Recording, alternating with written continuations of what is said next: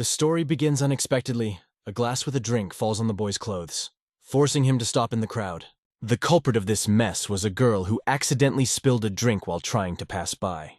All this happened at an official reception, filled with noise and formal conversations. But the worst thing is that the water ruined the book that the boy was holding in his hands. Quickly heading to the restroom, he wondered on the way why these welcome parties for newbies were so exhausting. Entering the restroom, he only thought about one thing: how to escape from here as soon as possible. This evening was not a pleasant one, because 10 years in Noryanjin left him only despair before he could become a civil servant. Comparing his life with those around him, he felt its meagerness and emptiness. That is why, even at the party, he read a book to distract himself for a little while. And now, after cleaning his clothes, he went back. The night was already coming to an end, and the fatigue from the long day made itself felt. Descending the stairs, the boy held onto the wall, dreaming of escaping as quickly as possible and enjoying ramen with a martial arts book. On the first floor, he was met only by empty beer bottles and a few forgotten full ones. The others went to the second round of celebration, and he, without thinking, went home. In the cozy atmosphere of his own home, when he opened the ramen, he felt at home. Lying comfortably on the bed, the boy happily immersed himself in reading his book. The story in the book fascinated him so much that he turned the pages incessantly, not restraining his curiosity as to what would happen next. But suddenly, a surprise. The next page was completely blank. Where did the text go? With indignation, he began to shake the book, hoping to find at least one line. Didn't they seal it? So, negligence! How was this even possible? Muttered the boy, flipping through the book indignantly. In a fit of irritation, he threw the book on the floor, unable to contain his annoyance. After all, right now he had to find out whether the main character would survive or die. The hour was late, and he decided not to start a new book, but simply to go to bed. But the thought of why the story ended so suddenly did not give him peace. Having only closed his eyes, he suddenly woke up from a bright light that hit him right in the face. From what pores does the sun shine so burningly into my room? Thought the boy, shielding himself with his hand. He was surprised not only by the noise around him, but also by the fact that his hands were lying flat on the ground. When he got up, he noticed that he was dressed in completely different clothes and was in an unfamiliar area, where strange voices could be heard nearby. Before he could understand what was happening, he suddenly received a strong blow in the face from the boy who was standing above him. The pain from the blow spread across his cheek, making him wake up even more. What a strange thing! He had long hair. His clothes had changed completely, and the world around him seemed completely different. The powerful blow sent the boy flying back, smashing the wooden boxes behind him.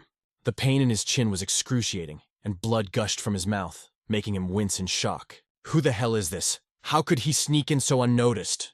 He thought angrily, still not fully understanding what was happening. The boy was in complete confusion. But when he opened his eyes wider, he saw legs and a vague silhouette of a man in front of him. Realization began to come. He is not at home. At first it seemed like a dream, so strange and unusual, but the pain of the impact was too real for it to be a delusion. Gritting his teeth, he decided to ask, "What the hell is going on here?" At that moment, it seemed that the head was about to explode. Strange memories flashed before my eyes. A little boy spills water, scatters food from the table, children's laughter is heard. But what does it all mean? His consciousness was clouded even more if incomprehensible images appeared before his eyes. Sitting in the middle of the broken wooden crates, he began to realize that these memories were not his own. Everything became clearer. They belonged to a haughty and depraved guy named Yahello Yang from Shandong province. Now this guy seemed to be about to enter the battle, and it was clear that he was going to be defeated by Baekri Jin. Then the main character began to understand that in front of him was the hero of the book he had read the day before. But why Mu Yang's memories were imprinted in his mind, he couldn't understand. The situation became even clearer. Baekri Jin was standing in front of him, and in his hands was a shining sword that radiated menace. In the glare of this sword, Yahello Yang saw his reflection, and his heart began to beat faster. "Just don't tell me I've moved in with a martial artist," he thought as he felt panic wash over him. Recalling the text from the book, he remembered that it was at this moment that Yahello Yang was supposed to die. But as it turned out, the hero survived, albeit with a crippled leg. Baekri Jin didn't seem to care at all. He just swung his razor-sharp sword in preparation for a decisive strike. It is logical that if he was inside the plot of the novel, then the story had to develop according to his canon. It is especially interesting that this is exactly the part of the book that he read at the official reception. What will happen next? Jagul Mu Young, disregarding all the rules, boldly challenged Bekri Jin, an orphan who bears the surname of the Bekri family, although he is not its heir. For Jin, his honor was more important than any laws. But even Jin could not fully accept his situation. Mu Yang must survive, the main character firmly told himself, realizing that his own fate now depends on it. Reaching out, he motioned for Jin to stop, and he stopped the sword literally inches from his leg. Becoming a cripple was no longer part of his plans. It was necessary to come up with something urgently. The best solution was to ask for forgiveness, even if it looked humiliating. Yang suddenly knelt directly in front of Jin, who held his sword in the air, ready to strike. The white-haired Jin was amazed. He definitely did not expect this. In a world based on strict laws of honor, it looked unusual, but it could work. Everyone around watched this scene with bated breath. The real Jagul Mu Yang would never apologize. He would rather lose his leg than be humiliated. But the main character decided otherwise. He declared that the battle had restored his clarity of mind, and that is why he is now asking for forgiveness. Jin was confused. A moment ago, Yang was drunk to the point of nausea, but now he was on his knees with a serious look on his face. It was confusing. And yet, to everyone's surprise, Jin put away his sword. Did it really work? It was an incredible relief for the main character. But now it was necessary to quickly come up with something to finally get out of the situation dry. I realized my mistake. I was mocking your rule without even realizing it. I know a few words will not be able to atone for the guilt, he said seriously. But words alone were not enough, so it was necessary to demonstrate one's sincerity, even while standing on one's knees. He raised his left hand and boldly offered, "For the sake of forgiveness, take it away." Jin stared intently at the boy in front of him, watching his every move. The others present also froze, tensely waiting to see what would happen next. Meanwhile, the main character, holding a raised hand, was worried. Is he really going to chop it off now? But Jean remained the same as in the novel, completely consistent with his image. He was cautious and even wondered how such a stubborn person could exist harmoniously in this world. The glow of the morning sun fell on Yang's outstretched hand, and he waited with bated breath. But suddenly he felt warmth. Jin put his hand on top, squeezing it tightly. And then he said that he accepted the apology, which shocked everyone around him. Jin even sat down and helped Yang up, and admitted that he couldn't help himself considering he was drunk. Has everything been resolved so simply? Thought the main character, glad that his character and cunning worked. He almost lost his leg. But now Jin not only forgave him, but also helped him get home, considering that Yang was injured. Suddenly, the voice of one of the young men was heard from behind. "Well, you give, Mu Yang." His tone was familiar and defiant. Who is this? Thought the main character, noticing that the young man was talking to Mu Yang as if they were close acquaintances. The boy approached, continuing to provoke. If your apology is genuine, why didn't you offer your right hand, the one holding the sword, instead of your left? Jin obviously didn't know who it was, and asked about it. The guy didn't even think about it. He immediately introduced himself. My name is Huangbo Sung from the Huangbo family.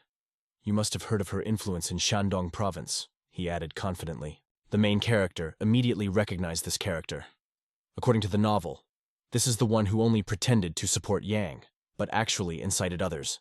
And even now, Sung did not stop his incitement. He seemed to flirt, which greatly annoyed the main character, although in the novel he behaved like a mouse before a cat. But still he continued to insist. It was necessary to get rid of the right hand.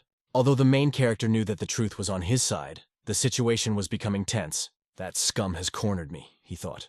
But quickly gathering himself, he said, "It is more important for me how the person to whom I am asking for forgiveness sees me." With that, he glanced at Jin, sure of his reaction, and thought, "Well, take a bite, you idiot!" Sung, surprised, suddenly asked himself, when did he learn to talk like that? It is surprising because there was no such moment in the novel. Sung only observed and never intervened in the events. Has history changed? But at that moment, Jin stopped the argument, saying that he had received a sincere apology and did not intend to continue the quarrel any further. The main character understood that he had to get out of here as soon as possible. He began to squirm, clutching his heart as if he felt a sudden pain. Jin immediately picked him up, holding him tighter until Sung offered, "Let me walk him home." In the novel, the situation was slightly different, but the general dynamics of events did not change. Sung turned around and called Yunho Myun, a stocky boy with a scar on his face, for help. He responded without hesitation. The protagonist couldn't help but be happy to see Yunho Myung. After all, this is the same character who in the novel was a warrior with 1,000 flaming swords, who raided the Central Plains with Baek Ri-jin. For a hero who knew the context of the book, this situation seemed surprisingly ironic and even funny. As he left, Jin wished him a speedy recovery, adding, "Don't worry, we'll see each other again." When Jin left, the main character got into the carriage with Sung. Even now, he couldn't quite believe that he really found himself in the world of the novel as one of its characters. There was no choice. We had to come to terms with the new reality. From now on, he will have to live as Yagal Muyang. However, he was determined that he was not going to die as a victim of intrigue, and even more so, he did not want to remain a secondary character. For this, he needed to learn to survive at any cost. In the carriage, he realized that he was not traveling alone. Sung, looking at him, asked how he met Baek Ri-jin. Since Jin seems to have already forgotten about him, the main character decided to adjust to the situation, telling his version of this meeting. In reality, the real Yang abused his power by rudely insulting Jin, causing him to watch him with hatred. But the hero decided to tell the story from Yang's point of view. When he finished, Sung surmised, "Jin must be furious! You were just having fun, a little carried away, and this brazen boy brought you, the son of a noble family, to your knees," Sung exclaimed emotionally. The main character followed and supported everything Sung said, even if it contradicted the truth.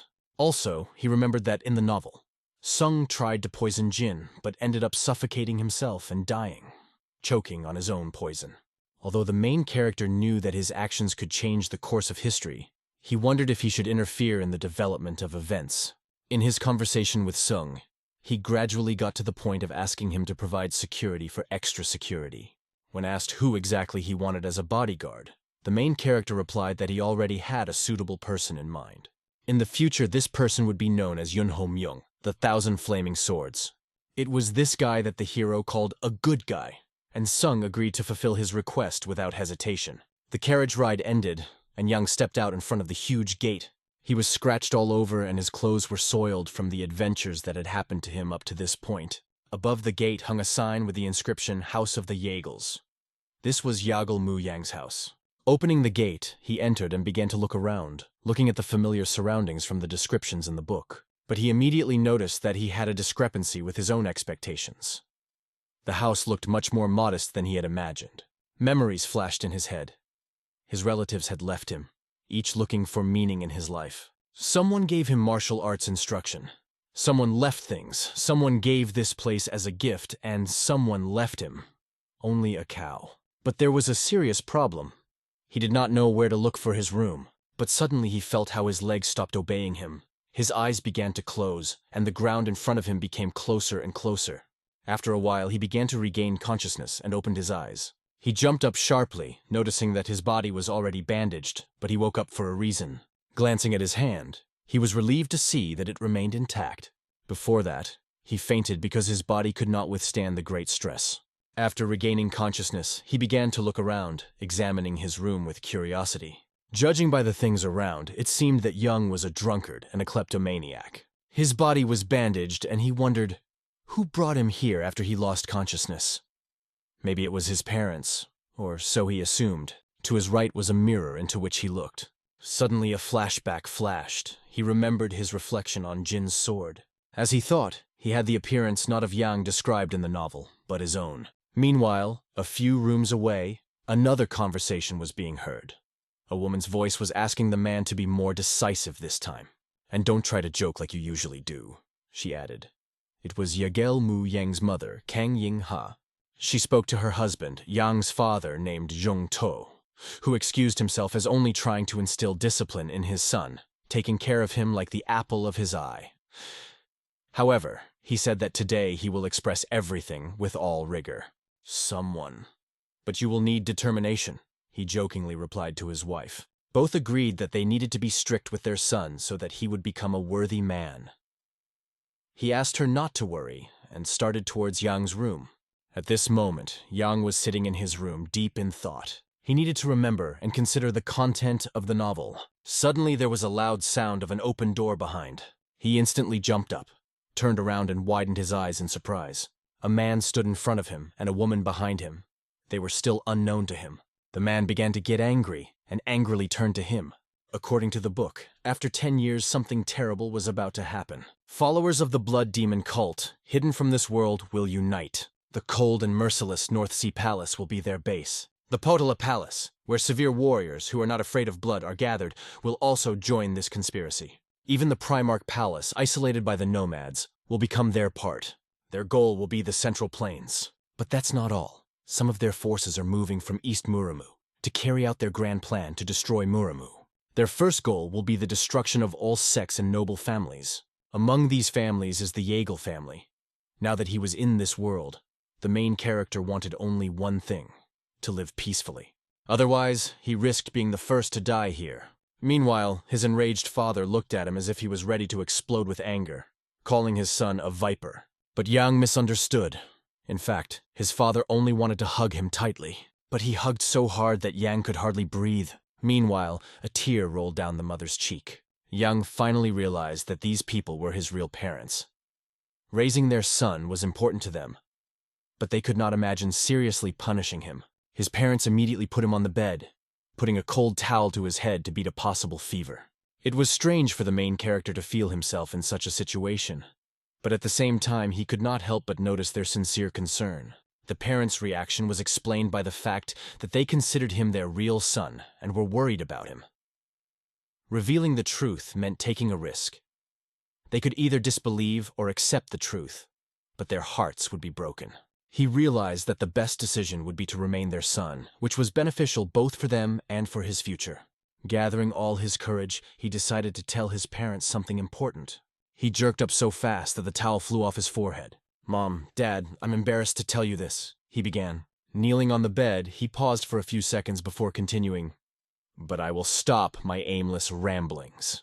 At first, the father could not believe what he had just heard from his son. Thoughts began to appear in my head that maybe Young had suffered a head injury. Through their reactions, the hero realized what impression the real Yang left about himself. But he was quick to assure them that his words were not a preparation for admitting some serious mistake. He explained that he just suddenly realized the importance of changes in his life. Standing up and regaining his confidence, he announced in a sterner voice that it was time to reflect on his sins and start living with a clean slate. It doesn't matter what Jagal was like before.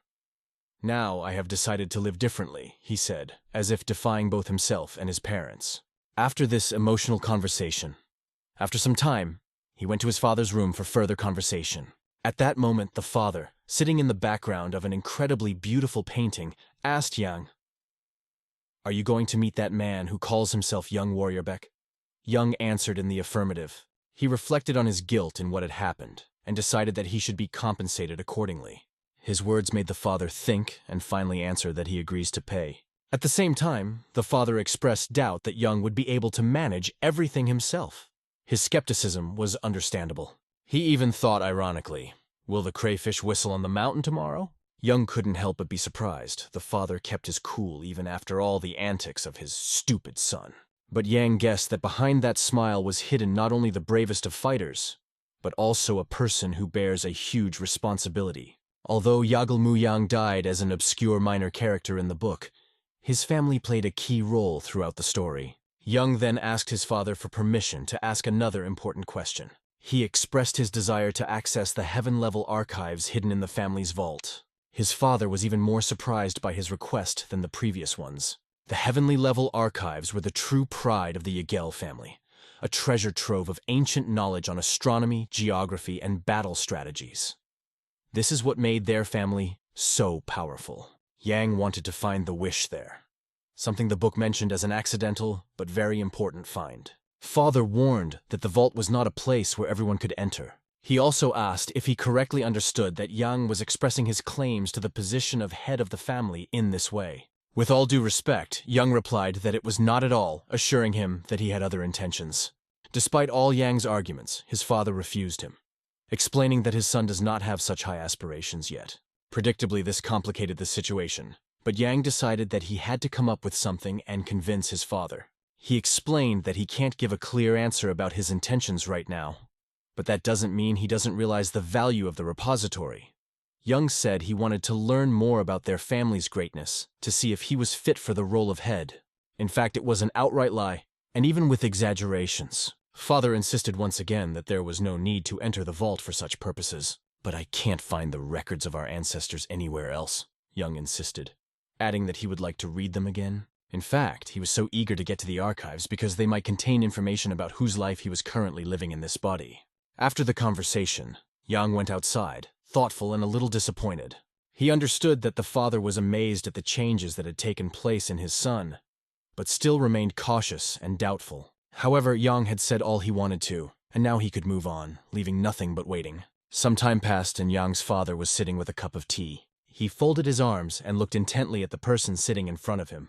It was Seo Do-han, the head of the Heavenly Level Archives security squad. His father summoned him to discuss a very important matter. He asked Do-han to determine if anyone who wanted to send Mu Young to the vault had bad intentions. The fundamental essence is the basis of many martial arts. Just touch it, and you will be able to emit and control any martial art. Taking a bite of his food, Yang still didn't believe this information, even though this was exactly the system described in the book he was reading.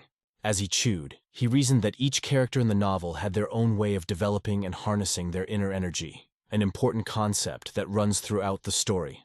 Meanwhile, there were still a few morsels of food left in front of him that needed to be finished. The problem was that the cult leader knew about the fundamental essence. The book didn't say exactly when he learned about her, but one thing was clear. After that, he became very dangerous. This is why Yang realized that he needed to learn about this entity as soon as possible, in order to keep himself safe. There is a legend that one of the branches of the Yahello family, which belonged to the Danzang sect and the already extinct Quanzhen school, has a Heavenly Mysteries diary that explains the fundamental essence. To find out where this diary is, you need to get into the vault and read the memoirs of the second head of the Yahello family, Yahello Bina. Even cursing his fate, Yang still decided not to give up and went to the training room that was next to the house. Before him were gathered all kinds of weapons that he could possibly need. Amidst all this, he picked out an interesting stick that caught his attention. It was the same staff that Yahello Muyang had once used. He now understood the importance of training, from the basics that his relatives taught him to third-level techniques, as well as martial arts. Yang went to the training arena, remembering the words of the head of the family that the level could be raised to 6. He swung his sword, performing precise and masterful movements that became more and more perfect with each stroke. However, these were all just Yahello Muyang's memories that floated up in his mind from time to time. Yang sat in a meditative position, closed his eyes, and began to smoothly control his breathing. He could feel the internal energy circulating in his lower abdomen, but he couldn't call it his own until he truly mastered it. To do this, he decided to start with the basics, training the mind according to the Eastern Star method.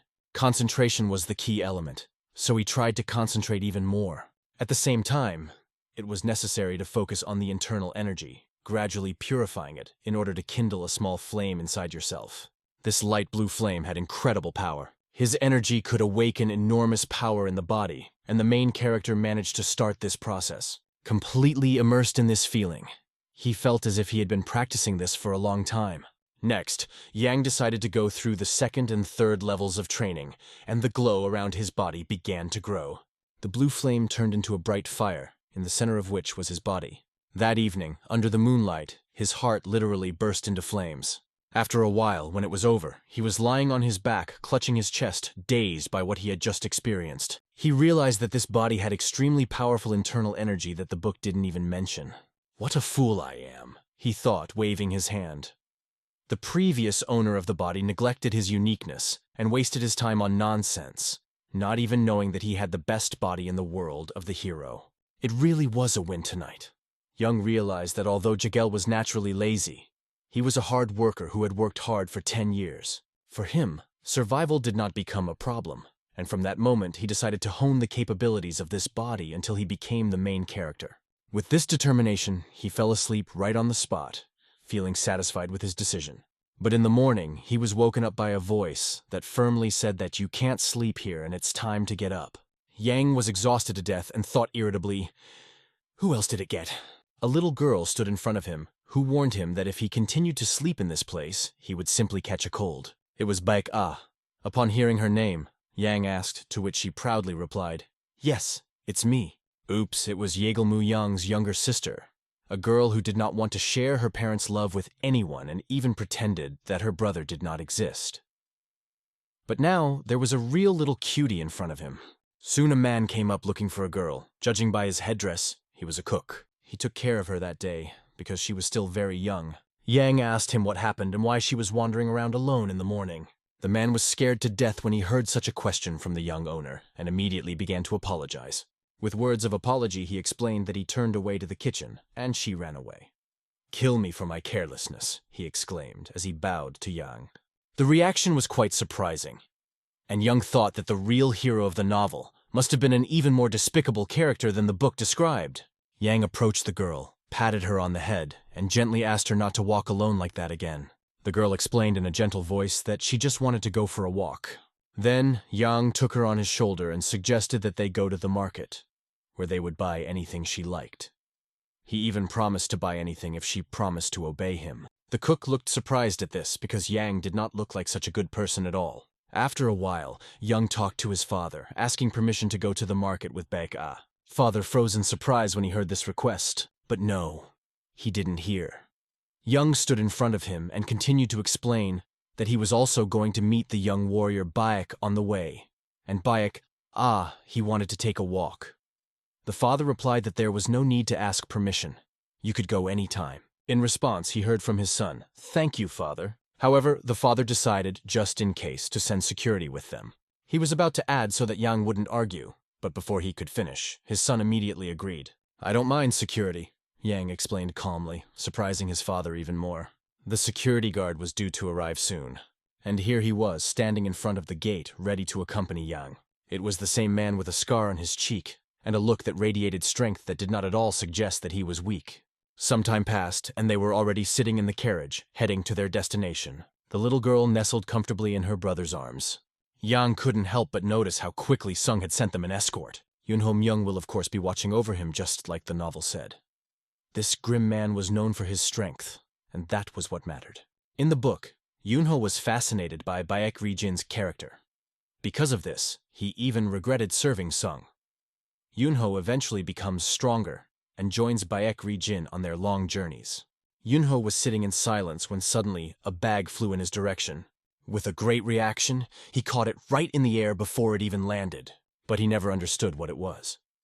It turned out that Baek-ah's belongings were in the bag: spare clothes in case of cold, personal cutlery, and other small things. And why do I need it? Yunho thought, not understanding why he was now holding this bag in his hands. Yang explained it, but not immediately. At first, he simply asked Yunho to turn on his head faster. "You're not a guard today," Young said. "Today you are a nanny." Baek-ah just smiled sweetly with her charming eyes, and Yunho was literally speechless at that moment. Soon they arrived at the White Cloud Hotel. Young was sitting on his lap with his hands on the little girl's shoulders, while the healthy and stocky Yunho stood right at the entrance. Young had one important business that he asked Baek-ah to go out with this uncle for a while. One had only to look at this uncle, how creepy it was. As soon as Yunho turned around, Baek-ah instantly hid behind her brother. Yang came closer and softly whispered to Yunho to change his expression a little because there was a small child in front of him. He raised his hand and, looking rather awkward, began to wave it. And Young, looking no better, began to explain to his sister that this uncle wanted to play with her and buy any sweets. Baek-ah listened with interest, hearing that she would be able to visit the store with him. She finally calmed down a bit and nodded in agreement.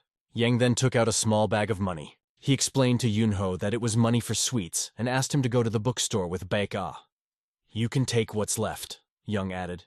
At this point, they waved each other goodbye. Now Yang moved on, for it was time for a more important meeting.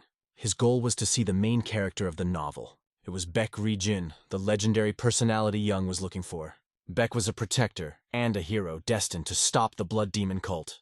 But no less important was the history of its formation, because it had one of the fundamental essences. Yang was not naive enough to take on a mission to save the world or become an expert in martial arts. Instead, he decided to be the person to guide Baek down that path. Young chose to follow the plot of the novel, only slightly changing the parts that directly related to him. That is why he decided to get close to Baek Ri-jin. Knocking on the door, he saw a white-haired boy who turned out to be Jin himself. Baek was surprised to see Yang at his door. Opening the door, Yang said, "We've met before, young warrior Baek. I want to tell you something important. Do you mind if I come in?" Baek, although a little confused, did not refuse, and Yang entered the room. It was immediately noticeable that the room was filled with books. Everything was exactly as described in the novel. Beck is alone here and spends all his time reading. Although everything fit the description, Beck still didn't understand why Yang had come or how he even found him. Young threw a bag of money on the table, which spilled out a few coins, and began to explain that he had come to give the money as a sign of forgiveness for what had happened earlier. Jin listened to him in silence, realizing that Yang had come a long way to this end and accepted the apology. However, he refused to take the money, asking Yang to take it with him. Young was ready for it. He knew that Jin would refuse, so he planned a different approach in advance, following the plot of the novel. Then, let's do this, Yang suggested. I heard you paid a hefty sum for compensation for the hotel room I destroyed. If you're not busy right now, why don't you come over to my house? These words were part of his plan B. He wanted to keep the money and win Beck over to his side at the same time. However, Beck politely replied that he had no intention of bothering Young. Damn it, there's one last chance, Yang thought. He decided to ask Bayek to help his younger sister, Beck Ah, with literature in her spare time. Yang knew that Beck definitely missed his younger sister, who was the same age as Beck Ah when she was in the dance-on sect. Jin thought, thinking out loud that it wasn't going to be easy. How can you live under the same roof with a warrior like Beck, he pondered. After thinking for a few minutes, Beck replied that he needed to think it over. This is progress, Yang thought. He agreed aloud, saying that Beck could think as much as he wanted. He also continued to express his desire to have a good relationship with him. Meanwhile, the full moon was shining outside, and the sky was full of stars. Under this starry sky stood Sung, who was approached by a familiar boy. Sung turned and said, "Oh, you came. Well, I was really waiting for you." This guy was Yunho Myung, whom Sung summoned to hear how Yagelmu Yang was doing. Yunho Myung immediately began the report by announcing that Young had met with Baekri Jin today. Sung realized that he didn't even have to force Yang to do this. He decided to go to the meeting himself. "And what happened afterwards?" Sung asked, and the question caught Yunho off guard. "I didn't notice anything remarkable after that, sorry." Yunho replied, feeling tense. Sung, exasperated, snapped at him to put his report away. "I've been waiting all day for you to hear this nonsense, and I paid you. For what?" He was indignant, but Yunho explained that the circumstances were unusual. What other unusual circumstances? Sung did not understand. Yunho began to remember how he took care of little Beck Ah all day. She dragged him from one shop to another, and it took up all his time. He couldn't explain it clearly, but Sung, after thinking about it, agreed to give him another chance. He ordered Yunho to talk to Jagelmu Young to get revenge on Baekri Jin for the humiliation of being forced to kneel. Yunho questioned why Sung was so fixated on Jin. "I didn't like his look. He made me want to crush him no matter the cost," Sung replied coldly. "But why do it yourself? Isn't it more interesting to do it with Yang's hands?" he added smugly. This explanation annoyed Yunho Myung. He felt indignant because he understood that Sung was using him and making him a laughing stock for such a small thing. Yunho Myung was well aware that there was nothing he could do about the situation at this moment. The reason was simple. He needed money, and a lot of it. The next morning, Yunho Myung and Yang were holding wooden swords while training in the fresh air. It was the beginning of the day, and they needed to warm up and remember the basics of swordsmanship techniques. Yang was surprisingly skilled and quick with his sword. So much so that Yunho even had to dodge his blows. However, Yunho's reaction was perfect, his keen eye noticing things that a normal warrior couldn't. He managed to dodge Yang's flying uppercut, sidestep him, and go behind him. With a light stroke of the wooden sword, Yunho touched Yang's head, showing his superiority. Afterward, he called Yang pathetic, and proceeded to explain that Yang was opening up with every punch. He also emphasized the importance of synchronizing breathing with movements. "That's the only way you'll get faster and stronger," he concluded as he continued training. Baek Ah watched all this from the side with her mouth open, fascinated by their skill. Training went on again and again. The blows with the wooden swords were precise, skillful, and incredibly beautiful. But in the end, Young was again knocked to the ground, where he remained lying, no longer having the strength to rise. At the same time, Yunho didn't even use his full strength and didn't make any concessions. However, no one could take away the pain in the hand with words. Yang could still feel him, and was holding onto his arm, which was hurting badly. At that moment, Yang asked Yunho to train with him the next morning. Yunho was surprised and asked if it was really necessary, to which Yang replied, "If you don't want to, you can go back to Huangbo Sung." Hearing this, Yunho reached out and helped Yang up from the ground, adding at the same time, "Tomorrow will be even more difficult." But Yang wasn't going to back down, realizing that it would only make him stronger and better. Holding Yang's side, Yunho took another look at him and noticed his heavily pumped chest. He concluded that Yang's body was much stronger than he expected. Given Yang's basic physical strength, agility, and muscle mass, it was hard to tell that he was just a womanizer and drinker. His skill, worthy of a young master of a noble family, became clear. But even with that, Yunho still didn't understand why Yang had such a strong desire to train. Wouldn't it be more fun to hang out with Master Sung? Yunho thought, and decided to ask Yang that. Yang replied that he was also wondering why things had suddenly changed so much. Such was their conversation when they reached the house of the Jagels. Waiting for Yang, there was his father, who had already heard about his training over the past few days and was curious if there was any reason for it. Yang didn't know what to answer, so he said that there was no reason. Everything happened spontaneously. He also added that he regrets the time he spent as a rich snob. Is it because of what happened at the hotel? Thought the father. To this, Yang replied that nothing else would have pushed him to change like this. He also noted that, like a silkworm emerging from its cocoon, it needs time to find answers to many questions. And he added that now, he's trying to make better choices and look for optimal ways to find his true path. After hearing his son's words, the father also decided to be frank. He said he appreciates it very much, but has no intention of handing over the most important family heirloom to him just yet. The reason was that he had trusted Yang for a long time and invested a lot in him, but he did not bring the expected results. However, now he began to think about changing his mind. These words were of great importance. Yang froze in anticipation, listening with trepidation to what came next. And so it happened. The father gave his son permission to visit the secret storage. Yang thanked him sincerely from the bottom of his heart. He bowed low to his father, standing behind him, and promised that he would not disappoint him again. I really hope so, answered Jagel Chong, putting his faith in his son. Everything was resolved quickly, and Yang was determined not to let his father down. He was sure that he would live up to his expectations, although he did not plan to claim the role of the head of the family because he did not see any sense in it for himself. Some time passed, and the head of the secret intelligence unit in charge of the heaven-level archives, Seo Dai-han, was sitting in front of Jung.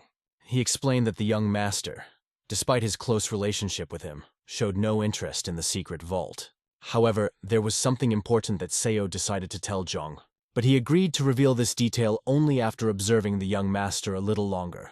The head convinced that if it is so important, then it is better to tell everything now. Jung himself, the more he thought about it, the more he wondered, who could have imagined that his son would change so much? The main question that troubled him, does his son really want to pay him back for years of false trust and love? Han later found himself on the street and walked beside Yang, instructing him to watch over him. When he came closer, he didn't even say hello. However, this was expected, because Yang understood that his father was standing over him. When recalling the plot of the novel, he remembered that Seo's head did not appear at the beginning of the story, making him seem like a minor character. But in the second part, he began to perform various tasks as a henchman of his father, that is, the head. Also, Seo was the head of the secret intelligence unit that protects the Sky Archives, so he was the one who allowed Yang access to the vault. Did you manage to gain even a little of his trust? Although Yang was still not interested in the position of the head of the family. As he continued walking, Seo turned to the young master. Seo turned to Yang with a warning that if he wanted to look at the records of the previous family heads, he must remain in the vault under the supervision of his unit, and refrain from any records. Hearing this, Yang immediately threw away all the leaves and the brush he was holding. With a stern look, Seo continued to explain. The vault has 2 underground floors and 2 above-ground floors. Weapons handed down to the family are stored on the first underground level. On the second underground, valuable elixirs, access to which is strictly limited. The first ground floor is dedicated to the main office of their division and also contains a library with books of various disciplines. Continuing up the stairs to the second floor, Seo began to talk about him as well. On the second ground level is the most secret vault, access to which is carefully guarded. It was this level that aroused the greatest interest in Yang. Approaching the door, Yang couldn't tell if it was already a vault or just part of it. He looked around with interest. The security seemed to him weaker than he expected. He assumed that he would have to pass through several rows of iron bars. After voicing his thoughts out loud, he heard Seo say, "How is that even possible?" At that moment, Seo uttered only one word. Bizo. It was the name of the girl who immediately appeared as if teleported through the door. Yang was surprised by her sudden appearance. He just thought, what the hell? She just walked out the door? A slim girl with a sword strapped to her belt appeared in front of Yang.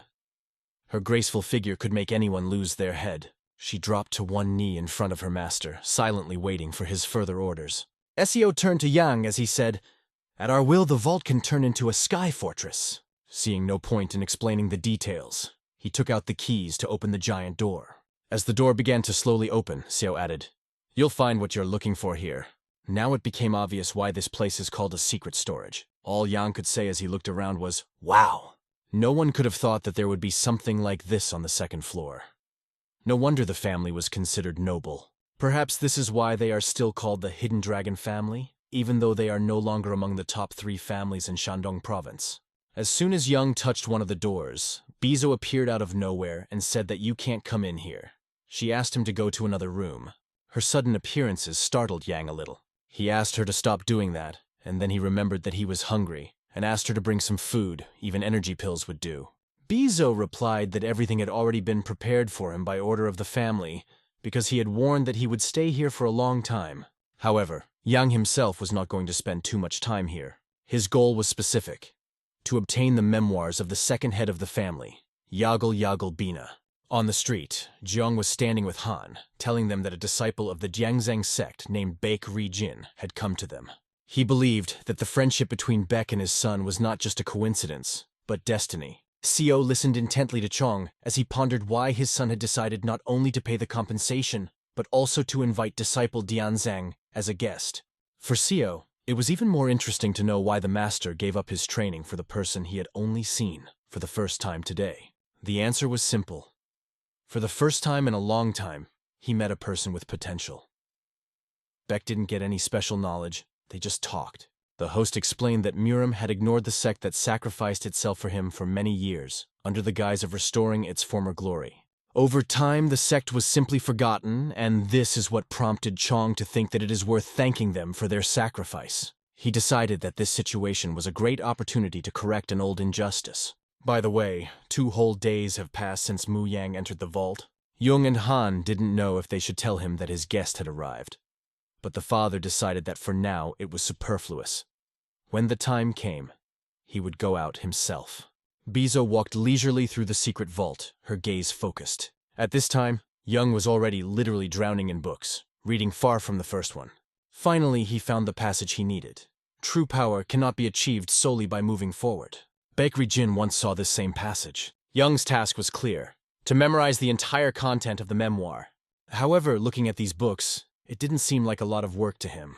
But when he looked more closely, he realized how big a pile of literature had fallen on him. The novel did not mention exactly how many volumes and pages the memoir included. It is only known that Baek Ri-jin managed to absorb all the material. In other words, it was not clear whether he had achieved the result by reading all of it, or only part of it. Jung now had to study the contents of each manuscript. Now it became clear why Bizo had asked earlier if he would stay here for long. At this time, Bizo was standing under the door, hearing Yang say behind them, "Get together!" He said these words to himself, trying to convince himself that he would be able to remember everything.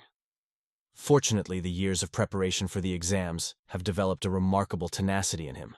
A few days have passed since then. Yang finally emerged from the vault, with Bizo walking behind him, not a step behind. As soon as he stepped outside, the bright sunlight immediately fell into his eyes, making him squint in pain. Yang wondered if criminals who had just been released from prison felt the same way. "Now I can be free," said Bizo suddenly, as if with a sigh of relief. Although her words didn't sound too friendly, Yang clearly understood that he had gotten the most out of this visit. It took some time, but now every entry from the memoir was etched into his memory. He had guessed that Chegel was a gifted man, but the speed with which Yang could handle it could put him in the ranks of geniuses. In addition, after he memorized all the memoirs, he unexpectedly came across something new. At first, he was afraid because of a possible overload of energy, but everything worked out. A new circulation of energy has opened a method of training the mind. To Baek, who had never studied his sect's methods, it might have seemed like a magical technique that eliminated chaotic thoughts. On his way, Jung met Yunho Myung and decided to approach him. Thinking further, he realized If the descendants of the Yahello family carefully train according to the methods from the memoirs, they will discover a lot of new things for themselves. This method promised to expand the boundaries of their capabilities. As he got closer, Yang thought about the name of the new method. Well, how about calling it the long-lost mind training technique? It sounds symbolic of the world of the novel. Yunho Myung, upon seeing him, asked how he knew that Young had come out of the archive. Yang explained that Master Han had said that. Did something happen while I was gone? Yang asked, and Yunho told that Baek was coming. He also added that Baek plans to leave the training ground only if it is necessary to get literature together with the young mistress.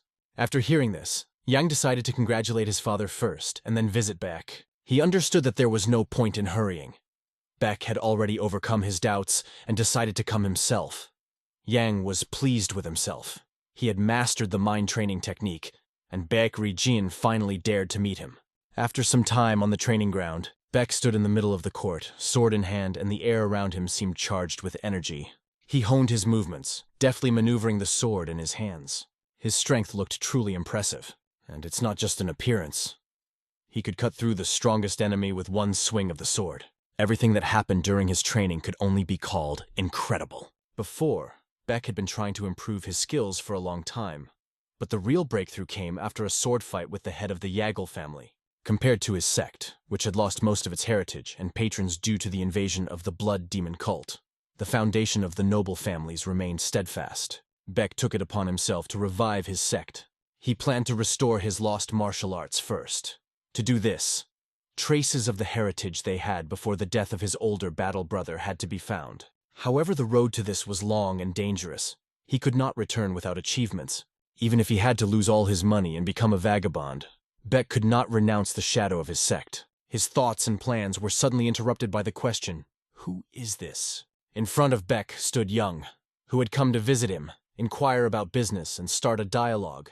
Baek knew from the words of Yang's father that he was training in seclusion. Yang explained that he was simply reading the records of his ancestors and thinking about how to continue living. "I envy you," Baek said. "You even have books that describe the will of your ancestors." But these words dramatically changed the atmosphere. It seems that Baek said so for nothing, because Yang had a surprise for him. He put his hand on Baek's shoulder, asked him to put aside his thoughts, and invited him to go have a drink together. Baek thanked for the invitation, but said that he still had to train. Yang, in turn, assured that even his father had given his approval, stressing that friendship with the Diansang sect was a noble cause. Young also shared that he wanted to talk about what he learned from the memoirs of his ancestors. According to the plot, Baek would have come to them in any case, even if Yang himself had informed in advance of the long-lost mind training techniques. It would not change the course of events. Yunho got the chance to take the day off today. In the meantime, Young and Baek went to pass the glass under the watchful eye of Yunho, who remained in place. Yang knew very well that if Yunho saw them together with Baek, he would definitely run to report to Hwang Bo-sung. It was perfect, because it was necessary to continue the development of Baek Rijin's story. A few hours later, Yang could barely string words together. There were about 5 empty bottles of alcohol on the table in front of them. Baek was happy to talk about how much he liked the unusual taste of the booze, while Young could hardly contain himself, as if he was ready to go to the ancestors.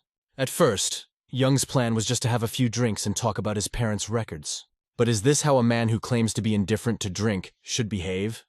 Suddenly, Baek brought up the topic of why everyone despised Young. "Are you talking about being called an idiot, a retarded family dog, and a fool?" "This is my payback for a kind of rebellious nature," Yang replied. He explained that he should have been the best in his family, but because of the circumstances in the family, he began to behave differently. Baek then asked if he could say anything, citing his drunken state, and Young allowed him. Young asked Baek not to get too fixated on his goal ahead. "You seem to see only your target, but sometimes you have to look back, to the sides, or even look both ways at the same time. Moving forward is not the only choice. A retreat, sidestep, or even a step back can also be ways," he added. At that moment, Yang noticed how Baek had seriously concentrated. This is not surprising, because the words belonged to the second head of the family, Yagel Binu. Young also tried to explain that there can be good in the life of a fool. "A fool is free from the shackles of social order," he said, and suggested that Baek try to go beyond discipline, morality, and valor, and do it only in order to know true justice, he concluded.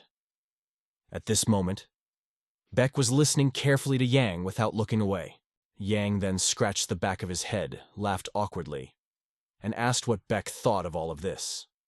At the same time, he admitted that he took most of the words from the books he had read, except for the part about the life of a fool. Beck was silent for several minutes, as if considering something, and then he simply took the flask and said that it was necessary to drink. But he did not stop there. He decided to say something and asked a question. "Do you remember anything else you can tell me?" "Sure I can if you stop pouring me booze," Yang replied with a smirk. In fact, it was a success, because Young managed to get Beck interested. The next day, very unpleasant sounds were heard in the yard, under the giant fence. Young, having drunk a little the day before, was now suffering from nausea. Even so, he continued to think that if he handed over the long-lost mind training technique to Beck, he would easily fulfill the first condition for obtaining the Heavenly Secrets Diary. His help to Beck was like a friend boost in a game. At that moment, Scar appeared behind him and asked if he was okay. In fact, Scar had come with important information, but Yang had no desire to listen to him. However, it was an urgent matter, so I had to listen. Scar handed Yang an interesting object, a small bottle tied with a cloth. It was a transmission from young Master Huang Bo. "What's inside?" Yang asked in surprise, although he already guessed the answer. He understood very well that it was most likely poison.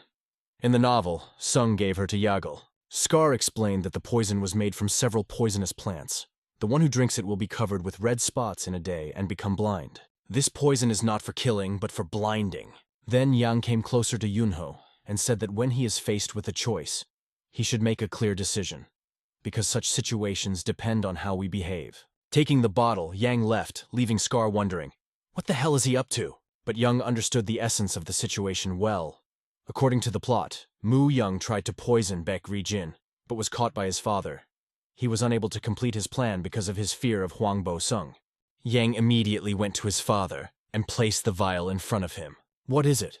asked Chong. Yang explained that it was poison and asked if he knew Huang Bo-sung of the Huang Bo family. The father noted that there was a close relationship between them. "Then why, Grandpa, did he send the poison?"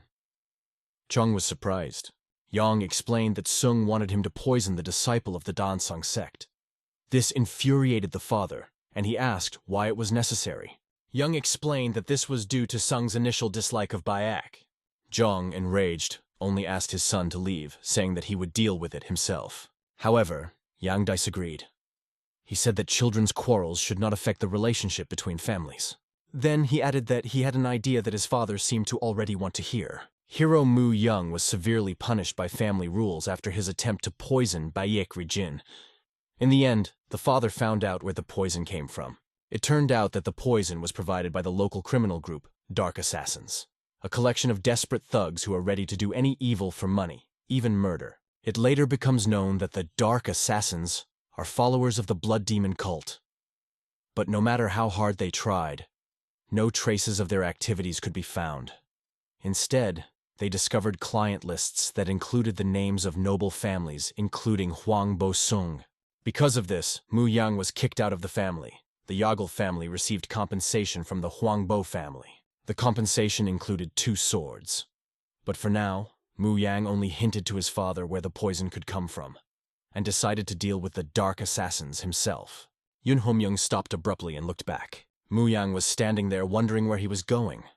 Yunho replied that he was on his way to the training ground. Without thinking long, Mu Yang decided to go with him, but Yunho suddenly stopped, turning pale, and began apologizing. He said he remembered an urgent matter and hurriedly turned to leave. Mu Yang decided not to argue. It was clear that he hated him, because it was Yunho who gave him the poison. Funny guy, but best to leave him alone. Having decided not to follow, Mu Yang realized that by molesting Yunho, he risked getting into trouble once again. In Mu Yang's mind, there was nowhere near the desire to quarrel or escalate the situation. So he decided to go on his own to a place where he could take a sword and practice. Suddenly there was laughter nearby. A person appeared in front of him, mocking him, pointing out his enthusiasm for the training, which had already been going on for more than a day. Besides, Mu Yang drank quite a bit yesterday, and this morning he got down to business again. It was Beck, who himself had tricked him into drinking last night. Mu Yang explained to Baek that it was not fun at all. His main goal is to learn to defend himself, because this is the only way to survive.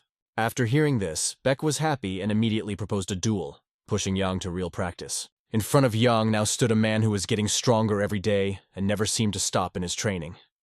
Sparring with him is a serious challenge. However, Yang decided to decline the offer. He did not yet feel ready for such a test.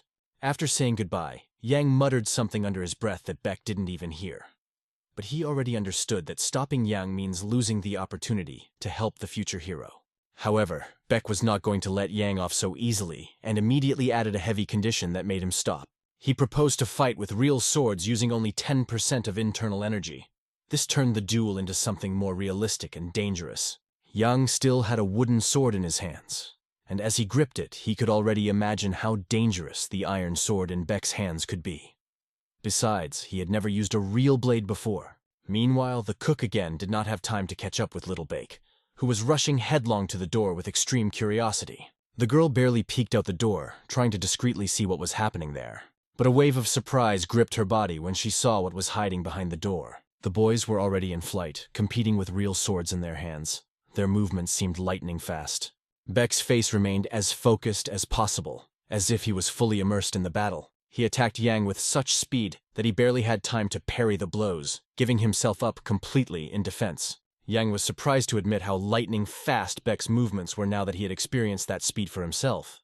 Yang tried to increase the distance by backing away, but Beck did not let him rest, unceasingly swinging his sword. In a moment, the sharp blade of Beck's sword was literally a few centimeters from Yang's nose. Yang miraculously managed to take a step back, trying to bounce away, even though it seemed impossible. Maybe Beck just decided to give Yang a chance to continue the fight by holding his jab. Yang managed to increase the distance between them, although each step back was given to him with great effort. But the more he retreated, the faster Beck attacked, forcing him to look for a new plan of action. Realizing that he needed to act differently, Yang focused on analyzing how to stop this formidable opponent. He weighed all the options and decided to take a risk, to get closer, using the first stage of a technique he had been learning for a long time. Gaining courage, Yang went on the offensive, deciding to act boldly and decisively. Meanwhile, the cook and Little Bake watched this exciting battle with admiration. However, it was difficult to call it observation. The speed of the opponents was so crazy that their movements could hardly be seen. The cook even asked Beck if it was really the same person she knew before, because Yang seemed completely different. Their swords were like two angry beasts charging at each other with all their fury. A smile lit up Yang's face, even with the frantic speed and tension of the battle. Feeling the recoil in his hand, Yang suddenly decided to act on instinct, attacking as his heart dictated. Beck stood directly in front of Yang, carefully trying to predict his next move and prepare to attack.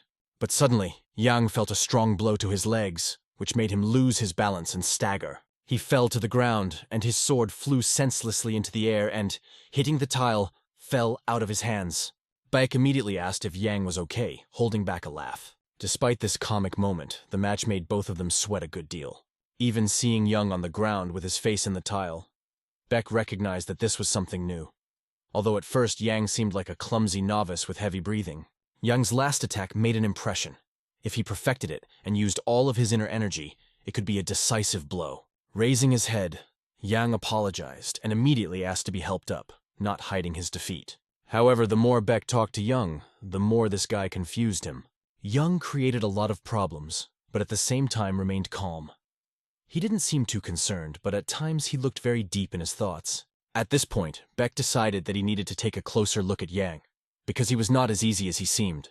Yunho Myung also watched the training arena silently, carefully analyzing what he saw. Everything that happened before his eyes made a strong impression on him, making him think about Yang's potential. The moment Yang tried to approach Beck Rijin, he collided head-on with Beck Rijin's sword and lost his balance. Yang was thrown back hard by the powerful blow and fell to the ground. He tried to stand up, despite the sharp pain in his arm that was crippling his movements. But it was at this moment that he felt an explosive force that made him wonder. What was that? Since then, the training began to take place according to the method proposed by Beck Rijin. And previously, unclear points gradually began to become clear. In 4 days, Yang had mastered the Yahello family's Rising Star swordsmanship technique, as well as techniques such as Deceptive Step, which was based on a long-forgotten mind development technique. In addition, the knowledge gained influenced the improvement of the Spinning Dragon Whirlwind stance, which also required a lot of practice. Yang was delighted with the results. Every day brought him new achievements, albeit through exhausting work. But, unlike Yang, Beck did not like these methods too much, although he did not show it openly. One night while Yang was sitting on the bed, Yunho Myung suddenly came up from behind and put a sword to his neck. Yang immediately guessed why he was doing this. The reason could be that he didn't pay enough attention to Yunho. But murder? Is this not too radical a step? Yunho quickly assured that he had no ill intentions. But Young understood. If these were not personal motives, then someone influenced him. He was convinced that his former master, Huang Bo Sung, was behind everything. First of all, he is not my master. I have never served him, Yunho answered firmly. But Yang cut him off, sharply calling those words a lie, sensing the falsity in his words. At this moment, Yang could clearly feel that Yunho was literally making him want to kill, and it didn't give him peace. Yang, full of indignation, began to say that Yunho was only following his master's order by giving the poison, and sarcastically called him an obedient dog. Yunho's hand trembled as he gripped his sword. He admitted that he may have gone too far in his actions. You can always change your mind, Yang said, trying to awaken some common sense in him. But Yunho replied that it was too late. Their tense conversation was suddenly interrupted by a voice. Young master, this is Seo Do-han. I have come to see you.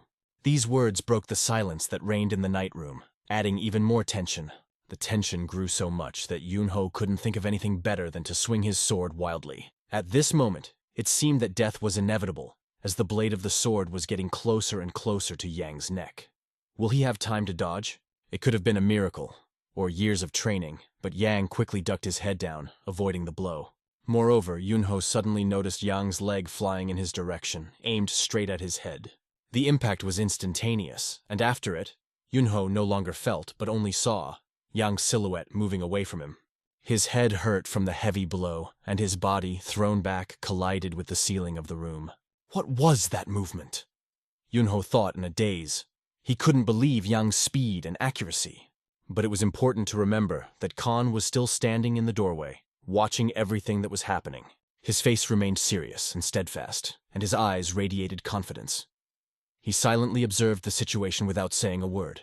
Little by little, Khan's gaze shifted down and to the right, as if he saw something that could be the key to this tense scene. On the floor lay the thing that, just a moment ago, could have been the cause of the young master's death.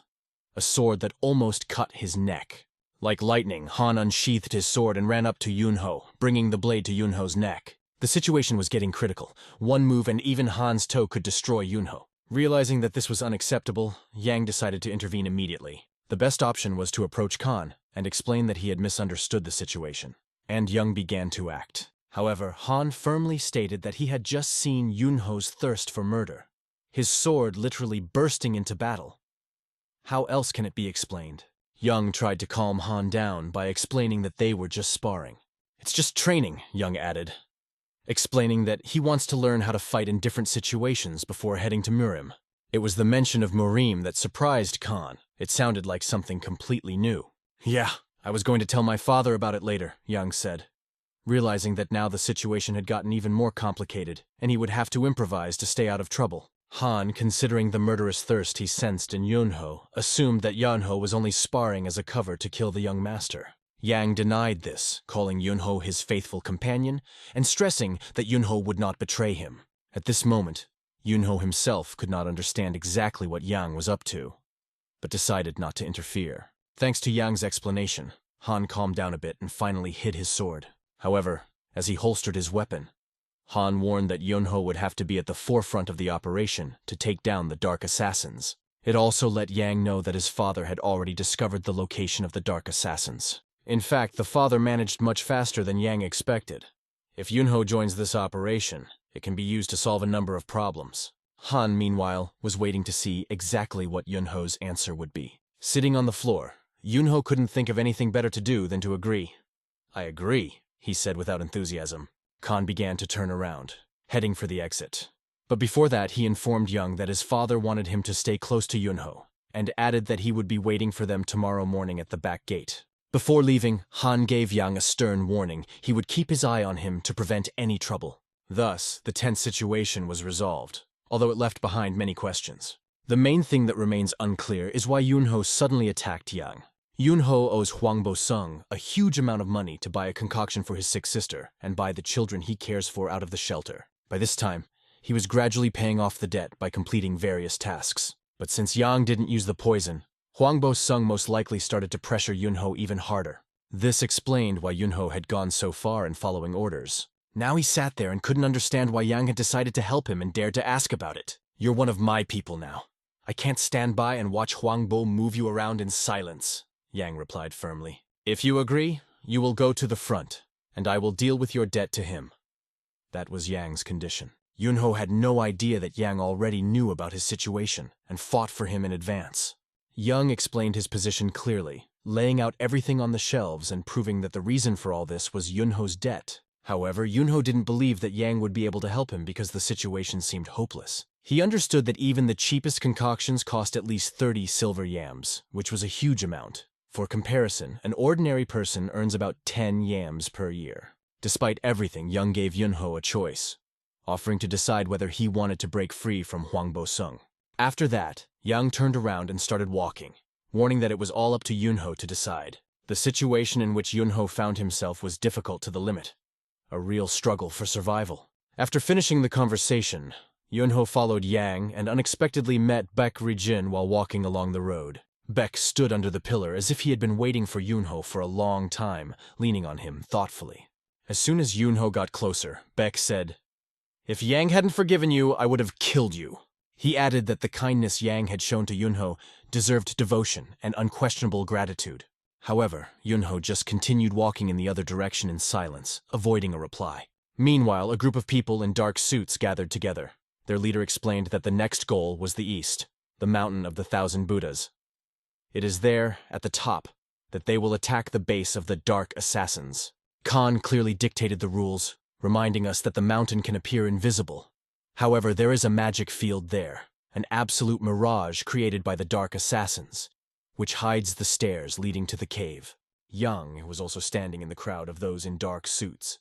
He stealthily looked around, trying to find Yunho, but he did not appear. Khan continued his explanation, stating that their main goal was to destroy the magic field before sunset and finish off the Dark Assassins. Yunho was assigned to lead the front ranks, who was supposed to lead the soldiers into battle. And finally, he appeared, dressed in black, with a scar on his face from a hard battle and a sword hanging from his back. However, Yunho did not come alone.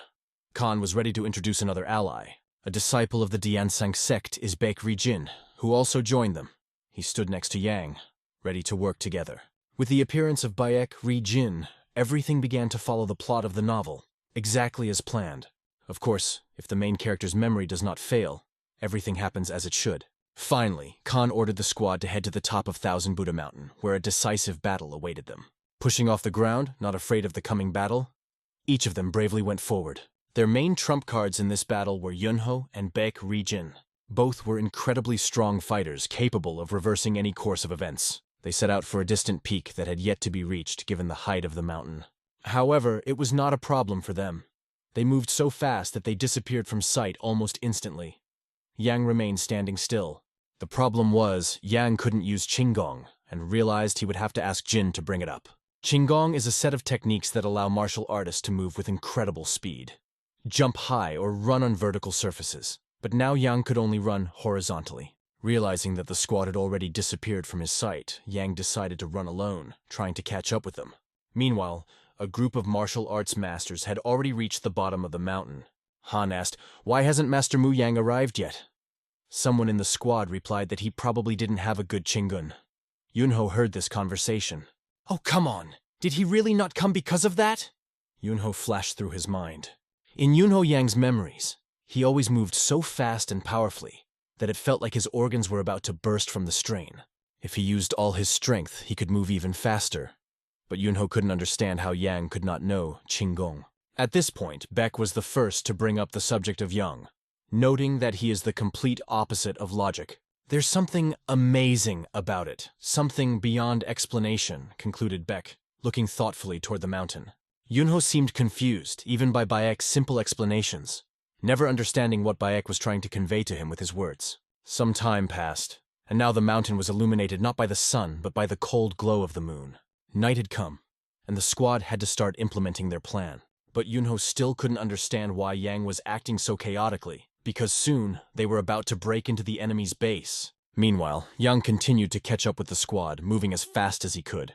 However, he was aware that he needed to hurry even more, because if everything went according to the plot of the novel, Baek Ri-jin would surely destroy the base of the Dark Assassins, but leave their leader alive. It was important to consider that the cave inside resembled a tangled labyrinth. Unlike the others, Yang wasn't just an ordinary squad member, and not even like Baek Ri-jin. His main advantage was that he knew exactly where to look for the Dark Assassin chapter. So Yang had to act quickly to block the chief's escape route and capture him. After running another few hundred meters, Yang suddenly stopped in front of the water that appeared in his path, but it only confirmed that he had reached the place where he planned to go. He had found the right direction. In front of Yang, a boat was moored on the water with a pair of oars waiting for its time, tied firmly to the shore. According to the plot of the novel, he knew that the head of the Dark Assassins was planning to escape through the cave, using this very boat. But if the boat is gone, the head will have no way to escape. Realizing this, Yang knocked out the stake to which the boat was tied. Yang's next task was to find a way out of the cave. He set out on his quest, confident that this would not be a problem for him. In the novel, it was noted that the exit would be down the slope, among the nameless graves that Yang was now walking through. After walking a certain distance and climbing a mountain, he finally reached a place from where he could clearly see the desired location. A cave could be seen just a few meters above. The entrance to it was almost walled up, but Yang understood that somehow it was necessary to get there. Having reached the cave, he knew that he had to take one important thing from there. Meanwhile, the people in the cave heard a noise that attracted their attention. There were 3 men inside. One of them was a big guy with an eye patch, looking like a pirate. His companion stood in front of him, and a third came in with the news that the magic field at the entrance had been destroyed. The bald big man, who was the head of the Dark Assassins, immediately ordered to prepare for a retreat. He was asked what to do with the sword that had just arrived. He cold-bloodedly ordered to get rid of everything that has no special value. In addition, the head ordered to kill everyone who saw their faces or was involved in the auction. His subordinates were tasked with going out and destroying all the witnesses in this area. The bald head couldn't even guess who had managed to destroy the magic field, but he was filled with a bad foreboding that something was bound to happen. While his subordinates were already fighting, he stood still, clutching a strange vial in his hand. He didn't care about all other things. Keeping the vial was his main task. Behind him, propped up on the ground, was a weapon that he reached for. However, instead of helping his soldiers, he only ordered them to use the escape tunnels and hurry up. He himself also began to consider which of the tunnels would be better to escape. He did not have to think for a long time. He immediately ran away. At this time, the squad brought by Khan had already entered the cave. After seeing inside the bodies of the victims, Khan realized that these scoundrels killed everyone who participated in the auction and fled deeper into the cave. Luckily, Baek found the records of the deals that were left here and gave them to Khan. Meanwhile, other members of the detachment had already discovered where the enemies had fled. The problem was that the path was blocked by a complex granite mechanism. The thickness of the wall made it almost impenetrable. Even Yunho and Baek admitted that it would be very difficult to break through. But Khan categorically stated that this was not the end, and ordered to find a way to make a way for himself. He only asked everyone to hurry, because time was running out. The squad had already started discussing Mu Yang's absence. Did he get scared and run away? Was the question that cast doubt on his reputation as a genius capable of leading the family to greatness. At this moment, Yang was standing in a cave in front of a box filled with jewels that shone like the sun crumbling at his feet. However, what he was looking for is not here. There were only silver yams in the box. There were many of them, but Yang was looking for something completely different. In the future, the Huangbo family will find 2 ancient swords, which they will give to the Joggle family to keep and hide what happened. These were not just ancient swords. They had to be obtained as soon as possible. Standing in the cave, Yang tried to recall the description from the novel. He clearly remembered that the swords had been found in the foxhole of this cave. But what has changed here? Suddenly, he was overcome with the feeling that someone wanted him dead. In the same place, at the same moment, who was behind him? Turning around, Yang saw a bald man. The glow from the torch reflected off his head, creating an eerie atmosphere. Looking at the stranger, Yang assumed it must be the head of the Dark Assassins, Wang Chong. The book didn't tell much about his power, as he never appeared again after escaping on the boat. But he looked powerful enough. Since he is here, the raid has already entered the cave. In such a situation, Yang had to buy time until Chief Han reached the place. However, Wang Chong's men immediately began attacking Yang. forcing him to dodge and defend himself. But suddenly Yang, stopping sharply, shouted, "Stop!" Wang Chong, seeing how nimbly Yang moved, immediately recognized that this boy is very agile. Yang decided to enter into a conversation with the bald head, introducing himself and bluntly saying that there was nowhere left to retreat. Lysi asked his men, "Is there such a man in the Yahello family?" The answer was uncertain. Not sure. At this point, Yang warned him that they were being chased by a group of pursuers, and offered to surrender while there was still a chance. But did the big man understand the meaning of the word surrender? He seemed to be well aware that they were already doomed, having lost all the valuables they had received from their employers. It didn't matter to him where to die. However, the bald man noticed that in front of him was a self-confident young man who believed that he was capable of defeating them. The head of the Dark Assassins did not understand how Yang knew about this place, but they decided to use the situation to their advantage. Their plan was simple: capture Yang and find out what price they were willing to pay for his life. Yang was counting on the allies who were supposed to be there, but now he realized that he was in real trouble. There were no allies nearby, and the big man, untwisting a heavy stick in his hands, began to rapidly attack. But what kind of weapon is this? She moved with incredible speed, approaching Yang. At this time, a group of martial arts masters advanced through the cave. Khan, looking at one of the walls, ordered his men, "Break here!" The place was permeated with cold, so strong that even just being here was difficult. The clang of metal echoed in the air, adding to the tension. Chong deftly held off Yang's attacks as he continued to advance. At such moments, it becomes clear that the training was not in vain. Avoiding the big man's blows was getting easier and easier. However, each blow of the bald man was so strong that it was difficult to even imagine its true destructive power. They stopped, standing opposite each other at a distance of about 20 meters. It was a real fight in which Yang didn't even have a weapon with him. It was scary to imagine what would happen if you made even one mistake, and what to imagine here. A mistake meant death. All the people who were under Chong's command were just watching the battle. Suddenly, Chong turned his head sharply to his subordinates, giving them his bloodthirsty gaze. His silent rebuke seemed to shout, "What are you doing, idiots? At least take the silver yams away." He then switched back to Yang, noticing that he was unarmed. What? Hoping for help? Flashed through his thoughts. In fact, Yang had both. He relied on both himself and help. But the thought of Han's group being delayed made him furious. Yang didn't understand why Han's group hadn't reached this place yet, since in the book they arrived quickly. Meanwhile, only this huge man was moving here with incredible speed, delivering powerful blows. His attacks were so powerful that Yang had to dodge, barely standing on his feet and sometimes even crawling on his knees. Suddenly, the big man announced that he had changed his mind. He admitted that he had planned to take Yang hostage to save himself, but now that help was on the way, he no longer needed a hostage. It seemed to hint that he was going to kill Yang. However, Zhong unexpectedly offered a deal. If Yang did not interfere, he would be allowed to leave.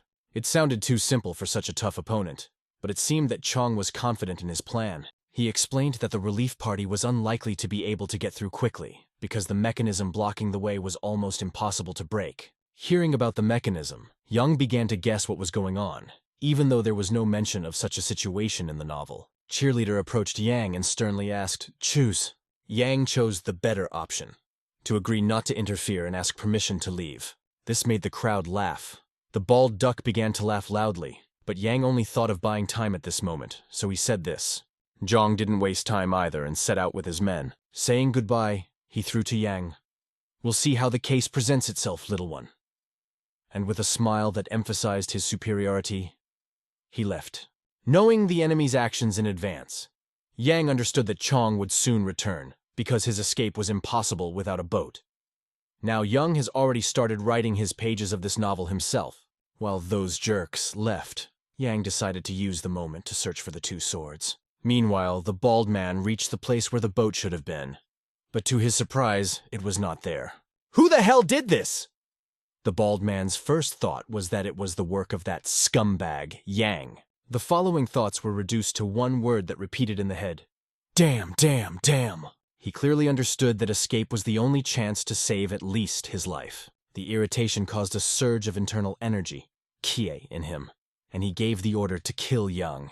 One of his men tried to point out that the people of the Jagal family were most likely already here. However, when he tried to convey this to the chapter, he received no response, only heavy silence. Instead, Zhang addressed everyone, declaring that everyone would die today. "So you better do what you love the most," he added ironically. He remained confident in the reliability of his mechanism, which could not be broken quickly. And when this happens, it will be too late to change anything. Zhang was ready to die, but more than anything, he wanted to finish his job. His only goal remained to get revenge on Yang, who he believed had prevented them from escaping. Meanwhile, Yang had already found the two swords he was looking for. The novel did not mention that there are several foxholes here, as well as many other details that were omitted. But one thing is clear. If the swords were here long before the Dark Assassin base, they are very old indeed and probably of considerable value. One of the swords was called Northern Sun. As described in the novel, it was to be handed over to Baekri Jin. The second sword, Moon Monster, was assigned to the next head of the Yahello family. Since the change of chapter would not take place soon, Yang decided to temporarily keep the Moon Monster for himself, because there was no other weapon at hand. To those who don't know anything about this sword, it might seem like just a piece of metal.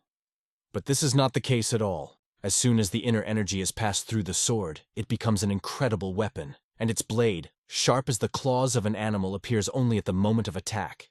The Moon Monster gave Yang confidence, making him feel stronger. He also made Yang curious.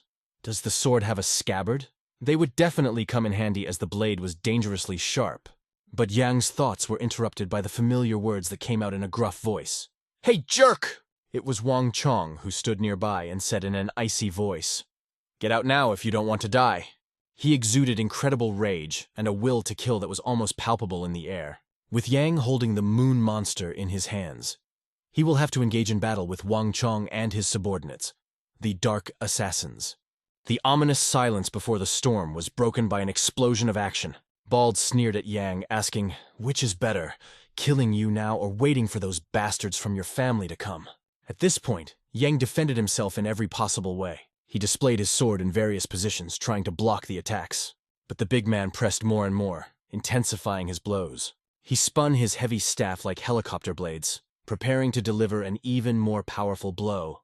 When John waved his wand, everything around him began to fill with red light, and Yang, repelling lightning attacks, filled the space with the glow of his energy. He had to constantly maneuver, move, and look for convenient positions for a counterattack. But Young appeared out of nowhere, trying to catch Yang in the wrong. Once again, suddenly appearing nearby, he swung his weapon, aiming to pierce through Yang's body. Yang dodged, but glanced at Chong for a moment, only to see his giant chin. In the next second, the big man threw a punch so fast that it was almost impossible to avoid it, and Yang couldn't do it. The impact sent Yang spinning in the air and fell to the ground. "Get up," said Chong menacingly, adding that he was not interested in finishing off a lying opponent. Yang's arm was almost numb from the constant blocking, but he continued to hang on. Despite this, the big man was inferior in speed to Baek Ri-jin, although due to the length of the peak, it was extremely difficult to get close to him. What to do now? What to invent? Before Yang had time to come up with a solution, his thoughts were interrupted by a loud and dull sound. All the fighters present began to panic, assuming that the cave was about to collapse. John turned to the direction of the sound coming from the depths and instantly realized what had happened. Apparently, those whom Yang was waiting for managed to break the mechanism. At that moment, Chong realized one more thing. There was absolutely no time left. He tightened his grip on the handle of the pike. In his thoughts, the decision clearly sounded. It's time to say goodbye. Yang, meanwhile, was analyzing the situation. Due to the length of the spade, the big man was forced to retreat after each blow to prepare the next one. This made it even more difficult to get close to him. However, Yang understood.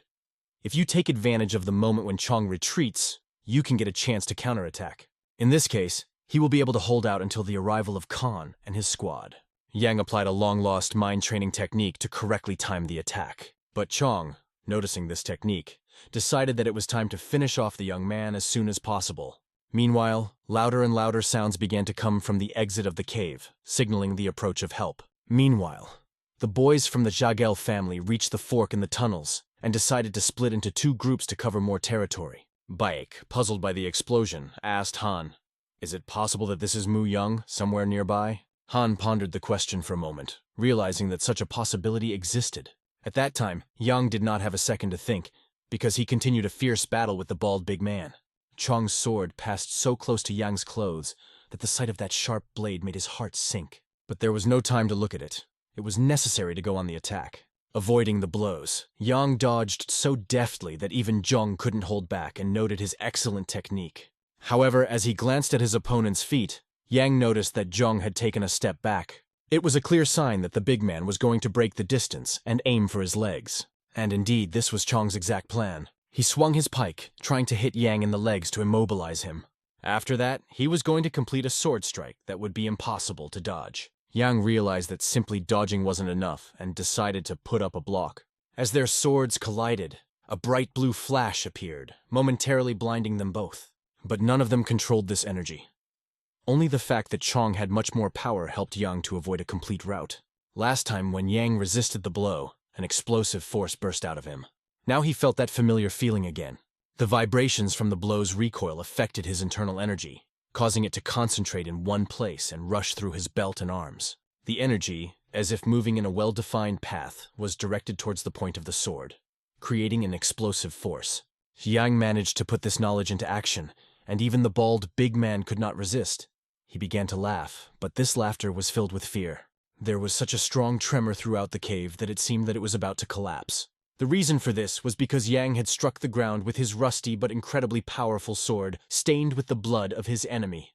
The blood of the giant flew in different directions, smearing not only the ground, but also Yang's hand, the hilt of the sword, and even his cheek. Yang's hand, which was still gripping the hilt of the sword, began to tremble, and his heart was beating so hard that it felt like it was about to burst. Glancing to the side, he noticed the small bottle that Jiang had taken with him when he ran away.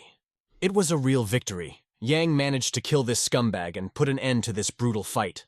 Chong's people began to panic, not knowing what to do next. Maybe it's time to run away. One of them shouted sharply, telling everyone to shut up. He recalled the words of Master Chong, who had said earlier that they would all die today if they didn't, and offered another option, to kill Yang, and whoever is afraid, let him run away. Yang, already exhausted to the limit, could barely stay on his feet, leaning on his sword, but he heard behind him the footsteps of those who began to approach him. Shit. Butchering a human isn't as easy as it's made out to be, he thought as his heart pounded like it was about to burst out of his chest. But in this world where he is now, such cruel rules are the norm. If you want to survive, you have to get used to it. However, it seemed that he would die before he could get used to this new reality. In addition, there were so many people around who wanted to help him go to the next world. Yang felt completely exhausted. He didn't even have the strength left to stand up. Of course, I wouldn't want to die at the hands of some secondary characters, flashed through his mind. What if I die? Will I ever come home? Closing his eyes, he began to think about it, when suddenly a bright flash made him open them. The glow that blinded him came from the blue energy that engulfed the sword. At the same moment, he heard one of the attackers behind him shout loudly. Yang immediately understood. This crazy power belonged to him. He's still here, and now he has a chance. The one who appeared was none other than Baek Ri-jin. White-haired like a stallion, he dramatically saved Mu Yang at the last moment. Blowing his long white locks, he ran past Yang and even praised him. Good job, kid. Now Baek took it upon himself, showing his experience and strength. He rushed forward, but Yang made him stop by throwing a sword in his direction. It was the same second sword that Yang had found in the foxhole, now in the right hands. Now the sword was in Baek's possession, the one for whom it was intended. Baek, holding a shining blade, jumped high into the air like a master of the elements. It was only necessary to direct the sword in the direction of the enemies as hundreds of sharp blades appeared, hanging in the air. These blades, like enraged beasts, rushed at the enemies. The sky shuddered with the sounds of battle as it happened. Yang watched the sight in awe, shocked to the core. What else can you expect from Baek? Yang thought, sure that he would finish off all the enemies. Having created real chaos, the walls of the cave became red with blood, and the painter this time was Baek. It was so impressive that even Yang couldn't help but smile. That was cool, ha ha ha! But suddenly one of the enemies, who did survive, sneaked up on Yang while his attention was on Baek. The attacker did not have time to complete his blow, when suddenly another hero appeared in time. What are you doing here? You can't even fight, said Yunho, who had arrived with a support group. The appearance of his friends was a real relief, especially Yunho, who just recently held the sword at his neck, now became a savior. The whole group followed Yunho. The guys rushed to Yang, asking about his condition and trying to assess the situation. Khan appeared with them, inspecting everything that happened in the cave. Under his feet were only corpses of enemies that filled the entire space. Baek, holding Yang's hand, helped him up, fully aware that if they didn't get there in time, everything could end in tragedy. In fact, they were already too late. Yang was one step away from death. Exhausted after all the adventures, Yang just closed his eyes, feeling the complete collapse of his strength. With his head down, he thought that he never expected how happy he would be to see Yunho and Baek. But as soon as he closed his eyes, Zhang's image began to appear in front of him. This made Yang snap them open sharply, startled as if he was close again. Opening his eyes, Yang saw that he was already in a completely different place, in a warm bed with clean white sheets. Looking around, he realized that he was at home. A thought popped into his head. Did they manage to get hold of the deal book? Fortunately, both swords were also here, Moon Monster and Northern Sun. Still, I did the right thing by giving the sword to Jin, Yang thought, confident in his decision. However, the sword is here again, and there is a logical explanation for this. He decided to open the hilt of the sword, and a narrow but long sheet of paper fell out. It was a description of a martial art and a letter left by the previous owner, Taoist Baek Mun. The discovery was so unexpected that Yang realized these swords hide even more secrets. I am Taoist Master Baek Mun of the Diansang sect. For many years I searched for the basic principles of our teaching, but even if I saw the right path, I could not follow it. My successors, you must attain the state of calm smoothness of a water mirror. If heaven hears us and the goal is achieved, you must climb to the highest point in Henan province. Face north, because the mysteries of the sky are revealed when the water becomes mirror-like. Baek Jin read these words from the note found inside the sword.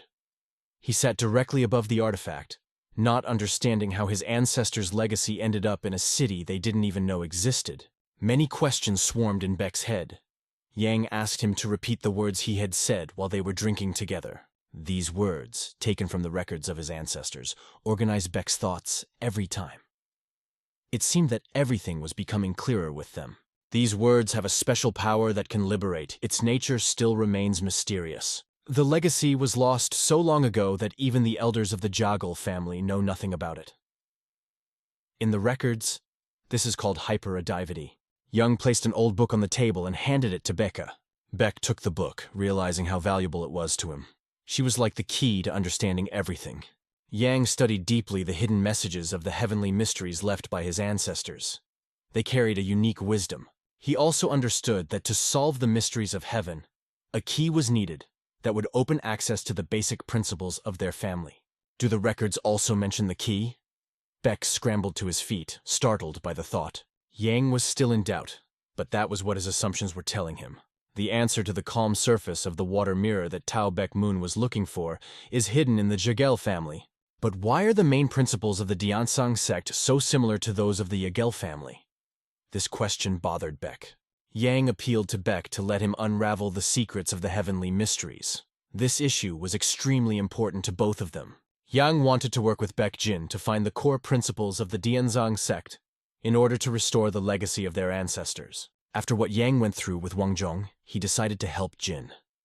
He will give him a lost mind training technique that will help him achieve peace, find the diary of heavenly secrets, and together gain the strength to survive. Time has passed. Yang discussed everything with Jin, but there was one important matter that needed to be completed, the cause for which Yang took up the sword.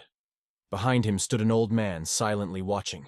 It was necessary to put an end to the fight against the Huangbo family by using the records of the deals of the Dark Assassins. Fortunately, Yang received his father's permission to come to this place to resolve the situation. He met the eldest son of the Huangbo family, Huangbo Lim, who was already waiting for him. Lim, a big man with a severe appearance, drank without even eating. His posture radiated brute strength. A deep scar on his face gave Lim a menacing look. They sat down at the table across from each other. Lim already knew that Young was offering to avoid publicizing the incident, understanding the risks involved. But Lim had no desire to waste his precious time on unnecessary chatter. He wanted to get straight to the point. Yang didn't mind and took out the book. It was the original recording. Young asked Lim to take a look, as Huangbo Sung's name was mentioned there. Asshole, if I burn this book, it's over. You showed up here unofficially, opened your cards, and didn't even say what you wanted in return, Lim snapped, smirking. However, Young was sure that Lim would not act so imprudently because he saw hidden prudence in him. Young justified his confidence by saying that Huangbo Sung is his half-brother, and it is he who poisons part of their own family. In other words, this incident could be an excuse for Lim to cover up Sung's actions if it would benefit Lim himself. At the same time, just one look at Lim's smile made it clear that he did not respect Sung at all. Lim believed that he was not worthy to represent the proud and noble Huangbo family. In anger, Lim grabbed the notebook and threw it to the ground with all his might, breaking the tension. He then proceeded to passionately explain that Sung was part of their family, accompanying his words with loud banging of his hands on the table. From his blows on the table, an incredible force was felt, which was literally transmitted into the air. The drink in the cup almost spilled, and the wind from the blows was so strong that the pages of the records began to turn themselves. The atmosphere was so tense that even breathing seemed difficult. At this point, Yang, raising his voice, began to explain that Sung had almost betrayed his family. He tried to resolve the conflict between the disciple of the Diansung sect and Lim by asking him to be poisoned. Yang emphasized that in such a situation the Lim family feels disrespected, and this cannot be allowed. But these words were not said to appease Lim. Yang knew that he wouldn't be able to kill him because the Yahello family still had a great reputation, even if it wasn't as strong as it once was. This informal meeting was arranged at the behest of Yang's father. He knew that the heir and eldest son of a noble family would not act recklessly. This is what Yang was counting on when he spoke his words openly and confidently. However, Lim could not understand exactly what Yang wanted, and already began to assume that he was looking for a conflict between their families. I trust in your reputation and honor. You will accept my offer, for it is in accordance with your principles, said Yang, addressing him. Lim eventually agreed to listen to the offer. This time, Yang managed to adapt and convince him. There was something important that Yang wanted to ask Lim about. However, Lim stated that he would not listen to Yang without one condition. He handed him a flask of alcohol. Joravan said briefly, just drink. But there was a trick. You had to drink to the bottom. Otherwise, Yang's request would remain unanswered. Yang asked in surprise if it really needed to be done. Lim replied firmly, yes, of course. Yang could get drunk even from half a jar of soju. But here you had to drink it all at once. He wanted to prolong this test at least a little, but the condition was strict, to drink everything at once. Time passed, and Yunho, who had been following Yang, found him on the floor. Yang looked exhausted and mumbled something unintelligible as if repeating, last sip left. No. At that time, loud female screams were heard in the luxurious house on the second floor.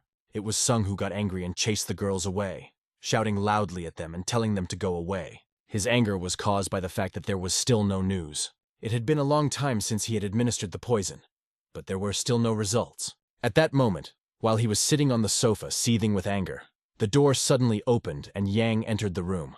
Long time no see, bro, Yang said, his voice calm but with a hint of irony.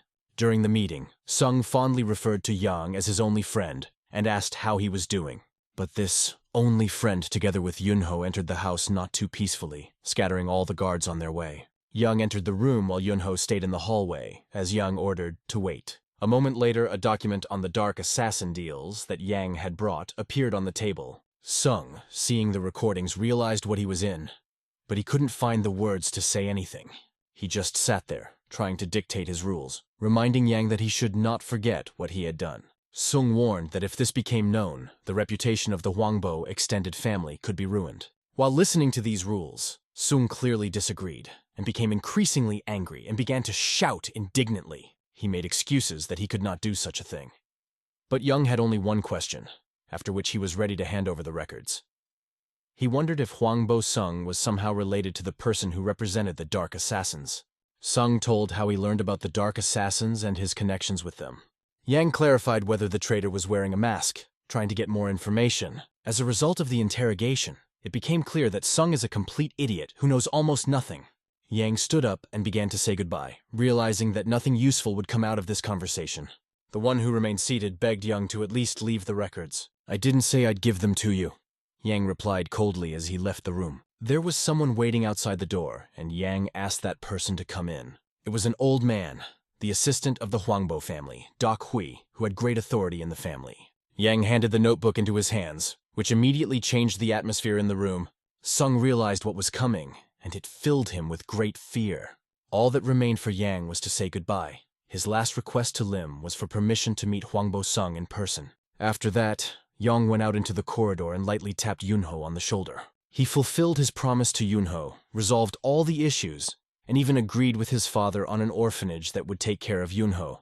Yunho can now live a free life as he has completed his job as an escort. In the end, Yang wondered if he should have told Yunho that he still needed his help. But it's okay. Everything happened as it should have happened. Most importantly, Yang did a good job. The next morning, he went to talk to his father. Father was proud of Yang because he was getting better and stronger every day. He even allowed his son to go to Murim. Han told Yang about this, and he was grateful to his father for his trust and support. In addition, his father wanted to pass on one thing to him. It turns out that something special was found in the cave where Yang killed the man. Father mentioned the elixir of primordial stalactite dew, which was talked about in legends. This elixir has the ability to significantly strengthen internal energy. What's more, even physical metamorphoses can be corrected with just 10 drops. It is one of the most effective artifacts among the 200 gems. Chong couldn't understand how this elixir ended up in such a place, but he was now holding it in his hands and passing it to his son. Yang would have liked to reveal that the blood demon cult was behind the dark assassins, but now was not the best time. The elixir was not at all what he expected. For him, this elixir was practically useless. His body is already saturated with the herbs and elixirs that the Yahello family has persistently fed him all these years. In addition, Yang considered himself a secondary character and had no idea how strong he could become. An idea occurred to him. He asked his father, "If this precious elixir now belongs to me, can I give it to another person?" Asked by his father if he was going to drink it himself, Yang answered honestly. He revealed the plan to give the elixir to Beck. "A talented martial artist will need this valuable item more than I do," he explained. This position of the son made the father think. He realized that Yang was thinking much more broadly than he appeared. Yang explained his choice by saying that he feels guilty towards Beck and wants to make up for it by giving him the elixir. The father heard his son's arguments and agreed with his opinion. He didn't regret giving the elixir to Yang, but he asked his son to keep an eye on how it was used. The father also said that it was time to get the thing that he had to keep secret. This was to keep Yang from going back to his old way of life. They started down the stairs and Yang was full of enthusiasm. A pleasant feeling of foreboding filled his heart. Reaching the door his father had led him to, Yang couldn't believe that something like this could be behind this secret stash.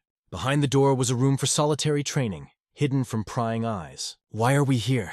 I thought I was going to be shown the new martial arts books," Yang thought, surprised. He did not voice his thoughts, but his father, noticing his expression, began to explain, understanding his curiosity. Zhang said that he had been watching Yang for a while and was thinking about how to prepare him for the future role of head of the family that he was eager to avoid. The young head of the family. God, why is father talking about this again? Yang thought with irritation. He did not want to devote his life to serving his family. He was already having a lot of trouble managing his own affairs, and this was definitely not the future he had dreamed of. However, Yang could not tell his father about this. He just stood there in silence, listening to what he would say next. There was some dubious desire in his father's words. It seemed that Zhang still hadn't fully committed to his son. Zhang continued, "I hope that you will not only win the family competition, but also take over the position of head." But before that, he added, "Yang must build a reputation." At this point, Yang wasted no time in repeating his request to go to Murim. But this meeting had a different purpose. Yang wanted to tell his son something important before he left. It was a personal matter, not related to the family, but Yang's legacy that Chong had acquired during his travels in Marima. "It's a poison pill," his father explained, seriousness in his voice. But it was not an ordinary pill, but of the highest quality. She was waiting for her real owner for a long time. Yang could only guess what it was, but everything indicated that it was some kind of powerful poison. It was actually a pill created from the inner core of a 7-colored snake. Its purpose is to help control poisons. This snake is large, intelligent, and has scales with colors of all 7 shades. She hides in the dense jungle among the treetops. If you take the pill correctly, you can get immunity to 70 types of poisons. This number was incredible. Being immune to that amount of poison is a huge advantage. Father believed that it would be useful in Marima because poisons are used there. However, he warned that the pill does not make one invulnerable to all poisons. This is important to remember. After that, Jung asked Yang to come into the room to explain things further. Yang entered and saw 2 caskets in front of him. Father explained, "The poison pill is in a red wooden box. and the glowing pill is in a black one. If you swallow the pill without proper protection, it will be extremely difficult to deal with the poison. The glowing pill acts as a pain reliever and prevents the poison from spreading. Control it with your internal energy. If you don't manage it, chi deviations will begin.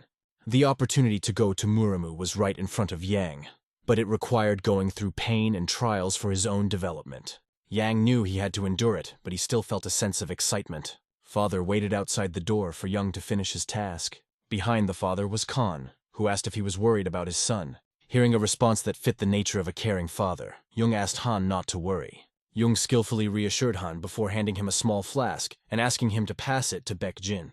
Khan took the flask of stalactite primordial dew, realizing its value, but it was not the end. He turned to Chong with important words. Han reported that young Master Yang had changed a lot in many aspects. Father noticed this himself, but hearing confirmation from others was extremely pleasant for him. Jung wondered if he could rely on his son now, or if it might be too early for that. Time passed and dew stood on the table in front of Jin. He was looking at her, but he couldn't make out what it was.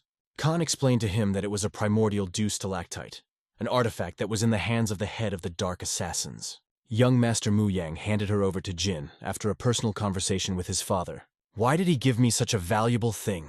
Thought Jin, holding the flask and looking into it. Could someone do that without asking for anything in return? This convinced Han once again that the words he had said to Chong earlier were not just an empty delusion. Jin understood that he had helped Yang in the past, but he never expected to receive such a valuable gift. He still wasn't sure if he had the right to accept this gift. Paying attention to the sword standing next to him, Jin felt that he owed Yang a lot. However, Khan did not even try to take the gift back. He only asked Jin to accept him. In addition, the head of the family personally allowed the transfer of this elixir. Han tried to explain to Jin why the young master did this. He's investing in you because he sees your potential. Isn't your potential worth more than a bottle of primordial dew? These words and this question made Jin think. Han didn't add anything else, just walked out the door, leaving Jin with his thoughts. The primordial dew now belonged to Jin. He understood that it would be a lie to say that he did not want to receive this elixir. All the more, knowing that training techniques and martial arts requires enormous inner energy, which he lacks. If Yang believes in him and wants to help, then Jin decided to prove that he was not wrong in his choice. Yang was in excruciating pain, but knew the ordeal was almost over. The energy of the mind training technique, combined with the lunar power of the poison pill, pushed out the poison that spread throughout his meridians. However, the flow of energy through the body accelerated to such an extent that something clearly went wrong. This made Yang sit up and scream in pain, his voice filling the room. The father, who was standing under the door, heard these cries and could not remain indifferent. When Yang stepped out in front of him, his appearance made Zhang even more surprised. He looked as if he had walked 1,000 kilometers. Exhausted, he barely uttered the word, "Father!" He immediately rushed to hug him, feeling with all his heart concern for his son. However, Zhang had always believed that Yang would make it, so he didn't really doubt him. The hug seemed endless, as if the father had been waiting for this moment for a very long time. Zhang was indeed an extremely warm person. He was especially warm to his son. Young was in perfect order. Items from the training room and a glowing pill helped him.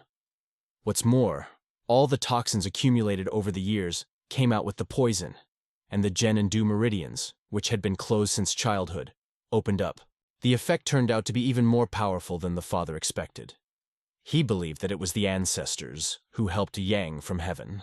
Telling about this, the father held his nose with 2 fingers, clearly trying to hide his emotions. Yang noticed his father pinching his nose and decided to sniff his body, suspecting something. The father, a little embarrassed, said that he would go to the funeral tablets of his ancestors to pray for such mercy, and advised his son to go and rest. But that was not the end. He then remembered that Yunho Myung had turned back. When Yang entered the room where Yunho was, he saw several things wrapped in a cloth on the table. Yunho explained that he picked these things up on the street. Oh, another lie, Yang thought. It was obvious that these items were made with great skill. Yunho is clearly a reserve type. Among the things brought was a book with the inscription 6 Paths. Yunho clarified that he brought it for Mrs. Beck up. Wow, look at him. He must have gotten close to cute Beck, Yang thought wryly. Young decided that it would be better to visit Beck together, so Yunho could give her the gift in peace. After that, Young asked Yunho to duel him. Upon hearing this, a cocky smile appeared on Yunho's face. Yang just wanted to repay Yunho for all the trouble he had caused him. However, Even the self-confident Yunho, looking at Yang, sarcastically remarked that he must have poked his pants before this meeting. After exchanging barbed jokes, they headed to the cook's place to find Baek-ah, who was supposed to be working there. When they got to the cook, they found out that Baek-ah had been given a lot of homework and was completely busy. She was sitting at the table concentrating on a book, and did not even notice them. The cook added that the lady has a sharp mind and excellent concentration. Yang knew from the novel that when this girl grew up, she would become the youngest soldier in the history of Shandong province and serve under the general. Her path was already developing as in the novel, where she became a wonderful mistress. It was embarrassing to distract her, but Yang saw no other choice. The cook asked Yang to stay with her for a while, because she missed him very much. Although she acted like an adult, she was actually only a 6-year-old child. Like all children, she needed love, especially her brother, whom she missed so much. Just as Yang took a few steps into her room, the girl finally noticed him. "Learning isn't your whole life," Yang explained to her. If she missed that much, he was ready to distract her from books and assignments. A little girl rushed to him to hug her brother, but suddenly she stopped, as if something was wrong. She covered her little nose with her hands, trying to protect herself from the smell. Complaining, she stated that he smelled like... well, you can guess what. After a while, Yang was already training with Yunho, holding a wooden sword in his hands. Yang, seeing his curiosity, suggested, "If you want to hear the answers, you must first duel me." Yunho sighed, closed his eyes, concentrated, and finally agreed to his offer. The blows that generated explosive force displayed a murderous sword technique, a truly formidable style. However, Yang was not willing to wait long for one powerful blow. If only this technique could be used from the start of the fight. Unfortunately, there was no such opportunity, and this forced him to work even harder. He continued to train fiercely with Yunho, honing his skills. They swung their swords at each other, adding heat to each blow. But suddenly, Yang made a swing so strong that it made them both stop.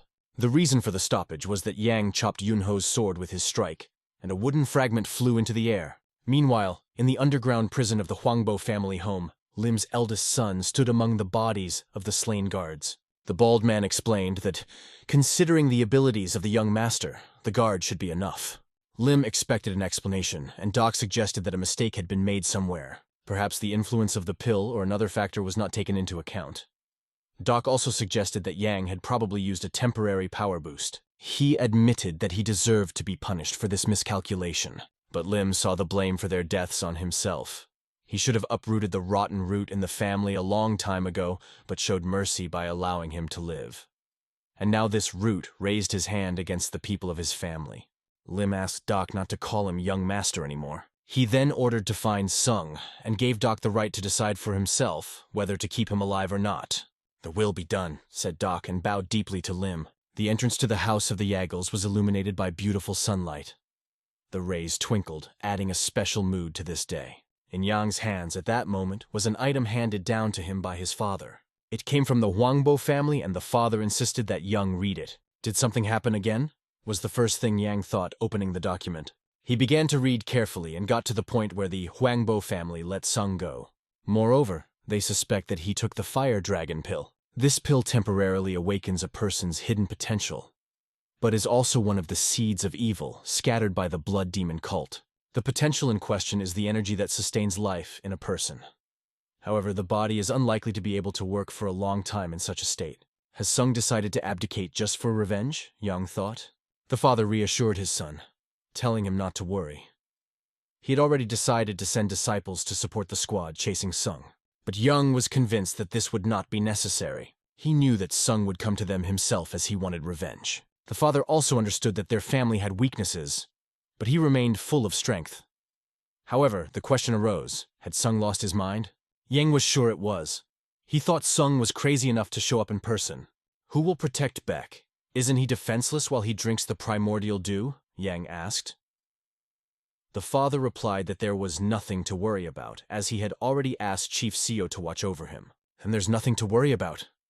Han is one of the strongest people out there, and he can't be defeated that easily. Yang thought with relief. It was already night outside. Yunho was talking to Young, noting that Sung knew exactly where his room was. He knows because he used to hang around here all the time. We were friends, Yunho said with a sigh. Their conversation was suddenly interrupted by a rumble and a crash that came from outside. This caused both of them to grab their swords and rise to defend themselves. They quickly realized what was happening, and the kunai that flew straight into the room confirmed their guesses. Yang and Yunho jumped in sync, deflecting the blade-sharp kunai that flew straight at them. Standing in the center of the room, they held their swords ready to attack. They tried to figure out where the enemy would come from, but it took very little time. At the moment when their eyes were directed towards the window, Sung entered through it. His body was impressively pumped up, covered in veins bulging from under the skin, especially on his chest, abdomen, and neck. His breath was cold and unsettling, and his aura filled the room with tension. Sung changed beyond recognition. He became much more powerful and full of revenge. It was hard to believe that this terrifying figure in front of them was the same Sung. "How dare you deceive me? I will kill you all here!" His cold words filled with hatred sounded, but he did not come alone.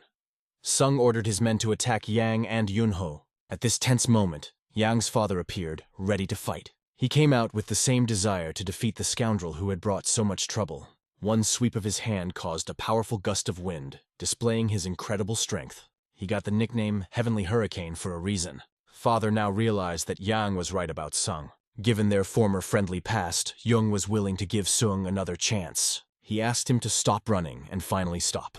But Sung believed that the family he came to was weak. When the father heard these words, he was surprised to ask if he really thought so. Jung confirmed that this scoundrel was not going to give up and was unlikely to change his mind. He even advised not to waste time exchanging words with Sung, as it was useless. Father agreed that it was best to leave it to Jung. He approached Sung and asked, "How can you be so stupid? Can't you see? Even if our house looks worn from the outside, Father and the elders are in great shape," Yang added.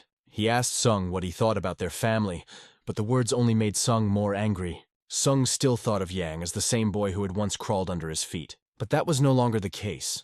Now Yang was capable of much more. For now, Father and Yunho decided to stay out of the way and not interfere. However, will they be able to stay away for long, given that Sung has brought his subordinates with him? Suddenly, Sung began to panic as he was distracted by the sounds outside the door, the same subordinates he had brought with him shouting. What are those sounds?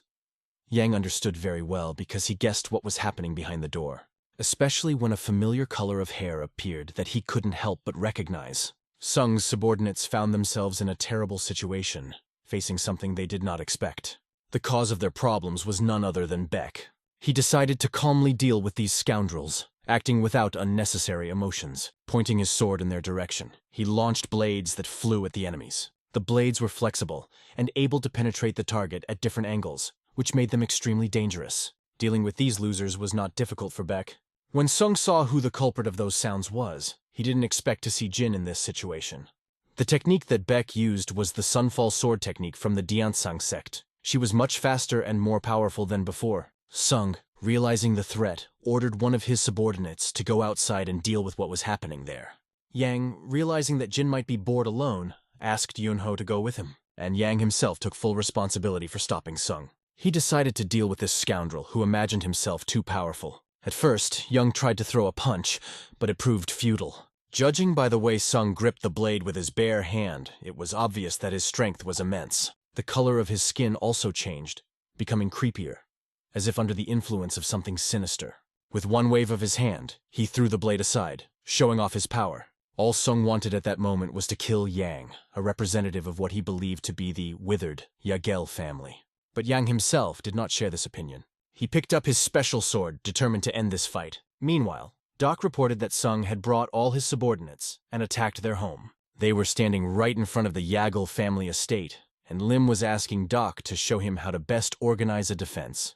At the same time, Yang continued his fierce battle with Sung. The fight progressed to the next stage, igniting like fire with each strike. Sung began to attack, showing his strength. His fists alone were enough to create the impression of a real threat. He even punched Yang's sword away, making a sound like metal clashing. For a moment, Sung thought that everything was going according to his plan. At this moment, the head of the Yahello family was watching the battle, assessing the situation. He clearly recognized the Huangbo family's fist-fighting technique, which activates the user's hidden potential and combines true and false punches. This technique was perfectly honed for one-on-one battles, which made it extremely dangerous. Yang at this moment tried to fight back with his sword, realizing that his enemy was much stronger. Moreover, Yang himself trained for only 100 days, which significantly limited his capabilities. It was the effect of the fire dragon pill that awakened the hidden potential of the enemy. Feeling these attacks on himself, which were almost impossible to hold back, Yang clearly understood how powerful this technique was. But this did not mean at all that there was no chance of victory. While the enemy was snobbishly looking at Yang, he decided to use the maximum of his strength. Only by going all out, being more desperate than his opponent, could something change and achieve the desired victory. Meanwhile, Yunho fought his battle outside. 4 insane jerks gathered around him, ready to carry out Sung's order at any cost. Each of them saw only one goal: to attack as ordered. Other enemies were also present, but Beck had to deal with them. In Yunho's hands was his trusted friend, a sword that never failed him. This sword could perform a sunset attack, which was one of the strongest techniques. After a while, they stood with their backs to each other, and enemies were scattered around. At that moment, one could feel a little peace, as if the main danger had already passed. But as the dust began to settle, the silhouette of the elder brother of the Huangbo family appeared in the courtyard. A deep scar on his face resembled a mark, and his stern appearance spoke for itself. At this point, Young ended his match by putting Sung on the ground. He stood over the defeated enemy, listening to his delusions. Sung was still threatening, promising that he would definitely finish Yang off. But suddenly his speech was interrupted by a loud cough, and Sung began to cough up blood. Falling to his knees, he coughed so hard that blood flowed onto the ground. Yang clearly understood that Sung's blood spewing was the early symptoms of chi energy being cut off. He was coughing. His hand was smeared with blood, but even in this state he continued to rave. "You're funny, right?" Yang wasn't amused at all, and he didn't feel any joy at all watching what was happening. He just wanted to get it over with as soon as possible. But at his words, Sung only replied defiantly to shut Yang up. "Who are you to talk about the end anyway?" He tried to talk to the end, but suddenly his words were cut off abruptly. This was due to the appearance of older brother Lim, who quickly calmed him down with one precise backhand that sent Sung literally kissing the floor. Lim turned to the head of the Yahello family, Chan, and greeted him. Jung allowed him to take his younger brother without too much conflict. In response, Lim said that he now owed the Yahello family and was their debtor. Acknowledging this, he took Sung with him. At the end, he promised that this debt would be paid off during his lifetime.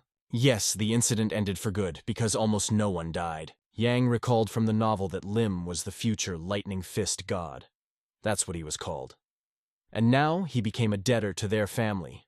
In fact, they got more out of this conflict than they even expected. Now all that was left was to say goodbye and close this issue once and for all. Young thanked Jin for his timely assistance, which proved to be extremely important. However, Jin felt that he had not yet paid even a small part of his debt to Yang and his family. But Yang saw in him something much more important than any elixir or debts. At this moment, Yunho stood in silence, not understanding what they were talking about. Yang and Jin decided to discuss some important things without Yunho hearing. But that didn't bother them, because he probably wouldn't have understood anyway. A night full of adventures has finally come to an end. In the morning, there was a bag on the table, which his father asked Young to take. It contained some of the silver coins obtained from the Vault of the Dark Assassins. This money was necessary for his first campaign in Murim. Father warned that these coins were not for gambling bets or other nonsense. He would gladly give everything. But the trip to Murim should teach modesty and responsibility in handling resources, which was very important to him. In addition, Murima newcomers do not like extravagance. The coins were quite enough, and Yang planned to set out on his journey at midnight tomorrow. Before that, he stopped by his younger sister to spend time with her. When she fell asleep, he sat by her bed, wondering how you could be so beautiful, even in your sleep. He was sad to leave her, although he did not expect to feel such sadness. While stroking her sister's head, Yang softly whispered, "I don't know when, but I'll be back."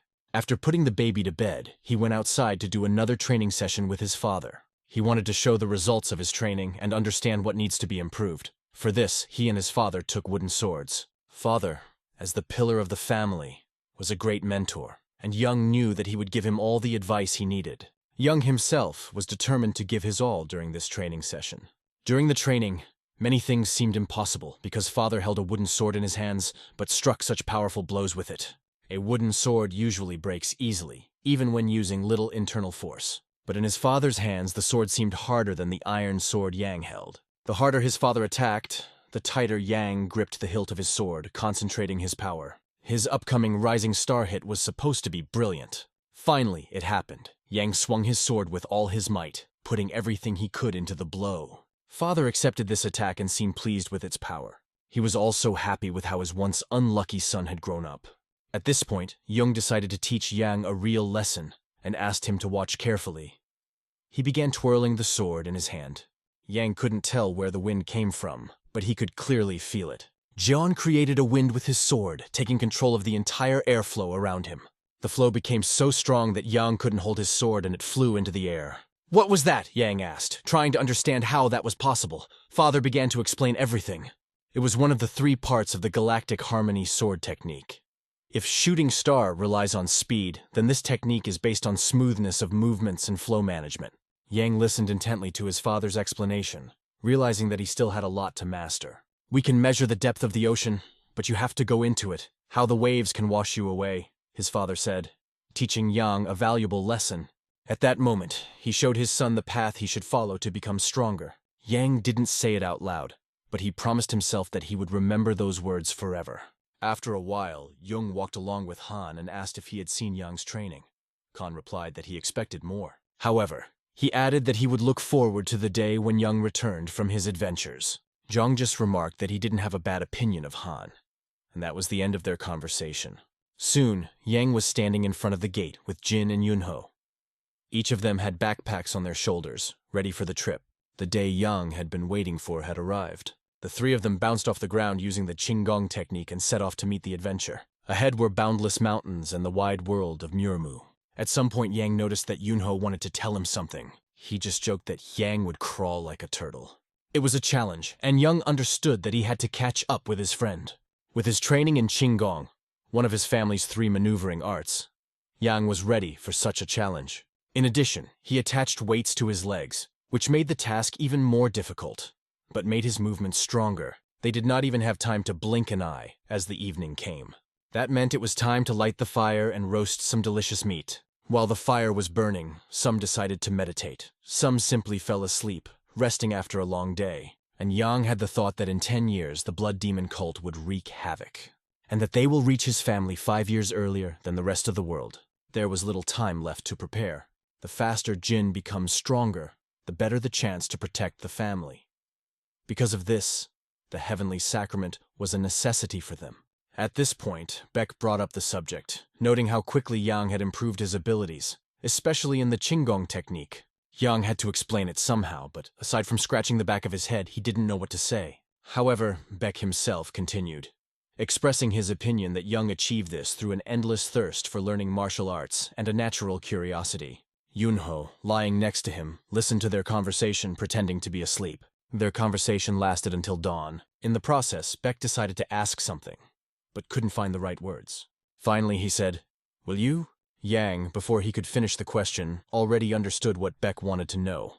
Interest in Yang's answer also filled Yunho, though he tried to hide it. Finally, after 2 weeks of sleeping in the open, they reached Dengzhuang. It was a small village in the center of Lianshan County. But no matter how much they looked, they did not meet any manager or protector who would guard this place. Jean had an interesting idea. He suggested that you should get well rested first, before thinking about action. It was only yesterday that they had twinned, and Jin was already calling Yang his brother. Their journey brought them to the place where Hero's story begins. The streets of the city were full of the usual hustle and bustle, typical of this busy place. The beggars, as usual, took their usual places, trying to earn at least a few coins. The young master walked through the narrow streets, but he could not find the same girl. In this country, there was not even a shortage of workers.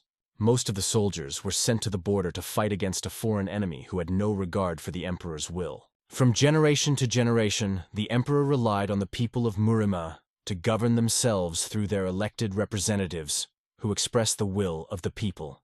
But sometimes the emperor personally helped the people. This is exactly what happened now. They went to a small establishment to refresh themselves after a long journey. They were served luxurious dishes on the table, which were simply impressive in their appearance. The boys couldn't even remember the last time they had eaten a normal meal after so many days of wandering. Although it was an ordinary inn in a small village, the young man had enough money so that his friends could enjoy the feast to their heart's content. Kim looked at his companions and, despite everything, gave them the hope that seemed so necessary. In front of him sat a poor boy from the asylum and another, a disciple from the Danshan sect. Kim felt like a benefactor, almost a philanthropist, supporting these young men. Suddenly there was a commotion at the next table. People were discussing something extremely disturbing. It was about the merchants who were recently killed. Everyone said that the dangerous White Cloud gang was behind it. The young master immediately paid attention to this name. His gaze sharpened, like that of a predator that has sensed its prey. If it's really them, then a maniac obsessed with robberies remains at large. People have been actively discussing that White Cloud is looking for a rare legendary creature, but aren't they planning to find Mr. Seo-hyun and kill him? It turned out that the administrator has not been conducting investigations for a long time. Maybe he just doesn't want to interfere in Muram's affairs because of the lack of people. However, everywhere in the city you can see the valiant warriors from the sects who have gathered to settle the situation. But it looks like they need a few more days to prepare. One of those present expressed a doubt. Why are there so many people here in a small village? After all, they should not care about its surroundings.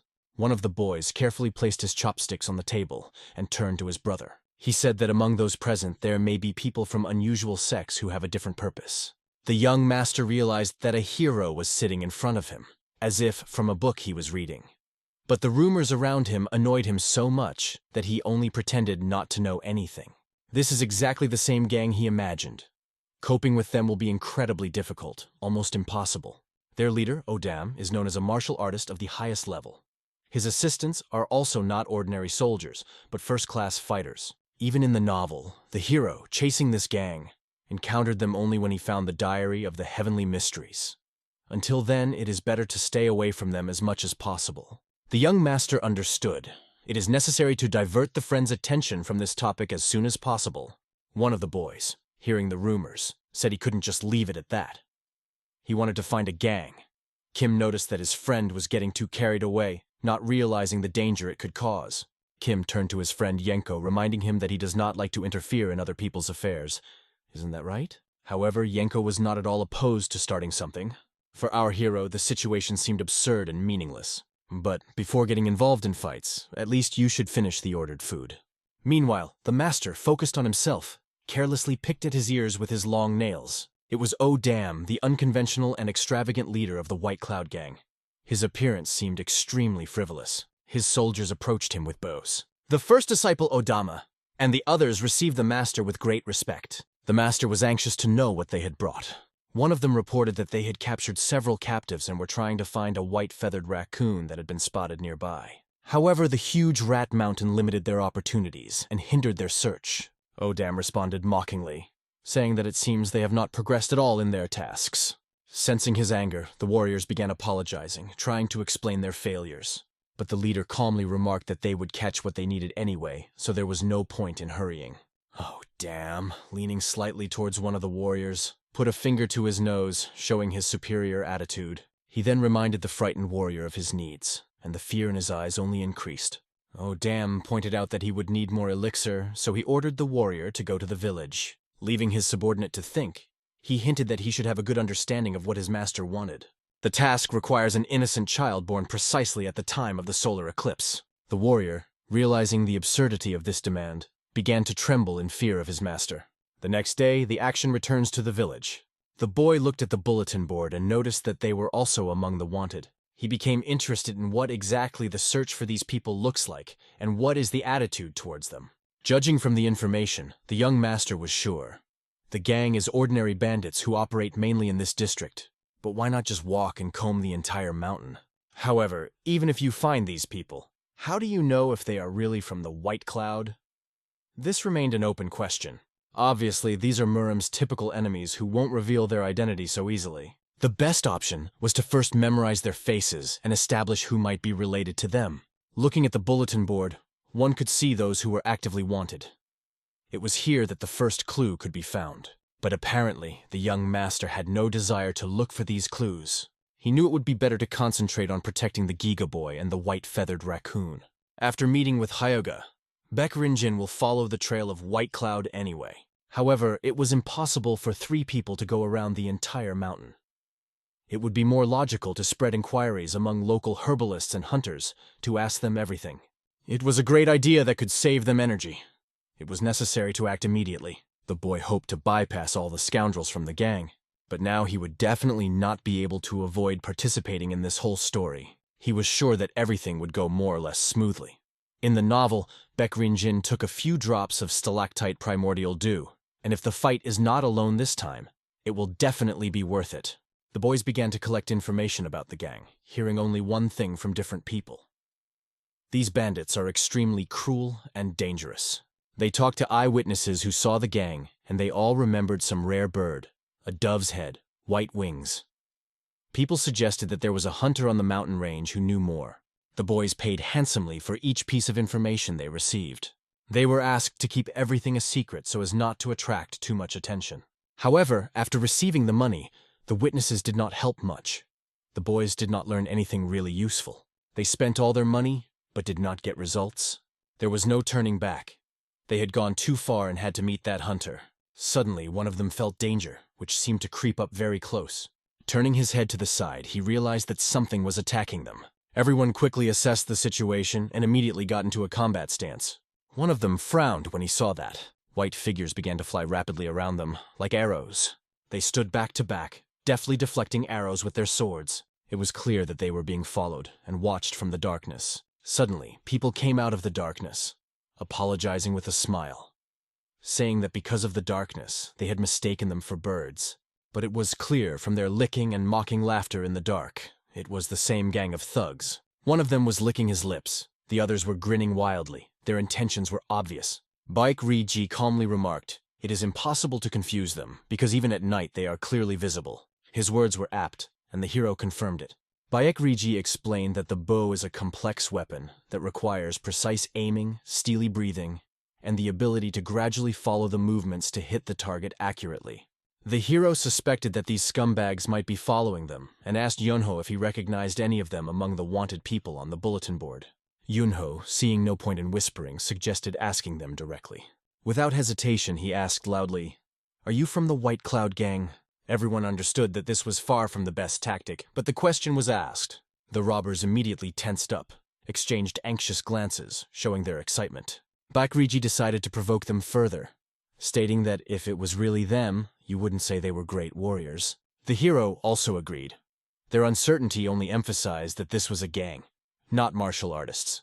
And, as if confirming this, the robbers immediately went on the attack, drawing their swords. It was not necessary to kill them, but a fight was inevitable. Seeing that they were underestimated, the bandits became angry. Swinging their swords, they rushed forward. The boys immediately began to fight. A fierce fight broke out between them. They unleashed all their might on the robbers, displaying their fighting skills. One of the thugs reached for the arrows, loaded his bow, and took aim. His only goal is to destroy these young men whom he considered arrogant bastards. He shot several arrows straight at the hero. Seeing this, the hero just smiled.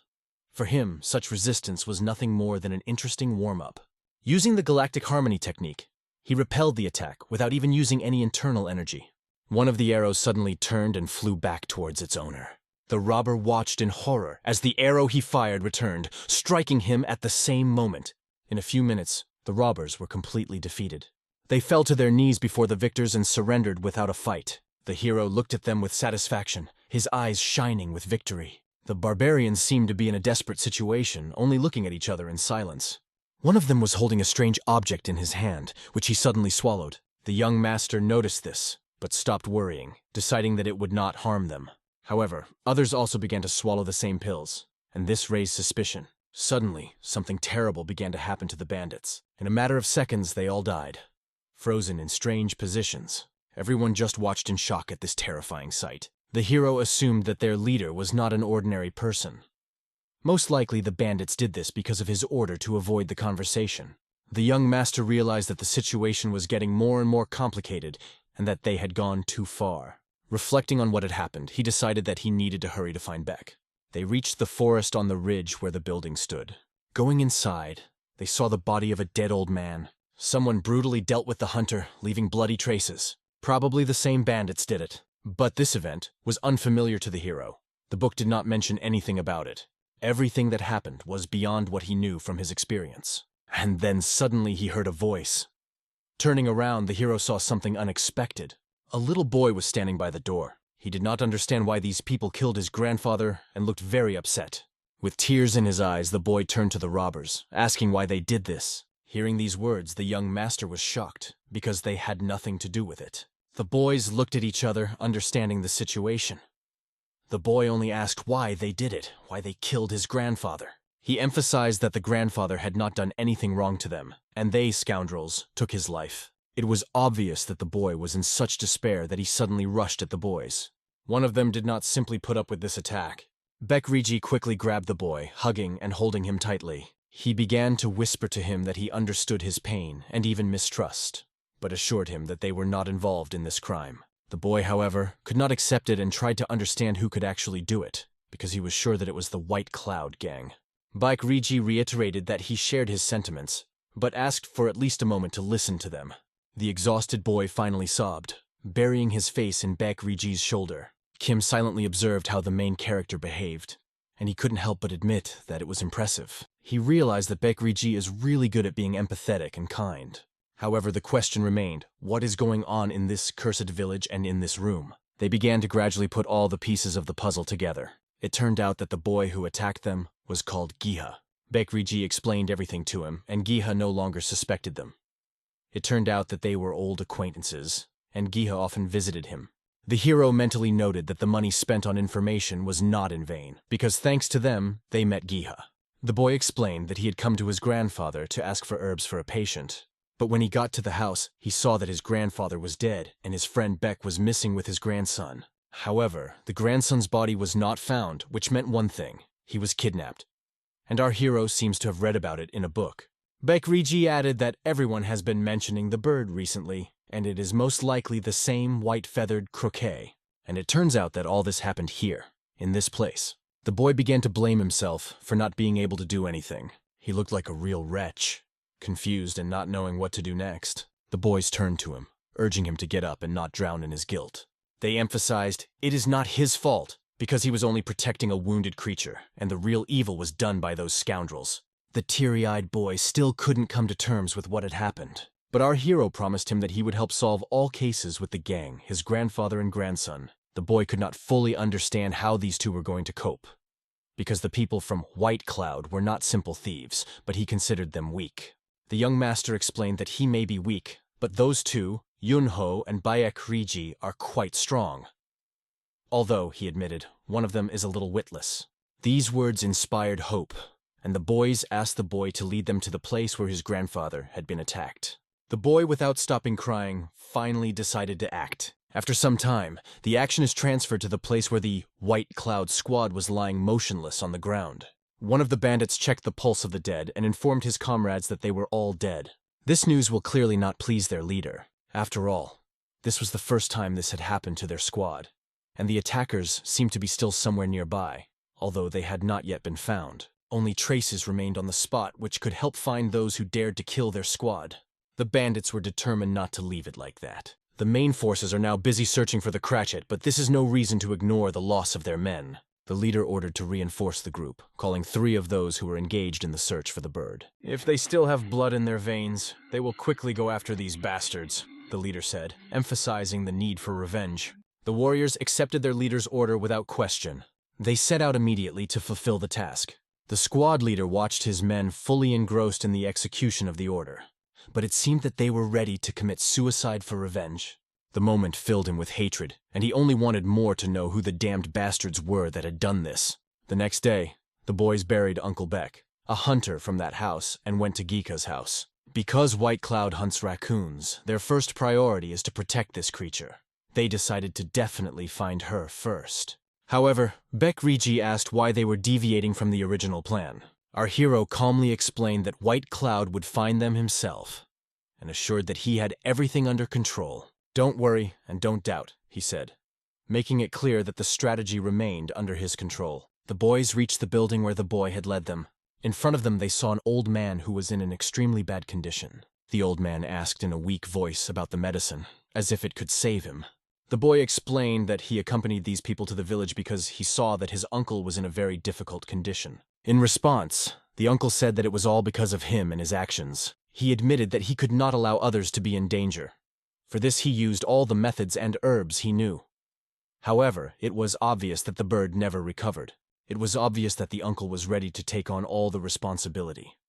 He did not hide that the situation was difficult, but he promised to tell the whole truth. He claimed to be from the Agile family, and the boy's grandfather knew about it. This news shocked everyone present. Our hero calmly said, "If they find out who exactly is standing in front of them, then they will not attack indiscriminately." He assured that everyone should calm down and trust them.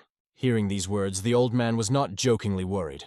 The young master reminded the old man that, as hard as it was to accept, the men from the gang would be here soon. Understanding all the possible consequences, the old man decided to keep his mouth shut and not reveal any information. In the end, he gave them his meager savings. Our hero handed this money to Yungo, ordering to take the old man to the doctor. He emphasized that although money is scarce, it should be spent wisely. However, the question of money was secondary, because saving the old man was an urgent matter. Yungo was amazed that he was now tasked with taking care of the old man. Meanwhile, when it was already dark, the warriors from White Cloud moved confidently, looking for their goal. Their ferocious search dogs, trained to track down even the tiniest of tracks, led them to the right place. They approached the place which they believed hid what they had come for. There, in the air, there was something special, a legendary item associated with a legendary creature. Bekriji has been waiting for these bastards to appear for a long time. In the moments of silence, when the enemies were not yet visible, he thought of the young master and the family of Yagal Muyang. He understood that this person was far from ordinary. The young master was noble, ready to spend any resources to help even those whom he knew little. But, despite this, he behaved as if these were trifles. Bekriji couldn't help but wonder if he would ever be the same, able to develop his martial arts potential and make decisions that affect the future. This spoke of only one thing: the Yagal family had a great future ahead of them. However, it is time to act. The guests had already arrived, and they needed to be met. Bekriji stared into the gorge, waiting for one of the enemies to come out. Suddenly, there was a sound that made everyone alert. The young master, finally, also felt that the moment was approaching. A huge horde appeared on the horizon. They had come. The dogs, or rather the lions, which were under the control of the bandits, growled as if demanding meat.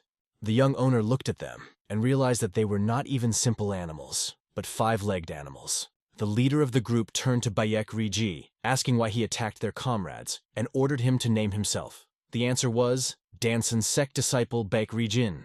One of the bandits realized that although the boy looked beaten, an attack on a disciple of the righteous sect could turn into big problems. Despite this, they ordered their men to continue their search for the white-feathered raccoon. One of the warriors jumped into the fray and told Bekriji, "Don't ask for your miserable life, because we'll bury you in peace, right here." Other thugs began to surround the boy from all sides, keeping sharp sickles at the ready. Bekriji found himself alone against numerous enemies, but his strength and skill did not leave them a chance.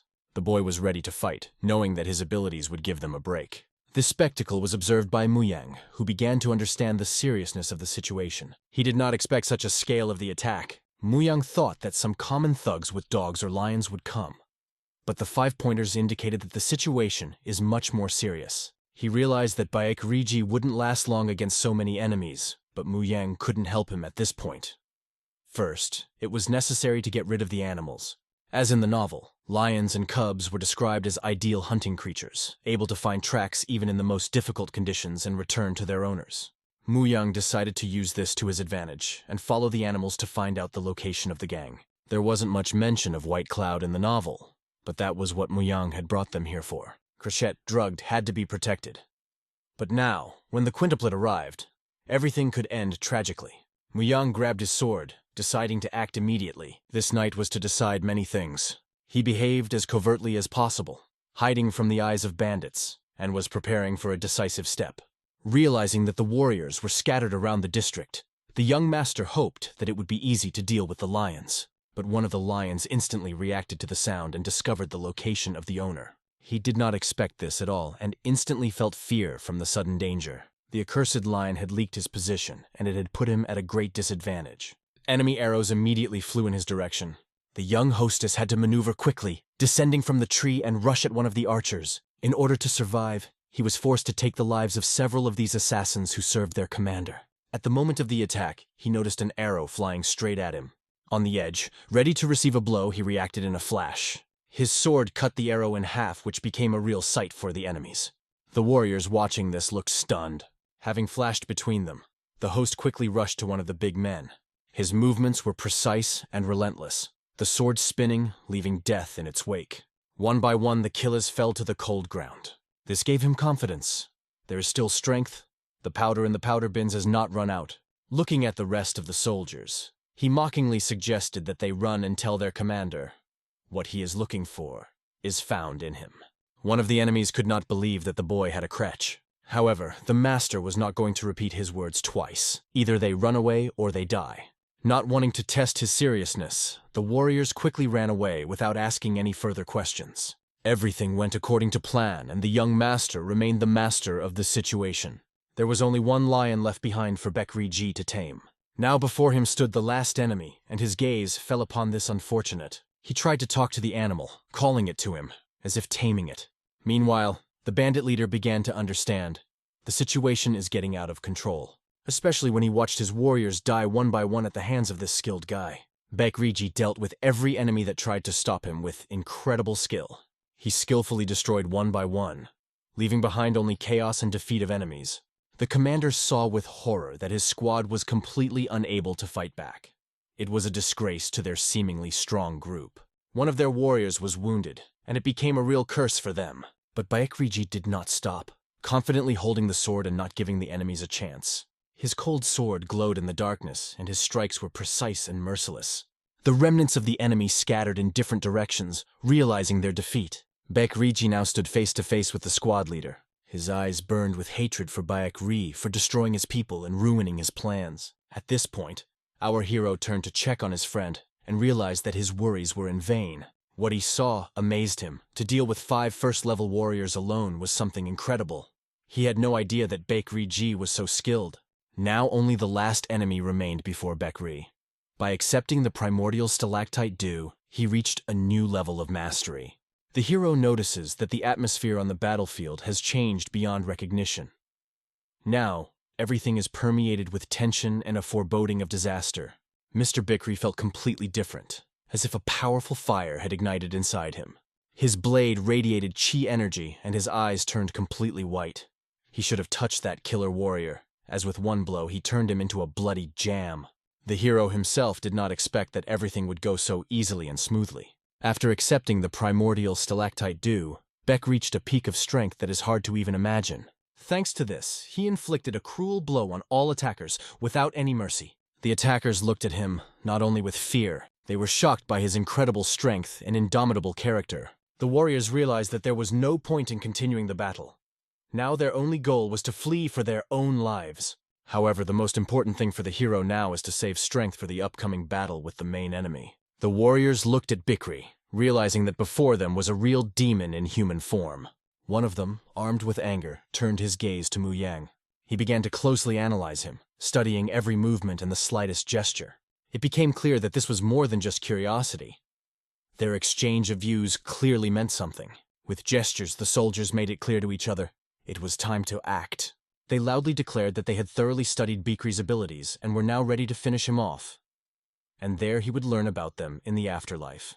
Baekri was confused by their words, not understanding what exactly they were up to. But when the flurry of their attacks hit, everything became obvious. Instead of a direct attack, they sidestepped Baekri and charged at Mu Yang. Mu Yang understood that their goal was to kill at least one of his comrades. Baekri warned him, "Be careful, their blades are poisoned." This information was both useful and scary for the hero, because now the battle has become even more dangerous. One of the warriors realized that their plan was exposed, and this could destroy everything.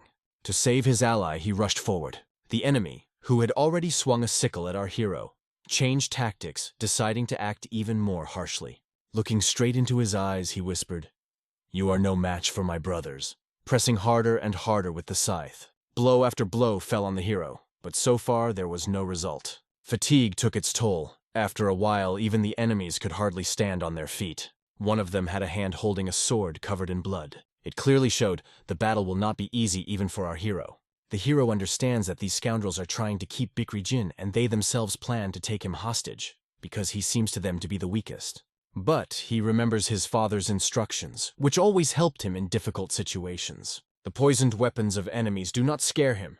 He knows how to resist them. However, their speed and cunning make him stay tense, because it is simply impossible to track all the movements. At the moment when the blow flies straight into his back, one of the soldiers suddenly does not expect the unexpected jump of the hero. The young man, having shown a lightning reaction, rushes straight at the attacker. However, the blows of the enemies begin to penetrate his body, leaving bloody wounds. The hero is forced to retreat, dodging new attacks to avoid serious injuries. But the enemies are not going to stop, constantly looking for new opportunities to strike. In one moment, he almost said goodbye to his life, when the fatal blow was already very close. However, at the last second, he manages to block the attack with his sword. And then his sword begins to emit incredible chi energy, which changes the course of the battle. He uses his Eastern Star technique, which makes an instant impression. Even the enemy salutary, seeing this, couldn't help but smile, feeling the challenge. But after a powerful swing with his axe, he deals a considerable blow to the hero. The enemy retreats to a safe distance to consider his next attack. Our hero looks at him with a cold, icy gaze full of determination. Meanwhile, the four warrior brothers look at the hero as if he were easy prey.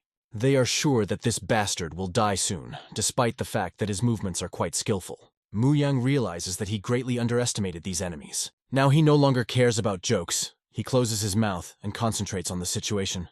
He realizes that Bikri Jin has been fighting this monster for a long time, giving it his all. Meanwhile, one of the big men hits the ground in such a way that the ground beneath him splits apart, creating a powerful jolt. Using this power, he pushes back and directs the cold blade directly at the slut. The enemy is already here. The enemy is determined to send him to the other world at any cost.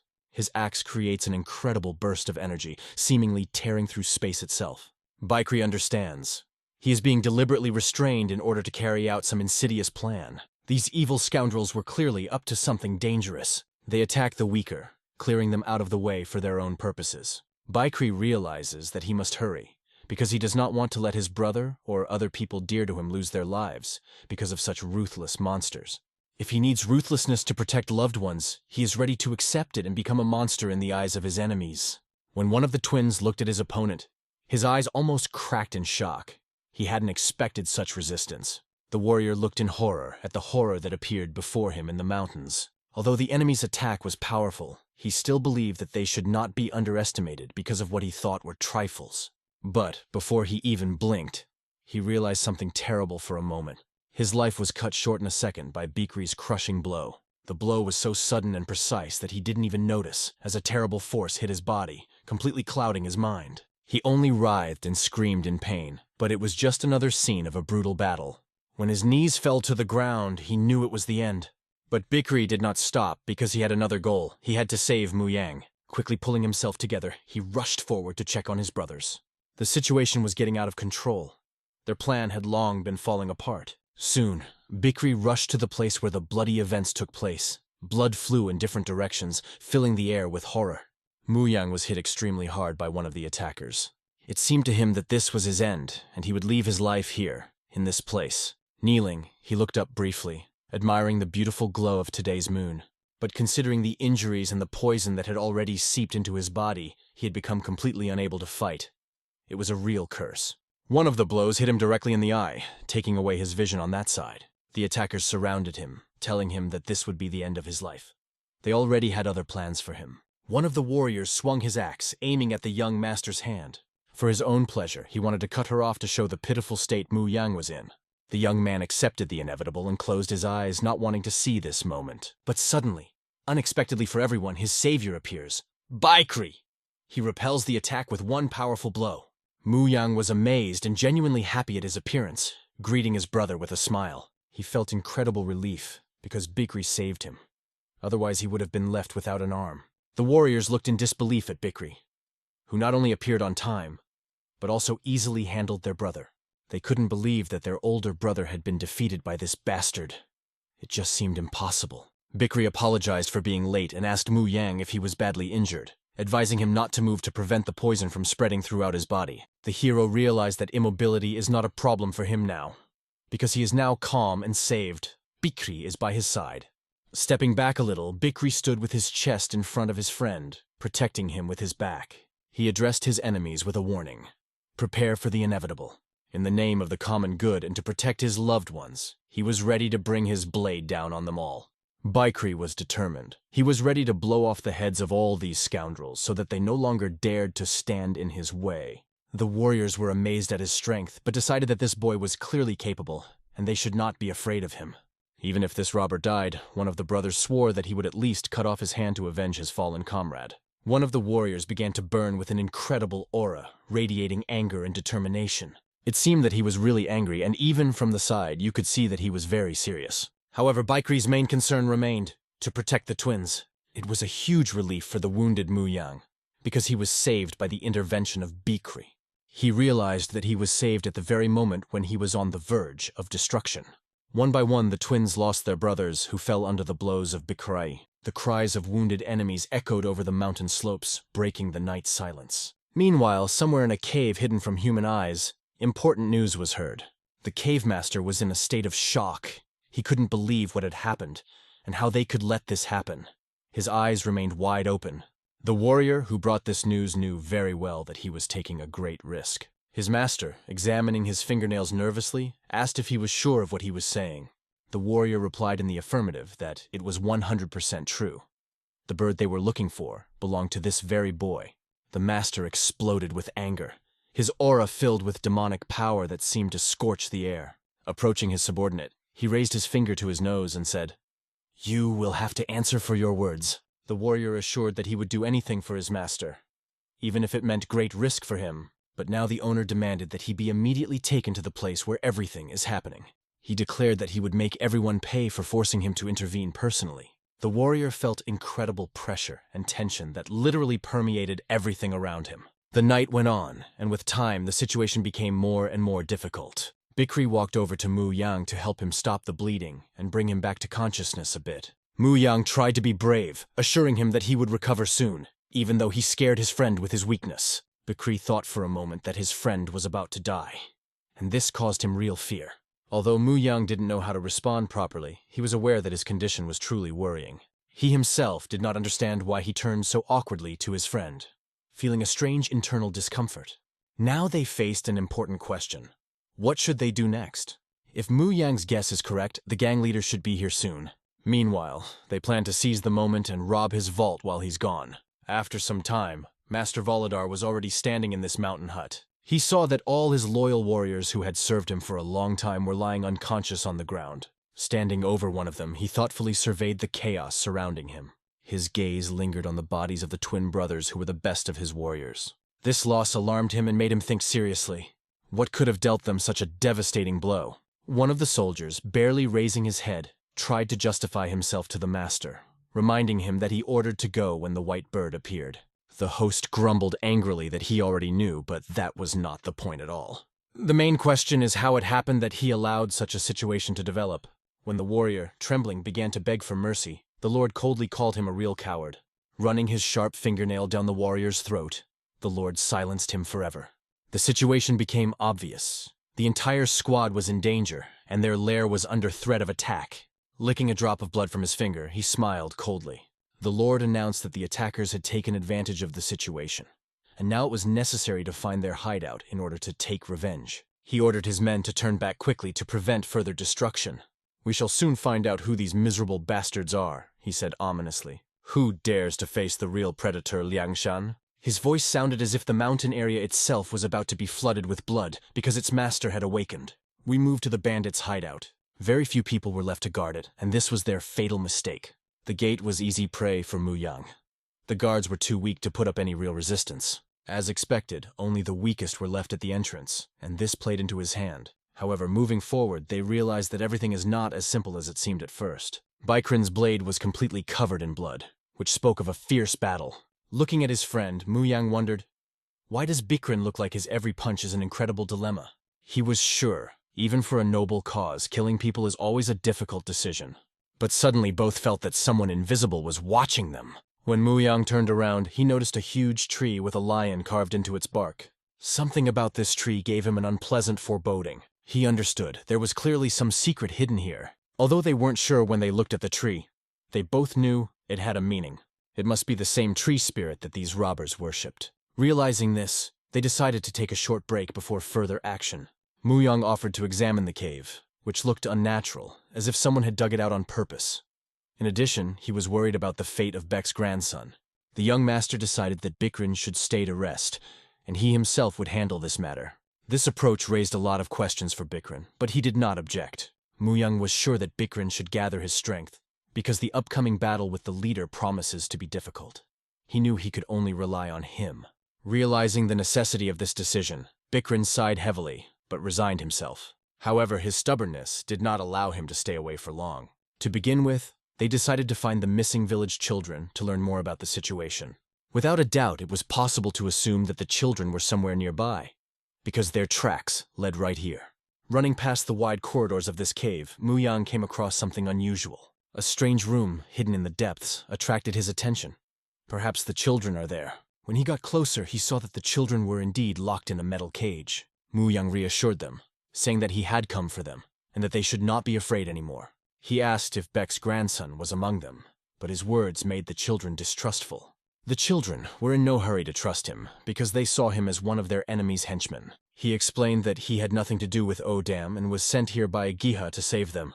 The tense silence of the children was broken by one boy who admitted that he was Beck's grandson. Yang realized that this boy was the one he was looking for. He assured the children that he would definitely get them out of here, no matter how hard it was. Deciding to bend the metal of the cage with his inner energy, Yang concentrated. Straining all his strength, he began to transmit energy through his hands. After a while, he managed to move the cage from its place, but it required great effort. It turned out that this task was more difficult than he initially assumed. The cage did not yield. He needed to improve his fist-fighting technique as soon as possible, otherwise nothing would work. The children looked at him suspiciously as if he were a waste of time. Yang explained that he simply lacked the strength, but don't worry, he would definitely free them. Finally, straining all his will, he bent the metal of the cage, freeing the children. Now they were free, and once things were done, Yang promised to bring them back home. One of the boys turned to his savior with a disturbing question. What should they do if, even after returning, they have nowhere else to go? He explained that their homes had been destroyed, and their families had been killed by people from White Cloud. Yang understood the depth of their tragedy. Most of the children were left without any hope of returning home. There was no choice left for them. Their house was either burned or destroyed by enemies. So Yang offered them a choice. He would send them to the shelter supported by the Yahello family if they wanted to. But first he has to meet one important person, his friend. So he asked the children not to be afraid. Now they could only count on him, and that gave them some hope. They began to move quickly after their young savior, feeling that they could trust him. Meanwhile, Yang understood one thing, that robber Odam would lose everything he had gained as soon as he returned to his land. After a while, Yang encountered the same energy he felt in this place. She, as he assumed, was coming from here. It was an ice cave where various valuable things were kept. Wandering through its cold corridors, he felt like he was in a labyrinth. The scale of the cave was impressive, and Yang wondered how difficult it was to bring so much ice here. Later, he decided to report this place to the servants. Although he would like to make money selling the treasure he found, he knew that his friend, Bikrin, was unlikely to allow it. Therefore, telling about the find and getting some fame seemed to him the best option. Suddenly, while passing by, he noticed something very important. It was the legendary snow lotus of the Heavenly Mountain. The snow lotus is a rare and valuable flower that is considered one of the 200 greatest treasures. It blooms only once every 30 years and can only be found on the peaks of the Heavenly Mountains. The healing properties of the flower are preserved only in a cold environment, so it must be eaten immediately after collection. After consumption, snow lotus significantly increases internal energy. Odam was probably holding it, waiting for the perfect moment to use it once he had mastered his technique. But Yang isn't going to let him do that. He decides to get the flower and give it to Bikrin Jin. Sighing, Yang notes that Bikrin is a lucky guy. Although he himself would like to eat the flower, he knows that he will not be able to cope with her excessive energy. Suddenly, the cloth from the bag falls to the ground, revealing its contents. In the sack lay a wounded, but still alive, white-feathered cricket. White-feathered cricket seemed to be coming to his senses. Our hero bent over to him, trying to find out what happened to him. Untying the bag, he felt a certain anxiety, because he did not know what this creature looked like. But as soon as he opened it, he tried to look inside. But suddenly, such a powerful force burst out of the bag that it threw him aside. He could not understand why Crichet was resisting so much, because he must have been wounded. Suddenly, a bird appeared in front of him, spreading its wings. He began to wave them with such force that a real wind rose in the cave. Although Crichet had not yet fully recovered, his strength was still considerable. After all, this is a mystical creature, somehow. If you look closely, you can see that it is quite well preserved. When our hero fell to the ground from a powerful gust, he felt a strange sensation, as if he can feel the emotions of this creature. There was sadness, anxiety, and wariness on the part of Crichet. Fear and mistrust were visible in his eyes. Mu Yang thought about what was happening. Suddenly he felt as if possessed by a strange spirit. Crichet flew even closer to him. But why does the bird approach him? His internal energy, as if by its own will, passed through Crichet's body and returned back through the palm. An incredible aura began to swirl around them. A cold wind pierced the ice labyrinth of the cave, and we see Mu Yang start to tame this bird. She becomes calmer, their emotions seem to merge. He feels curiosity, interest, and even sympathy from Crichet. Stepping back a little, he tries to make sense of everything that happened. Of course, he needed more time to figure it out, because the novel he was reading did not describe this particular part. Looking at his hand, he still hopes. Maybe there's something about that in the notes Yagen Beale left behind. Maybe it'll put his mind at ease. He thinks the long-lost mind training technique has a similar effect, but what he just experienced is different. It only lasted a moment, but he was able to see into the mind of the mystical creature. What was it? The mind training technique was probably much stronger than he imagined. But now it is necessary to somehow deal with it later, when there is time. And now they have to leave as soon as possible, because they have a lot to do. However, Crichet reacts to this with detachment. Mu Yang senses his emotions. The bird finds him a little annoying. But time does not wait. They have a lot to do. They leave the cave and move on. They are lucky to come across a valuable find. Bikrin finds treasures, silver that thieves stole from ordinary people. He notices Crichet sitting on Mu Yang's head. Mu Yang tells that the bird sat on his head and does not want to fly away. Bikrin is surprised. It is quite unusual for a wild mystical creature to follow a human, so they have to decide how to deal with it. The young master offers to hand over all things to the servants and to distribute the silver among the victims. He also explained the logic of his decision. Bikrin understands that they have no other choice. There is only one very important matter left. When the owner of this vault returns, he sees that there has been complete chaos in his lands and understands that something must be done about these scoundrels. The spirit of the tree that the barbarians worshipped began to emit a strange energy as Bikrin meditated beside it. He tried to concentrate and regain his strength. After all, I was waiting for an interesting person who was supposed to appear here from minute to minute. And then he felt his presence. Finally, this scoundrel came. It was a bloodthirsty Oda. He had long heard stories about two young men, but where was the other one? Bikrin reached for his sword. He informed this man that the other boy, whom he calls a scoundrel, had gone away on business. Oda realized that these two were targeting his treasures. He licked himself as he realized that these rats had begun to chase him and asked the name of the one standing in front of him. The young man explained that he was Bikrin Jin, a follower of the Dansun sect. Hearing the name Dangshan sect, Oda called them the remnants of an ancient generation that had not yet disappeared and offered to surrender and live in peace if he wanted to survive. But what kind of offer is this for Bikrin? The fact is that Oda, after killing Bikrin, plans to destroy the entire Dansan sect. He promises to tear the guy to pieces, eat them, and laughs ominously. Bikrin sees this crazy villain in front of him and realizes that he will have to fight him. This vault had never seen such a fierce battle. Oda asked his opponent to show what he was capable of. After being attacked, Bikrin received a rather severe blow. Pushing back, he realized the consequences of these attacks. You need to minimize the hits to survive. Oda shouted, "How can this young man handle this?" Although it was quite difficult for him to block the enemy's attacks. And yet, willy-nilly, he managed it. This is a truly dangerous and bloodthirsty opponent on his way. He then turned his attention to his sword, which began to emit a blinding glow, and a flash appeared above him. Oda saw that this guy must be special. He deftly parried his blows. The atmosphere in the cave was tense to the limit. Everything happened as Mu Yang told him about the leader of the White Cloud Gang, Oda.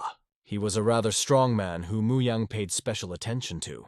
Even if he plans ahead, let him try to predict what will happen. But Mu Yang knew not only his name, but also his abilities. And when Oda delivered his devastating blow, Bikrin had been waiting for this moment, and it finally came.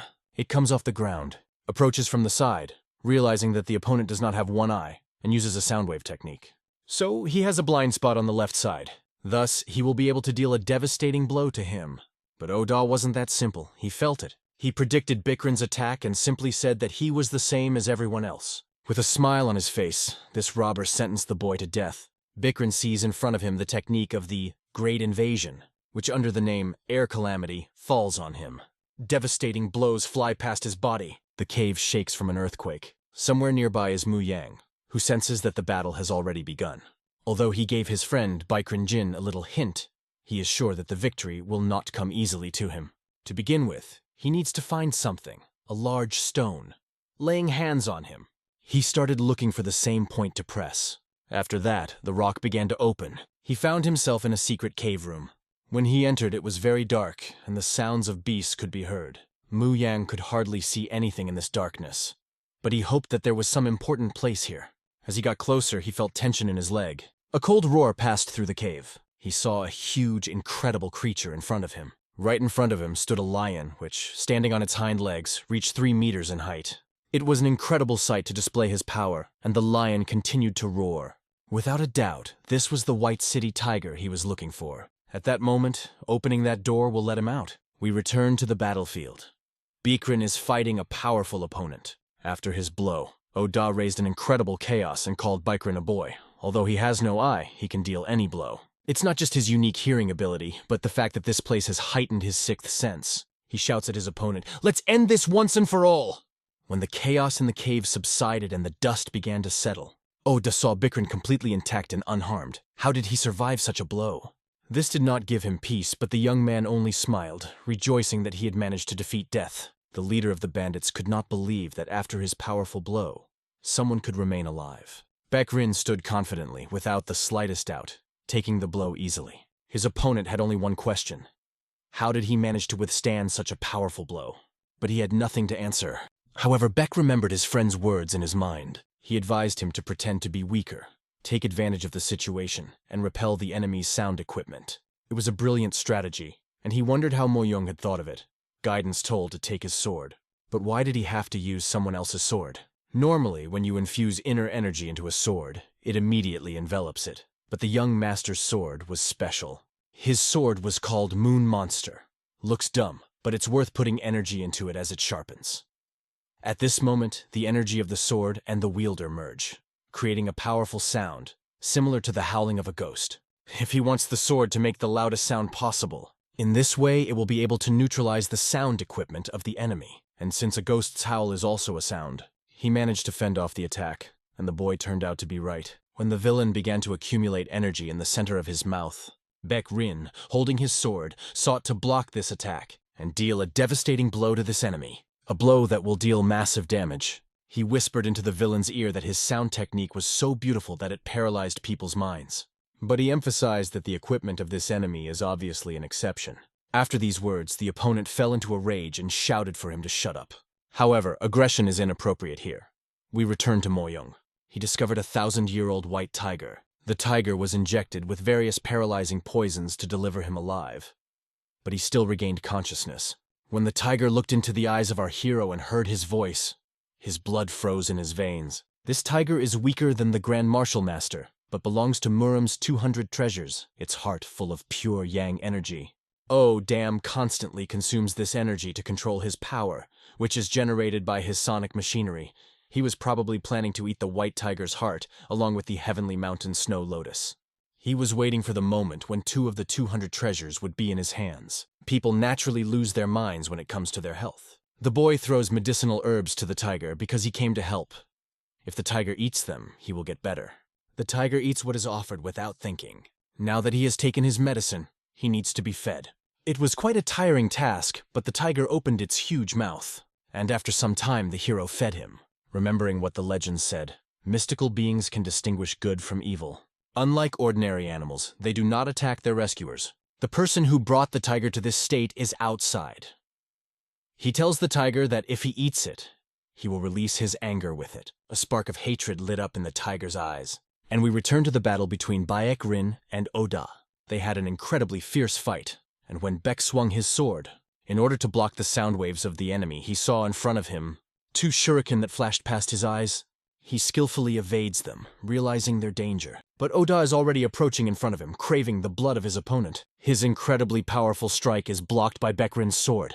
No matter how hard it was, he was able to fend off the attack. It was not only the opponent's sound technique that frightened him, but also the hidden poisoned weapon that appeared out of nowhere. He couldn't get any closer. And the opponent just laughed, enjoying the excitement of the battle. He asks why Beck doesn't put anger into his punches, provoking him. "Why are you scared? saying that Oda still has no chance of winning. The bandit orders him to shut up, because he will brutally deal with him, and then find and tear to pieces the one who brought this hero into the world. But after these words he heard a voice behind him. The words were, "Don't bother." And at this moment, Beck intervenes in the battle. It was his partner who came to help. He greeted Mr. Oda. "Here we meet." The robber is aware of all the consequences of the fact that there are now two of them. It was clear that the battle would play with new colors. And this villainy will not happen with only minor wounds. Even in a battle against a sonic martial artist, you can expect surprises. Oda can see from the expression on his face that this newcomer is involved in everything. But why tell him that if he has even lost his sight? He begins to sneer. "You must have had a snake bite your eyes while you were walking down the street." Beck realized that Oda was still traumatized by the snake bite when he was roaming the earth. After this joke, the robber became even more angry. His anger grew. He decided to destroy Muyang first. Burning demonic energy began to fill the cave, and he furiously rushes towards his opponent. But our hero is not afraid. He is not afraid at all. However, he realizes that his trump card is gone because he gave his sword to Baekri Jin and is left without a weapon. And while the demonic villain attacked, wishing death on his abuser, the sharp and dangerous claws of this beast were literally a few centimeters away from him, shiny and deadly. Bikrin, watching what was happening, did not want his friend to be hurt. He was ready to do anything to protect him. The beast flew at them with all its power, and Bikrin tried to stop it at all costs. Muyang could see the danger looming over him, but could do nothing but take the blow. But suddenly the claws of this monster stopped right in front of his eyes, freezing in the air. At this moment of confrontation, the boy mustered all his will to block the attack with his hands. The beast dealt him a serious blow. Any more and Muyang might have lost his head. However, everything ended with only a slight bloody wound, although the pain was burning. The enemy decided not to pursue him anymore, focusing on a new target. Just as he was about to throw his next blow, Oda felt a sword fly into his back. Bikrin decided to add pepper to this fight, and Oda could not foresee the attack from behind. Infusing the sword with his unique technique, Bikrin prepared for the decisive blow. He unleashed the Solar Fall technique, full of incredible power, on his opponent. The powerful blows of the complex combination pierced the air, approaching the target. They entered Oda's body, forcing him to stop and reconsider his actions. Everything was quiet for a moment as Bikrin ran his sword across the robber's body. Time seemed to stand still, and all that remained was to see who would emerge victorious. Suddenly, a huge stream of blood started gushing from Oda's shoulder. Preparing for a counterattack, Bikrin was filled with incredible energy, ready to strike again. His inner strength, like threads, pierced the opponent, binding his movements. Oda understood that his wounds were dangerous, and that the opponent was a real demon in human form. Using his sonic technique, he began to emit deadly waves. It was necessary to avoid this at all costs, so as not to fall into his diabolical trap.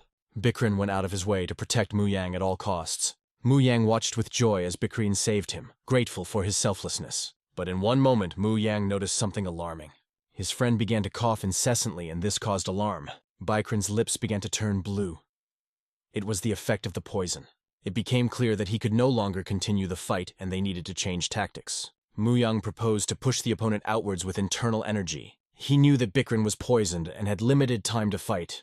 Bikrin tried not to show his condition, but Muyang had already understood the truth. It was obvious, especially because of the color of his lips. Muyang couldn't let his friend die here, and asked for the moon monster sword to be handed over to him. Bikrin refused this offer, believing that he should finish the battle himself. Putting his hand on his friend's shoulder, he tried to remove him from danger. He explained that due to the unknown poison, it was very dangerous to use the inner energy, and he had to get out of here to start controlling its flows. However, all these words did not work. The stubborn Muyang rushed into battle. He said that Bikrin had to leave, and could come back when he had dealt with the poison. After all, their opponent Oda had already spent a lot of energy in the battle with him. Muyang was confident that he could hold out until his friend returned from treatment. Oda, seriously injured, leaned against the rock, realizing that these guys underestimated him. He decided to wait until the bleeding stopped and was going to destroy them. In this situation, Bikrin did not want to return the sword to its owner. Despite being asked to return the moon monster sword, he would not give it back. But time was short, and it was necessary to act quickly. It was necessary to urgently decide what to do next. Bikrin's eyes showed feelings and his intentions. Looking at his gaze full of determination, Muyang understood him. Finally, he agreed. Our hero received his sword, and Bikrin, trying to cope with the poison, promised to return soon. And now the same dangerous enemy enters the battlefield again.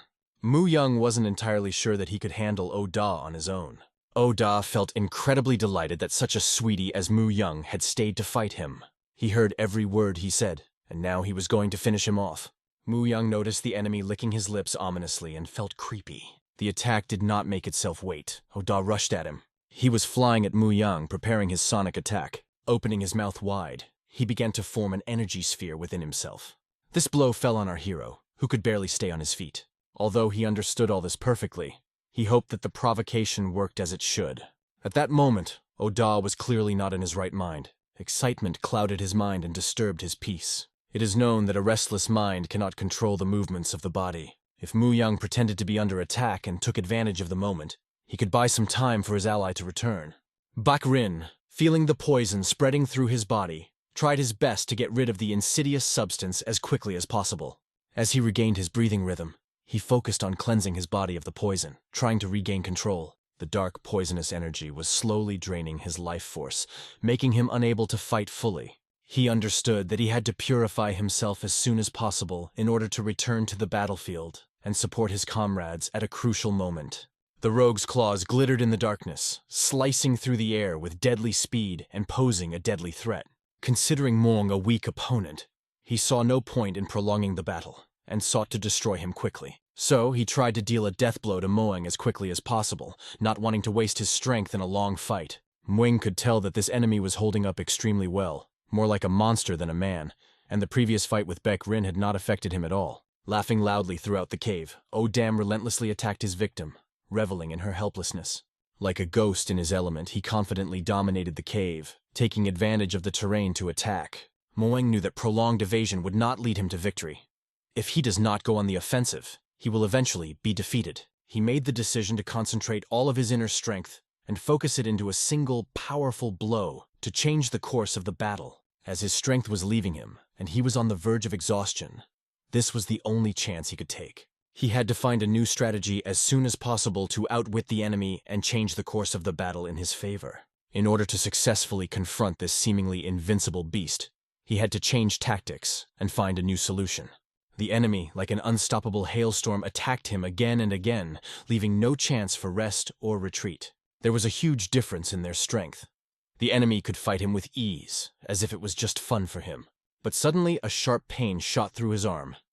He realized that he had received a serious wound that could change the course of the battle. Before he could dodge, he received a powerful kick from the enemy right in the torso, feeling the air leave his lungs. Our hero, falling, hit the stone ground with force, raising a cloud of dust and debris around him. He forced his sword out of his hands as the severe wound caused a great loss of blood, weakening him with each passing second. Amidst the dust and chaos, he saw the approaching silhouette of the enemy, ready to strike the next blow. With fear and anxiety, he looked at the enemy, realizing that in front of him was not just a person, but a real monster, full of unlimited power. This monster only laughed mockingly, taking unhealthy pleasure in its victim's suffering and reveling in its helplessness. Mueng understood that he had only one last chance left, which he had to use to save himself. Although the surface of the sea looks calm, you should not tempt fate. In the depths, there are turbulent currents that can take you by surprise. He knew it was difficult to demonstrate the same level of swordsmanship as his father, but now he had to try. In this situation, he had to do his best, even if he was not sure of his abilities. He needed to turn not to the fury of the rising star technique, but to the gentle but powerful force of galactic harmony. Although he wasn't sure he could master this technique, he only had one hope left, and he had to take it. He concentrated, realizing that if he didn't take the risk, sooner or later he would die in battle with this scoundrel. If he does not use a new technique when fighting this enemy, then his defeat is inevitable. The monster's cry echoed through the cave. He was surprised that this boy had come to his lair himself, as if looking for a place for his grave. For Moeng, these words sounded alarming. He realized that the monster saw him as easy prey. He could not forget his father's movements and realized that his training in galactic harmony had not been in vain for him. This technique usually covered a radius equal to the length of the sword, limiting its effect to close combat. His father perfected the technique, creating a force capable of controlling everything around and exerting incredible pressure on an opponent. During their sparring, Father demonstrated such a wide radius of technique that it completely stopped the movement of his sword. After deep reflection, he discovered many gaps in his abilities and decided to make an effort to eliminate them. And from the moment they fought, he decided he wanted to become stronger and better. He sought to surpass himself and reach the level of skill of his father. Only the galactic harmony technique could give him an incredible advantage, allowing him to gently bind the energies around him. Like a bolt from the blue, this technique struck his opponent's hand, dealing an unexpected blow. The powerful energy caused the enemy's hand to burn, causing him excruciating pain. Odam saw these actions as small tricks on Moang's part, underestimating the true power of the technique. However, despite the pain from his wounds, Moang immediately used his new strength to confront the enemy. Although the technique was not perfect, he decided to test it in action and managed to repel the enemy's attack. Odam, screaming in pain, could not understand how this young man could underestimate him and inflict such blows. After all, he considered himself an immortal deity who would never lose, and could not believe that a mere mortal would harm him. In these lands, he was the highest predator, a real dominator, and no one could stand in his way. How can this young man repel his attacks with a sword and energy that seemed invincible, making him back away from the blows as if avoiding the fire burning around him? The Rising Star technique is based on brutality, while the galactic harmony overwhelms everything around it, creating a gentle but powerful storm. Even soft flows of harmony energy can carry the brutal power of the Rising Star, inflicting devastating blows. The opponent still felt strong resistance from him, despite the softness of the technique. As he swung his sword, his movement made Odam horrified as he felt the true power of the technique. Odam felt the power of the harmony sphere crash into his body, paralyzing his movements. The monster's body began to tear into small pieces under the influence of the powerful energy. The energy was so strong that even the surrounding rocks began to crack and crumble. Moang fell to the ground, dropping his sword. He had used up all his energy and was completely exhausted. He not only repelled the attack of the enemy, but also managed to finish him off, ending the battle in his favor. He couldn't believe that he had defeated Odam, but he understood how to combine the techniques of Rising Star and galactic harmony. Realizing that his father had taught him for a reason, he understood the value of the knowledge he had passed on. His friend Baek Rin Jin will be shocked when he comes here and sees what happened. However, a huge new problem arose behind him that could change everything. The tiger, which had previously been under the influence of tranquilizers, regained consciousness and now felt very lively. Like a true predator, the tiger stood behind him. At that moment, the blood froze in his veins, realizing how much danger he was in. Moang planned to buy some time, and when the beast attacked Odam, he and his friend Baek Rin would have to escape. However, the tiger took a long time to recover from the effects of tranquilizers. His friend Baek Rin was poisoned, and he could no longer use Qigong, and could not even walk normally. And the hungry beast looked at him as a prey, and our hero had the feeling that he was cursed. It was rumored that such beasts perfectly distinguish between good intentions and bad ones. But will this creature show mercy to man if he hates those who locked him in the dungeon? Suddenly, Odam, who should have died, rose to his feet. It was hard to imagine, but he survived, which scared our hero. He was still able to stand on his feet, a real hardy opponent. What was important, however, was that Odam stood up and looked away. He saw hatred in the eyes of the captive tiger. The tiger was not going to think long. His hatred and roar could be felt throughout the cave. Odam laughed, glad that his treasure was still there. This beast towered over the young master. He thought the tiger would attack him now and tried to calm it down, but the huge beast covered the entire sky above him. Odam hoped that the tiger would eat this young man. However, the tiger rushed at its main prey, Odama, the one who made him suffer. Now the tiger will take him by surprise. Our hero realized that the tiger can distinguish all feelings, both good and evil. Fortunately, the tiger recognized the rascal who had nearly killed him, but Moang himself almost panicked, thinking that he was about to perish. He was well beaten. He even almost died of fear. It was a real curse for him, because the poison was starting to spread. But thanks to his father, the poison will probably stop in his stomach. Although everything hurt, especially his stomach. But what was left for him to do? After some time, our hero came to his senses. He fainted on the spot. Beside him stood his friend and the children he had saved. They were happy that Moang had survived. Moang asked Baek Rin if he saw everything that happened. Did he notice the 1,000-year-old white tiger that came and helped him in time? But Baek did not see the tiger. However, apparently our hero's plan worked. Baek was so wounded that he could not help his friend, but fortunately the tiger intervened and defeated the enemy. In his mind, Moang understood that his friend thought that everything was going according to plan. But in reality, everything had gone awry. However, Let him think so, because it would be useless to explain such complex events. Still, the young master asks for help channeling the inner energy into him, so that he can absorb the essence of the divine mountain snow lotus. But Baek Rin had a question. Is it worth the effort? Of course it's worth it, because who else knows about this cave? However, many martial arts masters can gather here. There is a lot of competition. But for the peace of the villagers, it is better to use this opportunity on Baek Rin. He must decide for himself. Had already absorbed the pristine dew of the stalactite, and now it would be easier for him to absorb the essence of the snow lotus. The dew contains yang energy, and the lotus contains yin, if you think about it that way. One person cannot take 2 of Murim's 200 treasures, but if this young man is chosen by destiny, he should be able to handle it. His goal is the same as in the novel, to become strong, because he is the main character of this story. Baek Rin surprised by his indecision, saying that it is very difficult for him. Muong tried to pretend that he did not hear anything, because these conversations would lead to nothing. In any case, everyone was back on their way as planned. Baek Rin Jin accepted the snow lotus, and they met Yunho Myung in perfect health. The children finally returned from the Cave of Darkness to their native places. The 3 silver coins taken from the cave were divided among the villagers of Dongjuo. Later, they informed local authorities about the existence of a cave with treasures and an ice vault. They also sent a letter asking that the found children be returned home. All business was almost completed. There's only one left. Go to the tavern and spread the story. Spread the word about White Cloud among travelers and merchants, especially emphasizing the name of Baek Rin Jin and the Dansan sect who defeated them.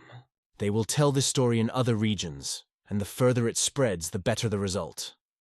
In this way, he wants to spread the fame about Baek Rin Jin. Thanks to this, he will get a good reputation, and they will be able to make new acquaintances through rumors. Under the evening sky, our hero came to Yunho Myung. He sat by the fire all the time, and tasted the famous 100-year-old ice cream. This ice was supposed to strengthen the muscles and purify the energy. Because the snow lotus was stored in it, it became special. Of course, it seemed reasonable to him to take only the usual bandit weapons from the cave, but our hero insisted that it could come in handy. Moang has always worried about Yunho because Baek Rin Jin is getting stronger and developing faster than him. He had been taking energy elixirs since he was a child, which had accumulated a lot of strength for normal circulation. But Yunho Myung had not developed at all this time. It is surprising that he even rose to such a level, considering that he was born in a poor family. But at least he has a great mentor who excels in training techniques and martial arts. Only inner energy and insight are not enough. He needs a little help. Then approaching Baek Rin Jin, our hero offers to switch places. But why does he suddenly suggest it? Maybe it's better to let him go and rest. However, he can't sleep and is worried about it, but Baek Rin Jin isn't going to change just like that. He believes that his friend Moing is hiding something from him. When asked why he thinks so, Baek Rin is sure that his recent luck is just a headache. But how did he find out about it? Because our hero did not tell anyone about it. What a strange turn of events. Under the glow of a moonlit night, which symbolized the disclosure of all secrets, our hero thought about how events could take an unexpected turn.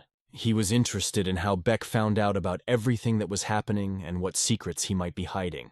Baek, pointing 2 fingers to his temple, said, "It's all her fault," hinting at his insight and ability to read minds.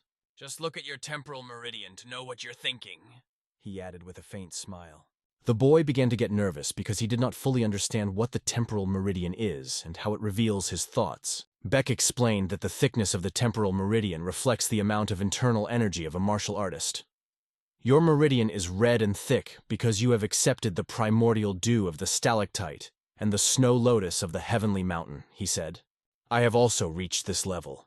But how is this possible if all your energy is not manifested in the body, but is concentrated in the meridians? Thought Baek, for whom it was obvious. You have become much brighter, although it is not noticeable at first glance, he remarked, pointing to the changes in his friend's aura. Still, even the smallest changes can mean a lot. You really have a sharp eye, replied the hero, acknowledging Baek's observation. He just sighed heavily, realizing that his secrets were no longer a secret. The young master explained that he had discovered something new during the battle with Odam, although previously he had only followed his father's sword technique. Baek noted that this was amazing. He had also studied with his father, but could not understand the hidden meaning of the technique. Our hero asked not to exaggerate his merits because he simply followed Baek's path. Still, it was a success for Baek, and if given the chance, he would like to spar with him to test his skills. I thought about it too, that's why I'm practicing. I want to ask you to show me how you do it, said our hero, showing interest. Beck was ready to start training right now, wasting no time. However, our hero did not agree, citing other matters that needed his attention. I hope the equipment I took from that White Cloud gang isn't criminal, he remarked, waiting for Beck's opinion. It's not mentioned there, but there is one important note, Beck answered, paying attention to details. He pulled out a book found in their storage. The techniques here are different from the usual ones. I'll read it, and then I'll tell you more. If these techniques are the embodiment of evil, what could go wrong? Our hero said thoughtfully, pondering the possible consequences. Only you can help me with all this, Beck. The more we learn about the wisdom of our ancestors, the more interesting life becomes, he said, adding, people without thoughts are useless, and higher knowledge can play an important role in unraveling the meaning. It was not for nothing that I transcribed and passed on the sayings of my ancestors to you. It seems that you have become interested in the long-lost techniques of the mind, remarked Beck, noticing his interest. Is it right to learn from our ancestors, even if we don't know everything? Asked Beck, hesitating about the correctness of such an approach. Realizing this, our hero replied, no one in their right mind tells strangers about family techniques if their conscience is bothering them. But I'm not betraying the family I'm in, so don't worry. The fact is that there is a mystical power hidden in these techniques. Everyone in the world should know that you belong to the Jaggle family, Beck insisted, emphasizing the importance of tradition. Our hero didn't understand why Beck could never just forget about it. I wonder what will happen if the heir of the family passes on the lessons of the ancestors to a stranger. But in any case, I need to convince you to accept them, he thought. He tried to interest Beck. If you want to learn something new, I can help. But you can't be an old noble greedy for family glory, remarked Beck, pretending that he did not understand what was being said and could not accept it. Understanding his friend's strategy, our hero knew that he skillfully brought the conversation to a logical conclusion. Then I suggest you become a knight, not a noble, he said, offering an alternative. But nowhere does it say that knights can complain, Beck replied, doubting his suggestion. It may be wrong, but a knight must be ready to sacrifice himself for the sake of protecting others.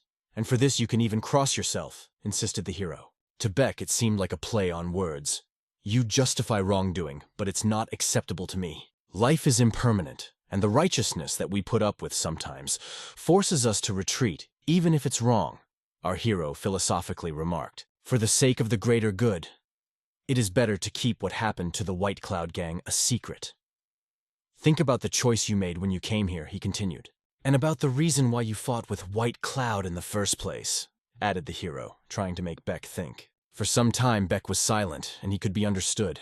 They had killed many enemies. There were many things that certainly contradict the concept of righteousness. Regardless of our reasons, the fact that we injured and killed people remains a fact, Beck said. Yet you, Mr. Beck Rinjin, raised your sword for a righteous cause. Moreover, when it came to the way of the night, you fell into confusion, our hero noted. Of course, you would prefer to avoid arguments on such a topic. But the matter concerns the mind-training techniques associated with the Heavenly Mysteries Diary, he continued. You must learn it, no matter what it costs, because it can help you in the battle with the Blood Demon cult, insisted the hero. After the fight with White Cloud, your path became more clear, he added, trying to convince Beck. That's why you shouldn't hesitate for long, he concluded. The next day, when our hero was sitting by the lake, he carefully studied the book, which could give him a lot. He had just finished reading the section on hand technique. In the scroll he took from White Cloud, the author was not specified, but he called himself an old man who had defeated a level 1 warrior with his bare hands. From my experience, it can be nonsense. Being in Rome without inner energy is simply suicide. The difference between a first-level warrior and an ordinary person without inner energy is huge, he reflected. The question remains, how was he able to defeat him? He asked in a puzzle. The thing is, I'm wrong, thinking that it's just a hand technique. In fact, he uses the whole body, that's why he called it the 4 limbs of fear, the hero realized. This technique explains why the leader of the White Cloud gang was so powerful, he concluded. In the novel, Bayek Rinjin, having learned about this technique, began to strengthen his ties, because the 4 limbs of fear brings him closer to the final technique of the sword, the hero recalled. That's why I'll share it with Baek Rinjin and Yoon Ho Myung, he decided. But first I need to check something, thought the hero. The The perspective of information about this technique makes it clear how it will affect a person who owns the techniques of the Yahello family, he reasoned. So you need to read this book as soon as possible, he decided, determined. After a while, he handed the book to Beck, saying, I've already read it, now it's your turn. This book was written by an anonymous martial artist, he added, explaining its origin. Baekrin politely declined. Thanks, but I don't need her. But why? Just take it, it's important, insisted the hero. The technique is called 4 Limbs of Fear. You can use it to improve your sword skills. At least read it and give me your opinion, he suggested.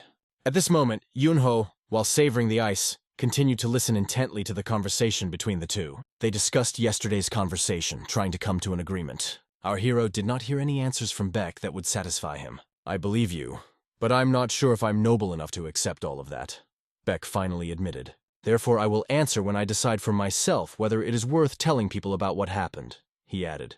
In his mind, our hero decided to remain silent for the time being, because it seems that Beck can report on him if he thinks it's right.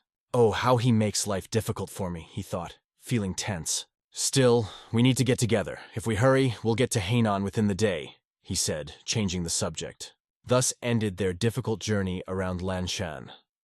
The next destination is Hainan province, where Baekrin Jin will meet new people and problems, and they will finally meet the same man. The rays of the hot sun broke through the thick air, filling the space with warmth and light, creating a feeling as if the sky itself had come down to earth. A ship full of people floated slowly down the wide river, cutting the surface of the water and leaving behind a long trail like a trail to unknown adventures. On the head of the young owner sat the legendary bird, a symbol of wisdom and strength, which attracted the eyes of everyone around with its majestic presence. Muyang is already tired of the fact that this restless bird constantly flies up into the sky, and then returns and settles on his head again, as if it considers it its nesting place. Baekrin noticed that the boy was calling the bird Suso, and, deciding that was his name, asked about it. However, our hero only confirmed that this is what he calls his feathered friend. Yuho suddenly exclaimed that he noticed something up ahead, drawing the attention of everyone on board to an unknown object in the distance. At that very moment, Susu flew up into the sky again, annoyingly circling above Mu Yang's head as if teasing him with his freedom. Surveying their surroundings, they realized with relief that they had finally arrived at the destination they had been looking for so long. They reached their next destination, ready for new adventures and challenges that awaited them ahead. In the novel, Henan Province, also known as the Central Plains, is where many nations establish their capitals. It is here that Baekrin Jin will immerse himself in many adventures that will change his life forever. In part, these lands have undergone significant destruction due to constant wars and conflicts, which have left their mark on the history of the region. Suddenly, a detachment of cavalry began to form on their way. The riders quickly gathered together, creating the impression of a formidable force. The number of horsemen was so great that it caused concern among our heroes, forcing them to be on guard. They carried a flag with the image of a white bird fluttering in the wind, giving the unit even more mystery and grandeur. Considering that the blue flag with the eagle on it belongs to the Namgun family, it's probably them they're heading towards. Baekrin realized that he had just seen about 20 men emanating energy similar to an exquisite sword, and wondered where they were heading so rapidly. Looking at Baekrin's face, he realized that Baekrin was once again going to meddle in matters that did not concern him, and this did not make him happy at all. They had recently fought the White Cloud Gang, and the thought that trouble might arise again did not please them at all. The only question that remains is why Baekrin can't focus on the search for the Diary of Heavenly Secrets, but is constantly distracted by other things. So they finally arrived at the fortress that was to be the next stage of their journey. They had a considerable amount of money with them, but it was inconvenient and dangerous to carry it with them, so it was necessary to decide what to do with it. Moeng proposed the idea of investing these funds so that they would generate income instead of just lying idle. Our hero, having experienced a luxurious life, understood the value of money and knew how it can change a person's destiny. After all, the power of money is that it opens up many possibilities. From delicious food and drinks to hiring talented bodyguards. Money allows you to eat and drink whatever your heart desires and hire the best bodyguards. They can radically change your life. Thanks to these funds, he felt much more confident, knowing that he would be able to cope with any difficulties. Unexpectedly, Yuho intervened in their conversation, who, being from a poor family, fully agreed with the importance of money and its role in life. However, the main question was where exactly to invest these funds so that they would bring the most benefit and be safe. Our hero was not sure where exactly he should invest the money, but he believed that fate would lead him to the right person who would help him make the right choice. They understood that it is necessary to carefully consider where to invest funds, because there may not be a second chance, and it is not worth postponing this issue any longer. Maybe to begin with, it would be worth taking the money to the bank so that it is safe and can bring profit. Since they were located in Henan province, namely in its capital, Kaifeng, there were many banks where funds could be stored. Walking through the streets of the capital, they saw endless rows of shops and benches, feeling delighted by the atmosphere of a big city. Yuho couldn't think about anything else but food. He was sure that the local dishes would be incredibly tasty. Muang asked Baek Rin if he knew anything about Kaifeng, especially local banks and investment opportunities. He asked if Baek Rin knew about Yulin and Jiangnan banks, which are the biggest competitors in the city. There are no other significant banks here, so you have to choose between them. Of course, it is better to choose a large bank. The larger the institution, the lower the risks and the higher the reliability. Such a bank in a big city inspires trust. This bank is ideal for storing funds. In fact, our hero only pretends to hesitate because he already knows exactly where he wants to invest. He planned to invest in Yinsui Bank, which would later be built by a man named Song Ye. The bank does not exist yet, but it will appear after Yulin's bankruptcy. He knew that it was a great idea to invest in Song Ye in advance, as the novel mentioned that those who supported him in the beginning had made significant profits. To begin with, they decided to take the money to the Jiangnan Bank for temporary safekeeping, and then they will go to the place where Baek Rin-jin first met the person who can help them with the investment. Having entered the bank, the cashier again asked if he was really from the Ajil family, to which the young owner replied that he had already confirmed this several times. How many more questions can you ask?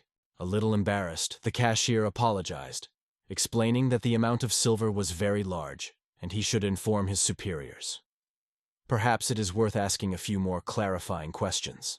Mong was seriously irritated by these silly questions.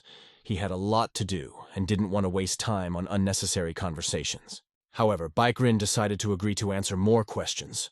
Noticing that Meng was getting nervous and wanting to avoid conflict, the cashier asked if they were from Liangshan County by any chance, and if so, perhaps they were the same famous swordsman.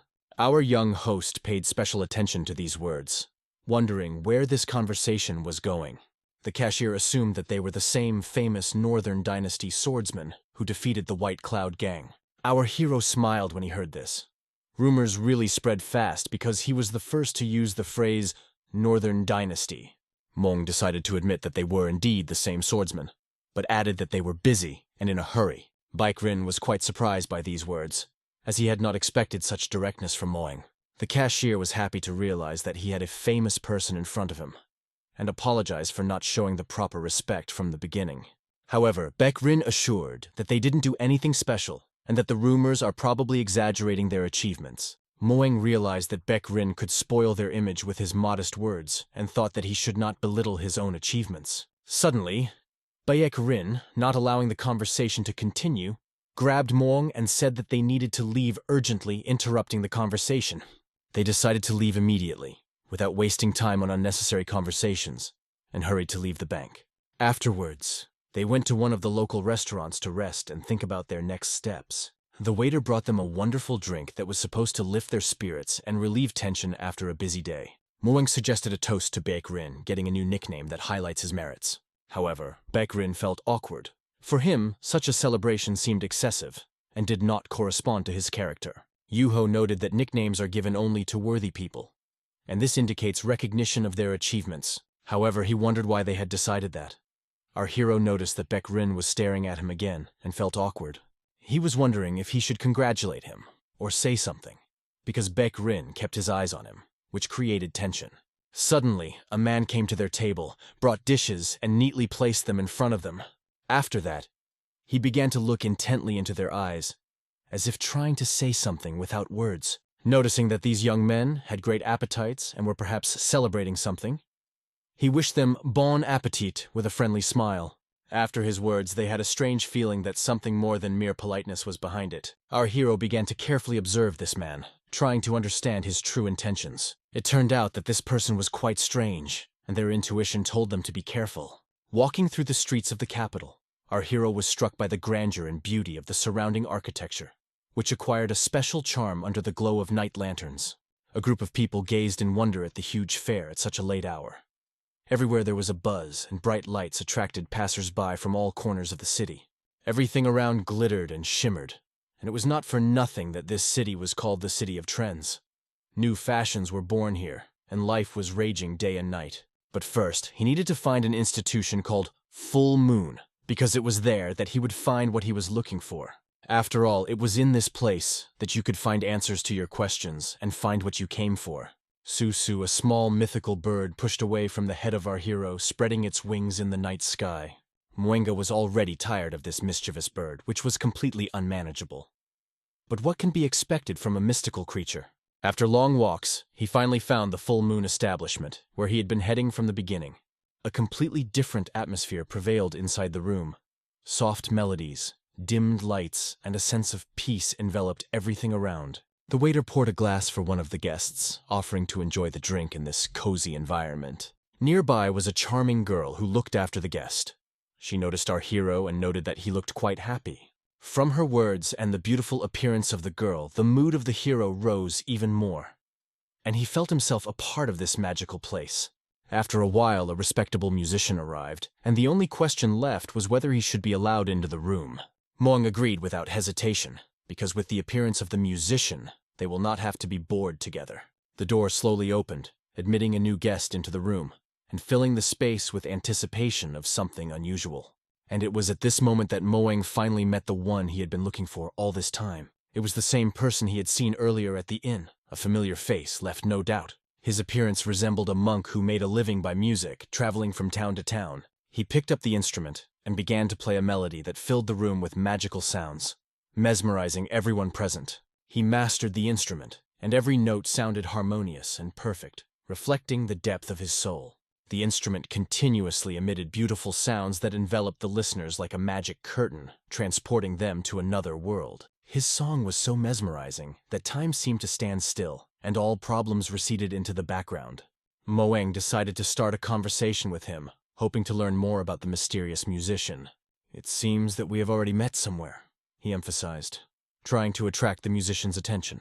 The musician replied that he was not sure, because he often plays for many guests and may not remember all the faces. He didn't pay much attention to this young man's talk, concentrating on his playing and the melody. "However, perhaps you are right.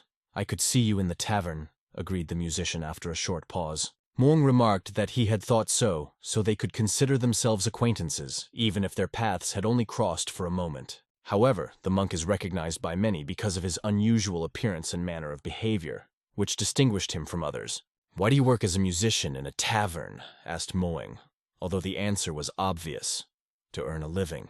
"Being a musician is of course interesting, but maybe it will sound strange. I am interested in completely different things," said Moang, and offered the monk to drink together. It sounded rather suspicious, and the musician became wary, not understanding the true intentions of the young man. However, the musician was interested and agreed, on the condition that the young man compensates him for the time spent on the conversation. Moang agreed without hesitation. He was willing to pay any price for his time to satisfy his curiosity. Sitting nearby was a beautiful girl who was surprised when the young man asked her to leave them alone with the monk. She even thought it looked suspicious and suspected that there might be more going on between them than just a conversation. The young man's face lit up with embarrassment because it was really uncomfortable and a little embarrassing for him. The monk wondered who this Moang was, because no one in the Muramu world chooses the company of a musician over a beautiful lady. He wondered what had caught his attention. Our hero, looking into his eyes, remarked, "You have the eyes of a person who works day and night at 2 jobs to make ends meet. Usually such people don't have such a calm look," he added, hinting at something hidden behind the outward calmness. This told him that the life of a musician is not ordinary, and he hides something more than meets the eye. Of course that may be so. However, before I tell you about myself, I would like to know more about your life, traveler," said Moang. The musician saw no problem and was willing to share his story, feeling that this conversation could be interesting. They raised their glasses and lightly clinked them, sealing the beginning of the conversation with a friendly gesture.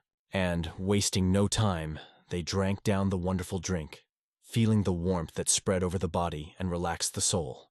Moeng did this for a reason because he knew that this bald man would become the head of Insun Bank, known as Director Sun. Thanks to significant investments in various projects, he will become an influential figure in the banking sector. To get his attention and build a long-term relationship, Moeng must tell him the whole truth, including his mysterious past life and the moment of transformation that changed him forever. He decided to open up to him. It seemed interesting and even exciting because it is rare to get a chance to hear such an unusual story firsthand. The musician finally understood his interlocutor and why he called himself strange. Now everything was falling into place. This bald man, being from the Kim family, resembled an ugly duckling. After being granted the right to take the imperial exams, he decided to go out and explore the world instead. Our hero knew that he traveled the world, realizing that people need power, money and power, more than just knowledge from books. Therefore, he decided to become the one who has power and strength.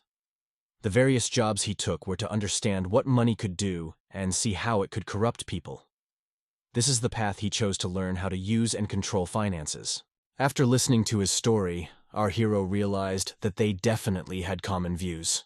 It all came down to the desire for freedom, the ability to make decisions independently without the interference of others. Apparently, he also felt it from his interlocutor. "And what do you plan to do next?" asked Moeng, inquiring about his future plans. The monk replied that he wanted to manage money, but he needed to think about exactly how to do it in order to achieve his goal. Moeng remarked, "If you plan to manage money, you probably want to get rich," emphasizing the logical connection between his words. He believed that the moment was right to act, and that there was no point in delaying any longer. Moeng took out an envelope from his pocket and handed it to the musician, asking him to take care of this money and use it wisely. The envelope contained considerable sums of money, and he asked the musician to see how much was in there to understand the seriousness of the offer. Our hero asked the musician, as a future banker, to dispose of these funds at his discretion. Spend or invest as he wishes, trusting him completely. The monk was confused, because he could not even imagine such a large sum. He began to doubt. What if this is a lie, and the young man wants to set him up? Moeng was sure that if the monk betrayed his trust, he would blame himself for not understanding people. But after their unusual conversation, he felt the desire to become his partner. He only hoped that they had reached an agreement and, saying goodbye, calmly left, leaving the musician alone with his thoughts, leaving the man confused, who thought Moeng was out of his mind, not knowing that he had a cunning plan and knew the future ahead of time. The next day, everything around again played in the usual rhythm of life. The city came to life, people hurried about their business, and our heroes were preparing for new adventures. One of the friends bangs the table with force and declares that everything Mungda is talking about is simply impossible to accept. "How could he just take and give away all our money without our consent?" he exclaims indignantly, not believing his ears. "And what about our money for life, for travel and everything else?" Yuhu adds, looking worriedly at his friends. "What will we do now without them?" However, they understand that under the current circumstances, they will no longer be able to spend money mindlessly, as before, and will have to save on everything. Still, this is a pretty serious situation for their team, and they can't understand why he would make such a decision without their consent. However, Baekrinjin remained convinced that he had done the right thing and believed that he would not regret his choice in the future because he had done it with the best of intentions. But Moeng honestly admits that he might regret it if he was wrong about that person. And Yuhu, standing aside, simply cannot contain his emotions. Finally, he explains in detail why he decided to lend the money to that person, hoping that the team will understand his motives and support his decision. After all, he saw that this person will be able to dispose of money wisely, knows how to handle it, and will definitely not waste it, but will direct it to an important cause. Thus, he decided to invest in this person, hoping that it would be beneficial for everyone, and that the investment would pay off 100-fold. However, Moeng wasn't 100% sure, but hoped for the best. He did not want to allow a situation where someone would not be able to reach their potential due to a lack of money to start. Therefore, our hero decided to take a risk and not be stingy, investing in someone else's future. "You did a good job," emphasized Baekrinjin. Baekrinjin looked at him proudly and expressed his hope that their efforts would not be in vain and that the investment would benefit everyone. Suddenly, a mysterious figure appears above them, whose appearance interrupts their conversation and attracts the attention of the entire company. Yu-Hu realizes with sadness that the time of carefree days and easy earnings has passed, and now they will have to face new challenges. However, when he turned around, his gaze met the same person who had suddenly appeared and was now staring intently at them. The same monk appeared in front of them and said apologetically, "I hope I have not disturbed you. Perhaps my arrival is untimely." It was Mr. Song, a famous monk, but what brought him here? Everyone wondered why he appeared now. It was then that the friends realized who Moong had actually given all that money to, which raised even more questions. Mr. Sun came here not as a musician, but as a guest, and asked permission to join them at the table. He placed the envelope with the money entrusted to him on the table and looked at each of them seriously. It was obvious that this bald man, Mr. Song, had something interesting and important to tell them, and everyone prepared to listen. In fact, he came to ask where they got such large sums of money from because he cannot accept them without knowing the origin of the funds. Moing looks at Mr. Sun suspiciously, but that was expected. It would be surprising if the soon-to-be successful wasn't interested in an unexpected source of investment. In any case, everything should end well. He will introduce Mr. Sun to his friends and share the necessary information. So, he explained in detail what exactly their funds will be spent on, and how it will help achieve common goals. After they explained where they got such a large amount of money, Mr. Song remarked that one of them was the same legendary warrior that was rumored. Baek Rinjin didn't want to be called legendary. It seems that the rumors reached him as well. In fact, he wanted to admit that it was all just exaggerated talk. Everything that has just been said is just a rumor that has been exaggerated, he said. However, everything that was said about the swordsman was true, because Moong had seen it with his own eyes.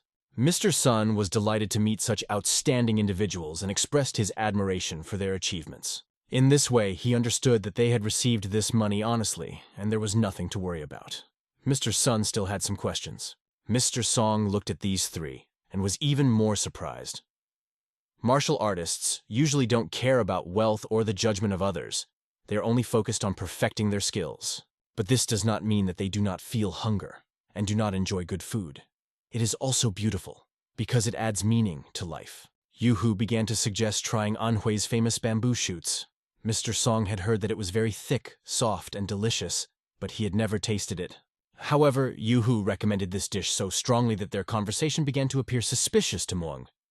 He felt that something was wrong here. They soon became so fast friends that they already had a lot of common topics to talk about, which surprised Moong. Yoon Ho-myung knew many different little things, but he didn't expect that it would help him get closer to Mr. Song. Baek Rinjin, silently sipping his drink, watches the conversation unfolding between Yu-Hu and Mr. Sun intently.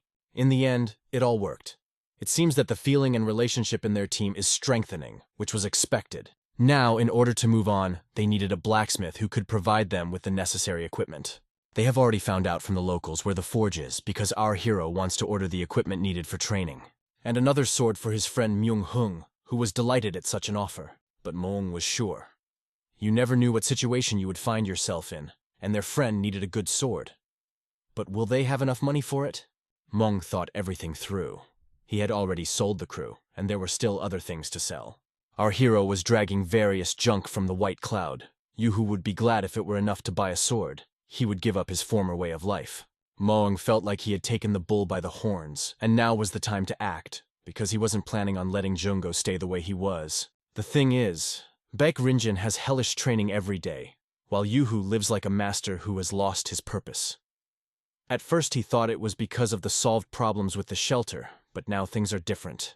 Now it became obvious that everything goes completely differently. If nothing prompts action, then no one develops. In the novel, Baek Rinjin and Yoon Ho-myung lost to that scoundrel Odam. It was one of those things that pushed them to become stronger. However, due to the intervention of our hero, Yoon Ho-myung did not feel the bitterness of defeat, and this was because Moong surpassed him in strength. This is the main problem they have faced, and he needs a push, which he will organize soon. Soon they came to the forge. Looking inside, they saw lit fires, but they could not see a single person in this forge. Yu-Hu was sure, if this man is a talented blacksmith, wouldn't his weapons be worth a lot of money? But they won't know until they get inside. There were several blacksmiths in this place. They worked diligently and noticed that guests had come to them. They wondered what brought these people to their forge.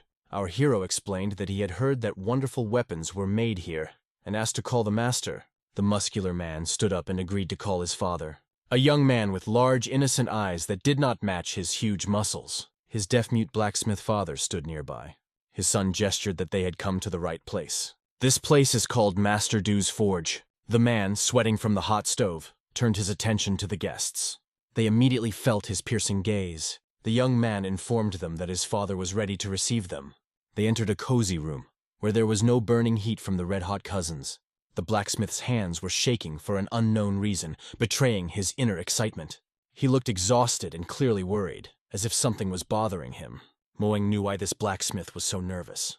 The fact is that the scoundrel Oda killed his father, only because he spoiled his mood and Oda took away all the weapons he had created. Because of this, Master Do is terribly afraid of martial arts masters. He asked our hero what he planned to do. I heard some gossip in the alley, so I didn't want to check it. A suspicious look could also be felt from Baek Rin. It seemed that he had the ability to see the future, but he did not expect this from him. The rest of the novel was not printed, so he knew nothing else, which made him very hasty. Suddenly, the blacksmith's son turned to them. He said that they are very sorry, but they are already working on orders and cannot take another one. Then the boy wanted to show the weapon he had brought with him. When he showed it to the blacksmith, he held his breath. After all, it was the same weapon that the master once created for those scoundrels. And this radically changed the situation. The blacksmith carefully examined the weapon. He recognized that it was the very weapon he had once made. The atmosphere in the room became tense. Many things remained unclear. The blacksmith began to carefully examine each object, checking that it was indeed his work. Without a doubt, he was sure that these were the fruits of his hands. He was especially attracted by the famous sword. It was the legendary sword of that scoundrel Oda, the one who took his father's life. The father seemed to have plunged into deep turmoil. He was filled with incredible emotions, and the son began to worry. Yuho and Baek Rin were shocked by this reaction. But Moong was not at all worried. He knew what it was all about. It was already dawn when the first wave of tears ended. Blacksmith Du told them his old tragic story through his son.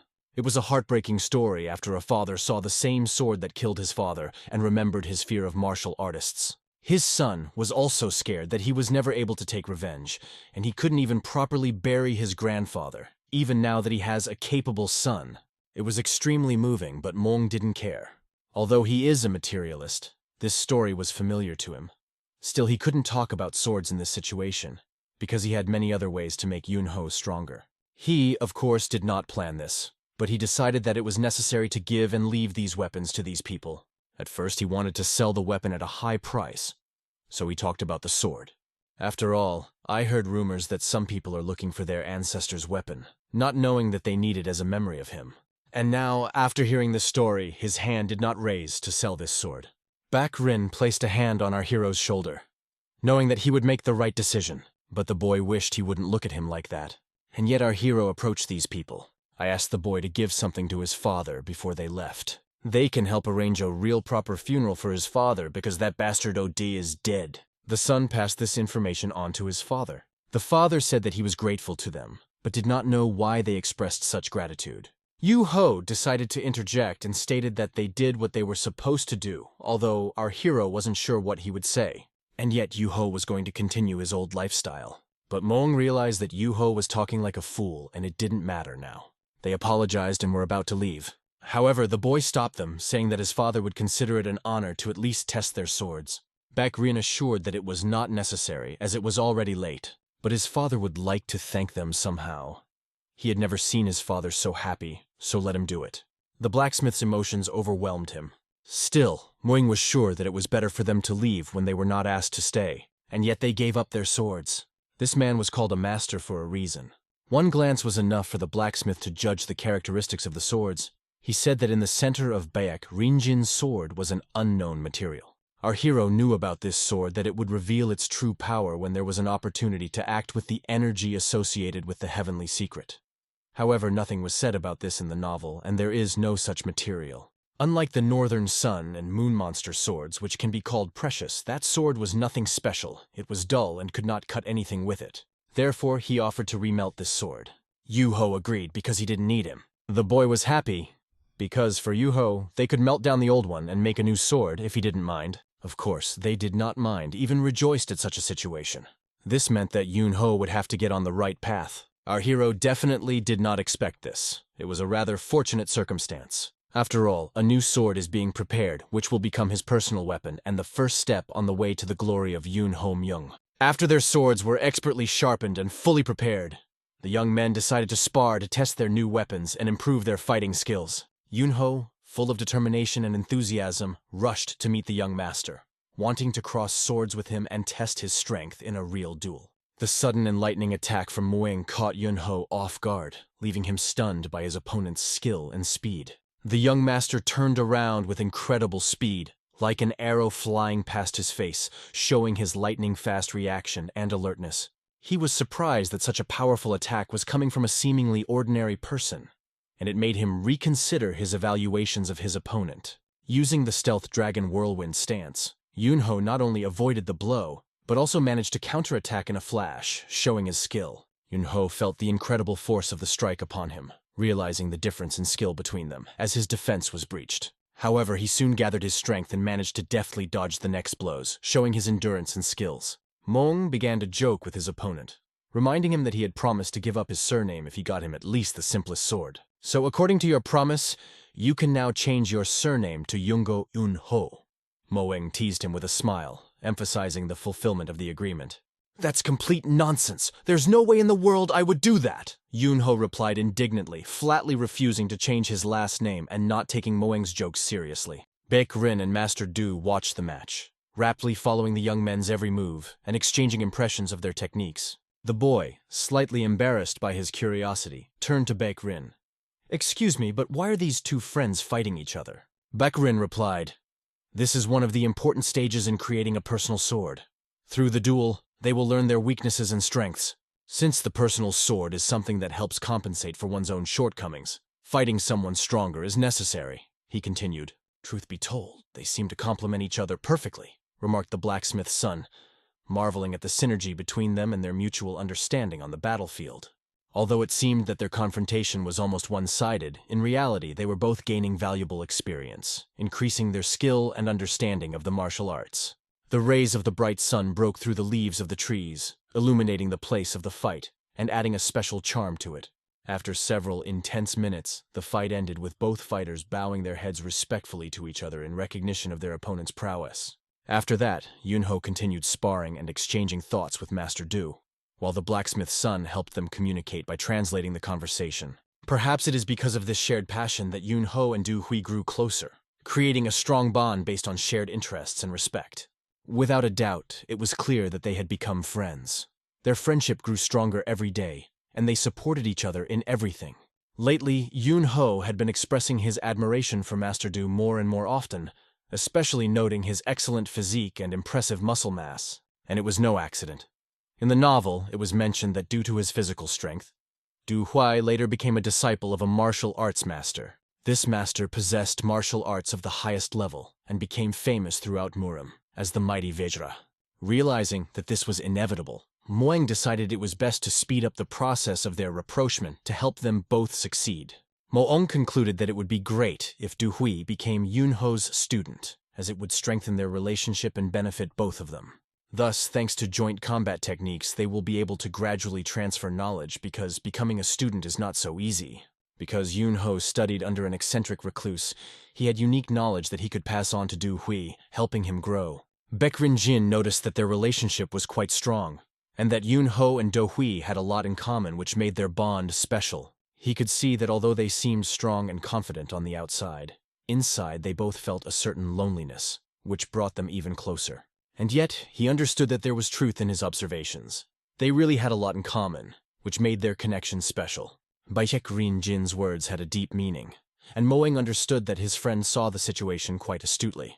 Du-hui has been close to his father for a long time, which is uncharacteristic for children his age, just as Yoon-ho Myung had no one to turn to for help before meeting them.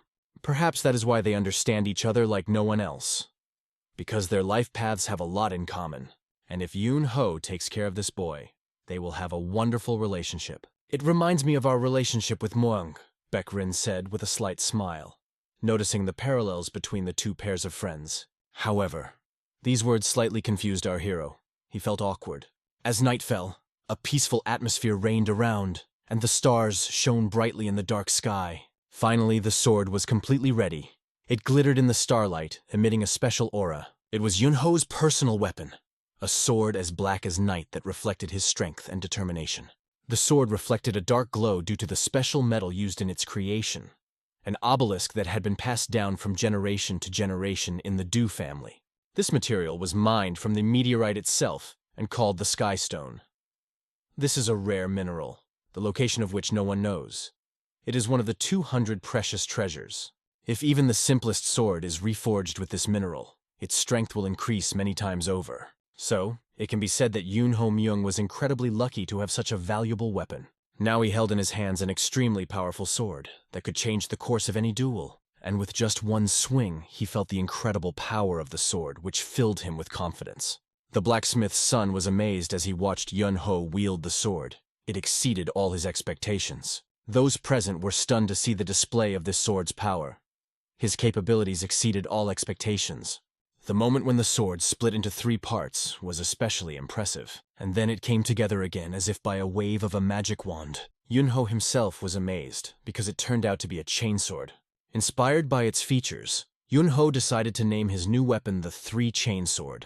After sharing his idea with Master Du, Yunho was happy to hear that he fully supported his choice of name. Our hero remembered that in the novel this sword was called exactly that, and he did not expect that his personal sword would be exactly like that. As a gift, as a sign of gratitude, he gave a book. The book was intended for the blacksmith's son. It contained a lot of valuable information. They discussed a boy named Du Hui who looked a lot like Yunho in his youth. He was a child who appeared to be strong, but deep inside he carried his inner darkness. Yunho thought about sharing his knowledge with him. Therefore, our hero advised him to focus on breathing techniques.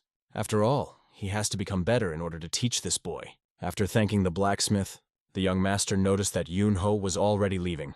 The question remained whether he should do it, but the young man asked never to forget about him. "Don't forget that you are not alone," he said. And when they said goodbye, the boy wiped away his tears, promising that they would definitely meet again. Under the bright glow of the full moon, the night shrouded the city in a mysterious haze, enhancing the sense of mystery in every corner of it. In the shadow of the night streets, a mysterious man carefully moved through one of the dark alleys, as if avoiding unwanted glances. He kept closer to the walls, as if hiding from someone, almost blending in with the shadows around him. His silhouette glowed in the moonlight, giving him a ghostly appearance. Stepping on the creaking planks, he moved like a cat, quietly creeping towards his goal. For him, any ceremonial reception would be superfluous and undesirable. He entered the room without informing anyone of his arrival, like a shadow in the darkness of the night. Using his martial arts, he sensed danger approaching him. Energy arrows flew straight into his face like a sudden flurry. He pressed down on the hilt of his sword, exposing its gleaming blade. With an instant movement, he repelled all the attacks directed in his direction. They were huge shurikens, which he deflected with incredible skill. He stared intently ahead, trying to figure out who this scoundrel was that dared to attack. Before him stood a man who wanted to make sure that the rumors about him were true. He smiled and invited him to join his community. The weapon he threw seemed simple, but it could only be cut by a top-level master wielding a sword and chi energy. In order to give him a warm welcome, he expended a great deal of energy to test the stranger's abilities, for one cannot trust only hearsay. The man understood that he was clearly expected. Of course, he was expected, because it was this man who ordered him to kill in the North Castle. The target of the attack was the retired head of the Imperial Guard. But who is this old man really? Is he really calm in the presence of his killer, or is he just faking it? Whoever he is, he has nothing personal against him. Contract killing is simply his job, even if the target is the person who hired him. But the man laughed at his words. To kill this person. He himself decides whether to do it or not. This caught the assassin's attention, making him wary. The man asked to listen to him first, because he has a lot to do, and he would not want to waste time. But this seemed strange to the killer, because this man addressed him as if he were an old acquaintance, which was extremely unusual. Such familiarity alarmed him. Who is he really? The man announced that he was his employer, someone who had information and knew a lot about him. He is quite a well-known personality in the province, calling himself the Phantom Thief of Darkbone, if true. Without thinking long, the phantom sword flew straight to his neck. Stopping at the very throat, he said that he had important information, and if he was killed now, it would never be known. But the killer decided, first he will fulfill the order, and then he will listen to it. The man smiled at such mercy from his killer. But he wanted to tell him about his younger brother, whom he had long forgotten, which attracted the mercenary's attention. You should not pay for an insult with an insult, even if everything is so. After all, the target is the heir of the prestigious Qianhu righteous sect, which is quite interesting. We move to Dance Mountain, where our hero sneezes from the cool air. Maybe he caught a cold, but they are almost at the entrance. Bekrin feels it. Following the will of their ancestors, they reach Tianjun Mountain. At last they came here, where the heavenly sacrament is. Now nothing else bothers them. It had been a long time since this boy had obtained the Northern Sun Sword, and he had already learned the long-lost mind training technique that was necessary to verify the Bekring Jin. All that remains is to pass the stage of the question of the heavenly stream. Yuhu, in turn, complained that they had not yet reached the entrance, and he was already tired. Still, Moyeng couldn't help but agree. They had come a long way to get here. But Yuhua wondered where Moyeng went when they were in Pinny Village. He explained that his relative lived nearby, so he was going to send him a letter. He thought that writing a letter would not work. Besides, they are not close enough to meet in person. Yuhua thought this was logical, as he had recently started to live the normal life of an ordinary person. And yet, had he heard the rumors about this mountain? That an old man lives there, and they say that he built a Shaolin temple on the mountain, where there is a secret room. But what is it? A prison, or perhaps a place of imprisonment of many evil people, as the legends say. Could this be true? After all, it would be easier to execute them. Others say it is a trap to catch people from non-traditional sects. In any case, it is hard to believe that a prison is located in a sacred place for Shaolin. It's all gossip. Moyeng tried to pretend that he didn't know anything about it, although in reality this secret prison really exists. It is hidden behind a gate and is made of a turtle shell, which is why it got the name Turtle Gate. And soon the whole world will know about it. And so they came to a rather well-known slope. It could let them know that they had finally seen what they had been walking towards for so long. It was a beautiful place. They finally got there. But the question remains, how will they find the heavenly mystery in such a vast area? The thing is, they have the Sword of the Sun, and it's time to use it. Bekringjin began to draw his sword from its sheath. Moyeng gave him advice. Channel your energy through him. It is known that the Northern Sun reacts to unusual stones. The boy concentrated, trying to fill the sword with his energy. Lifting it up, he caused an incredible glow, which began to act on the mountain like a magnet, attracting something invisible. At that moment, the glow passed over the entire rocky area, and suddenly the ground in front of them began to split. Bekrin, releasing energy into his sword, did not understand why it was so strong or what he had done at all, because everything below them began to tremble. The ground beneath their feet suddenly began to split. Deep cracks spread in different directions, accompanied by an ominous roar that made hearts beat faster and increased the sense of danger. The heroes began to worry, feeling the adrenaline rush through their veins as the situation became more and more unpredictable and threatening. And at that moment, something incredible happened next to Bayek.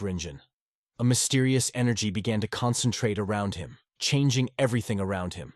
They turned their gazes to the amazing object that had grown out of the ground right before their eyes, making them gasp in delight. A massive, monolithic block emerged from under the ground, covered with mysterious hieroglyphs, glowing with a soft light and radiating an unknown energy that fascinated and frightened at the same time.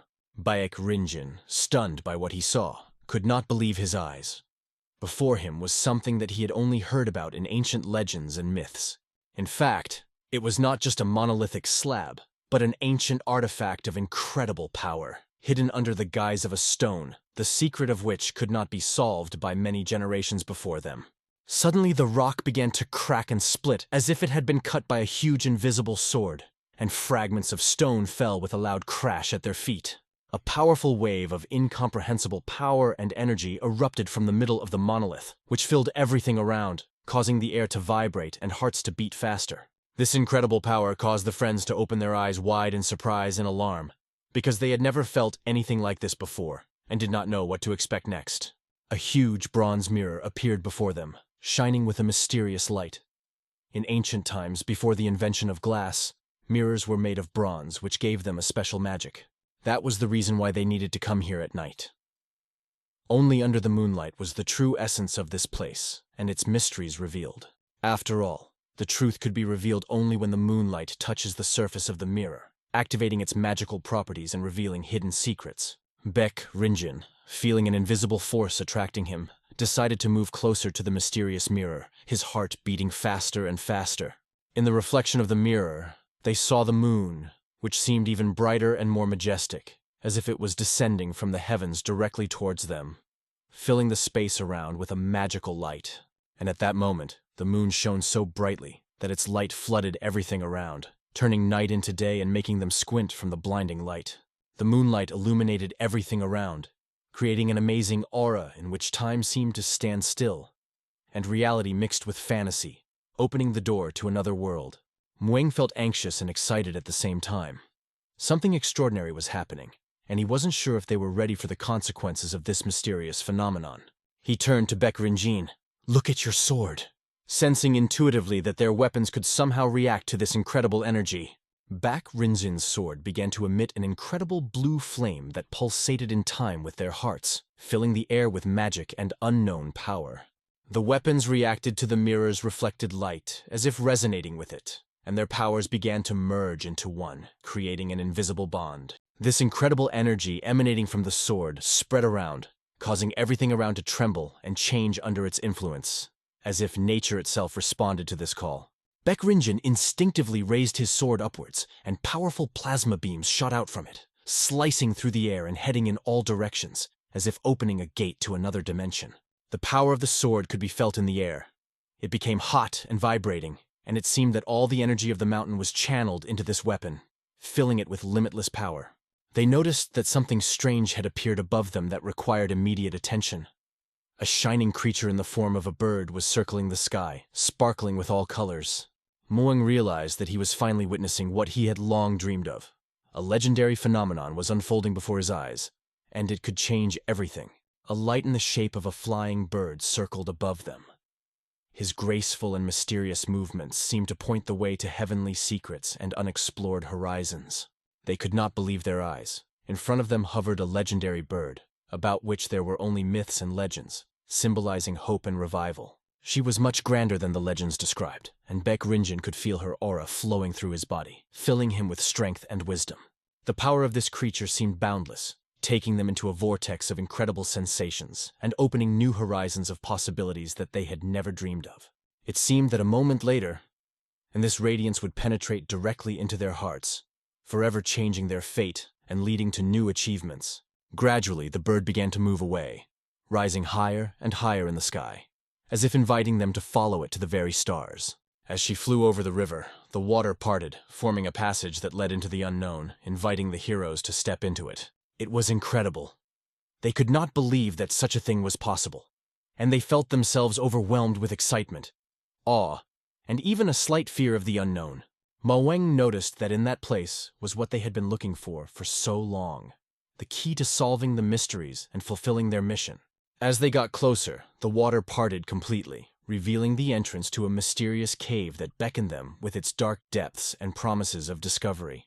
They realized that they needed to act quickly, and without wasting time rushed to the entrance of the cave, feeling that every second could be decisive. A mysterious energy radiated from the cave, which enveloped them, filling them with strength and at the same time causing anxiety, because it is not known what awaited them inside. However, the strange sound of the mysterious wind, which appeared when the water parted, strained the atmosphere and added a sense of hidden danger. Baek Rinjin firmly decided they must immediately enter the cave, because he felt that something extremely important and fateful was waiting for them there. Without hesitation, he went first, as if his heart was leading him forward, and the rest of the team, full of determination, followed him. Mueng remembered how, reading the book, he empathized with Baek Rinjin and his feelings at such moments, and now he felt it himself from his own experience. Now he was confused and a little confused. The reality exceeded all his expectations, and he did not know where it would all lead. The memories of his older brother's last words before his death appeared in his head, the consequences that it could cause, and it filled his heart with sadness. Thoughts of how long he'd been waiting for this moment swirled through his mind, adding to his determination, but also making him nervous about the unknown. Part of him was happy that he had fulfilled his promise and would now be able to return to his sect and restore his lost honor and heritage. To his surprise, he felt a slight sadness because, despite his success, he understood that many things could not be returned, and the past would remain in the past. He had achieved what he longed for, but he was aware that it was too late, and that the losses he had suffered could not be repaired. Suddenly sadness came over him, reflected on his face, and he could not control the emotions that were raging inside. He began to tremble, barely holding back tears, feeling the weight of what he had experienced and the injustice of fate. Muang perfectly understood his feelings, because he himself felt something similar in the depths of his soul, and he wanted to support his friend in this difficult moment. He thought, if he had known that there was a chance to revive the sect, maybe he could have helped his brother fight the disease longer, and things could have turned out differently. He looked into the mysterious depth ahead, and did not fully understand what was waiting for them next, but he felt that he had to move forward. Suddenly, something hit him with such force that he stopped, unable to believe what was happening. An invisible force had entered their world. Behind them, someone began to fall, choking on blood, and this caught their attention, causing them to turn and prepare for danger. Muang turned around to see his friend Yuhu lying on the ground, sick and in need of immediate help. Baek Rinjin turned sharply, sensing that something incredible and dangerous had happened, and looking for the source of the threat. No one could understand what had happened. But Yuhu was lying on the ground without any signs of life, and this caused panic among his friends. Baek was convinced that Yua had been attacked, someone had dealt him a powerful invisible blow, and they had to act quickly. However, there was no one around. Desolation and silence enveloped them, which made the situation even more disturbing and mysterious. He began to suspect that there was a great martial artist hiding somewhere nearby who had attacked them invisibly, and now they had to be extremely careful. Yuvi was getting worse and worse. His condition was getting worse by the minute. He continuously coughed up blood, as if his lungs were filled with fire, and each cough brought excruciating pain. It seemed that his body was covered with many wounds that appeared from nowhere and brought new suffering. His friends understood that it was necessary to act immediately to save him from inevitable death. In this state, he could not even move. Strength left him with every breath. Moreover, he could barely stay on his feet and was about to pass out from the wounds he received. His condition frightened his friends, and besides, there was no one around who could help. After examining him, they saw deep wounds on his shoulders and stomach, which appeared from an unknown place. The wounds were so deep that they wondered where they had come from, as there were no traps or mechanisms around. So someone did attack him while remaining invisible to their eyes. But who could do that?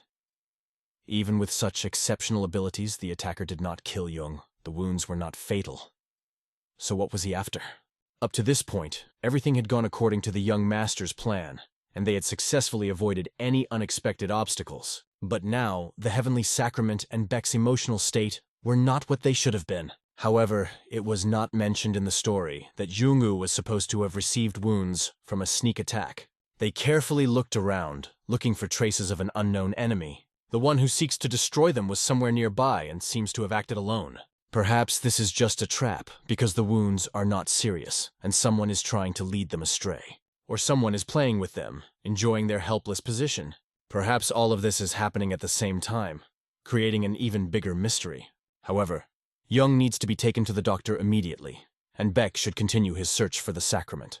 However, Baek denied that he could not leave his friends in such a case. They decided to come here together later, because their lives are much more important than any treasures. Although this decision was risky, they agreed, realizing that friendship was more important. Abandoning all plans, they went to the doctor, hoping to save their friend. Mo Yang carried Jung on his shoulders, feeling the weight of his body and responsibility. Looking at Rinjin's back, he could see his grief and inner struggle. Baek sacrificed what he had sought all his life for their safety. If Mo Yang were in his place, would he be able to do the same? In his place, he might have continued his search for the sacrament, leaving Baek to take care of Jung. However, Baek proved that he really is a good person, even though it made things difficult. He noted that there was no master among his enemies who could injure Jung so easily. Maybe it's Mo Yang's enemy? He wasn't sure, but the only thing that came to mind was Huangbo Sung. But wasn't he expelled from the sect of the righteous? Exactly, and it surprised Mo Yang. However, who it could be remained a mystery. Suddenly, Yungu started screaming and writhing in excruciating pain. Baek asked Mo Yang if he had done anything to cause such a reaction. After all, the only thing that differed from the events in the book was this particular incident. Mo Yang remembered how he received the primordial stalactite dew from the dark assassins who passed it on to him. Baek assumed it might be related to that community, but their vault had been completely ransacked and ransacked. Yes, but Mo Yang managed to find only a few valuables among many treasures. The only thing of value they got from the dark assassin's head was a stalactite primordial dew. What if they had to deliver it to someone? Beck suggests that it may all have something to do with her. Maybe the enemy is angry about not getting this artifact. It's entirely possible, especially considering what happened to their friend. The enemy turned out to be extremely dangerous, so they need to be extremely careful. They followed trail after trail, trying to stay together and stay alert. Moyang turned to see if anyone was following them.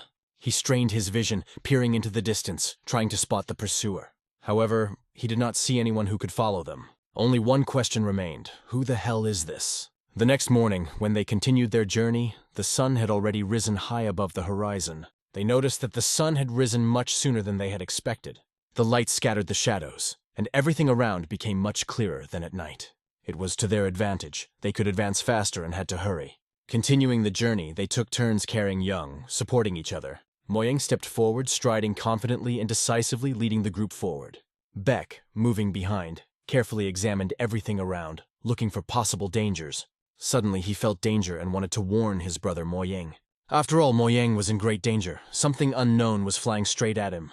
Moyang did not understand what was happening, and looked around in surprise. All he heard was Beck's shout, "Careful!" which made him wary. At that moment, he turned his head to the side, trying to understand what was happening.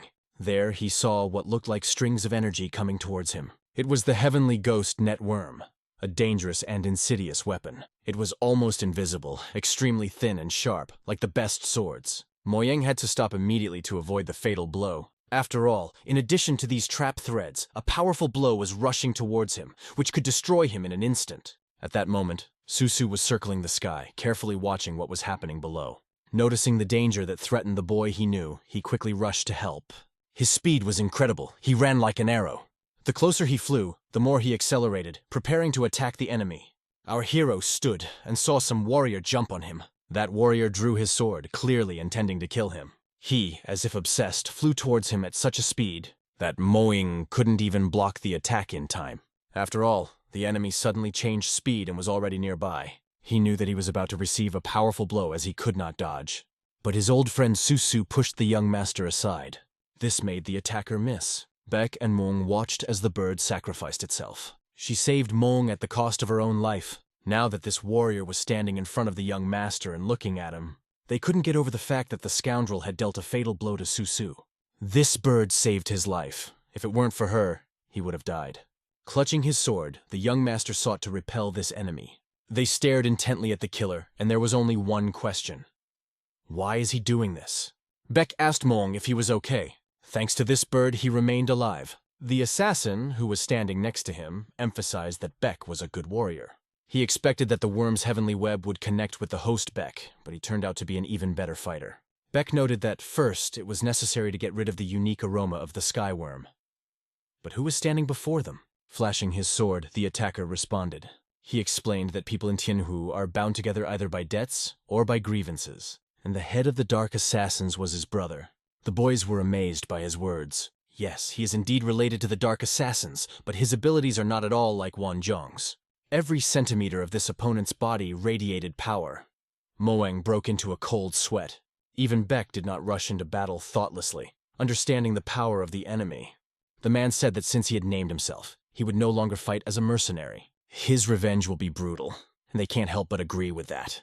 Beck reached for his sword, not wanting to let things happen any further. The killer admitted that it was an amusing sight. Suddenly, something unexpected appeared. Someone shouted that his nephew, their family's favorite child, had gotten into trouble with a mercenary. At that moment, our hero prayed over Susu, hoping that he would survive. But hearing a familiar voice, he turned around, and there was only laughter from everywhere. Sensing a powerful inner energy, Muang asked to prepare to meet this person. Beck did not understand what he was talking about, but it was his own uncle, Agyo Do. Looks like he got the letter, and just now appeared in this situation. The killer looked around, not understanding where this man was. Our hero felt an advantage, because the attacker attacked the wrong person.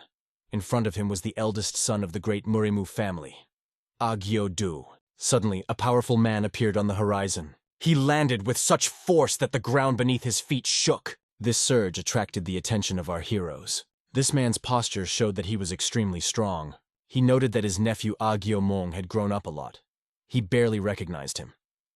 He was the second of the 4 brothers, Do. He came out of nowhere to help his nephew. Our hero experienced vague childhood memories. It must have been his uncle. In general, he was supposed to appear after the secret of Agyo's family was revealed.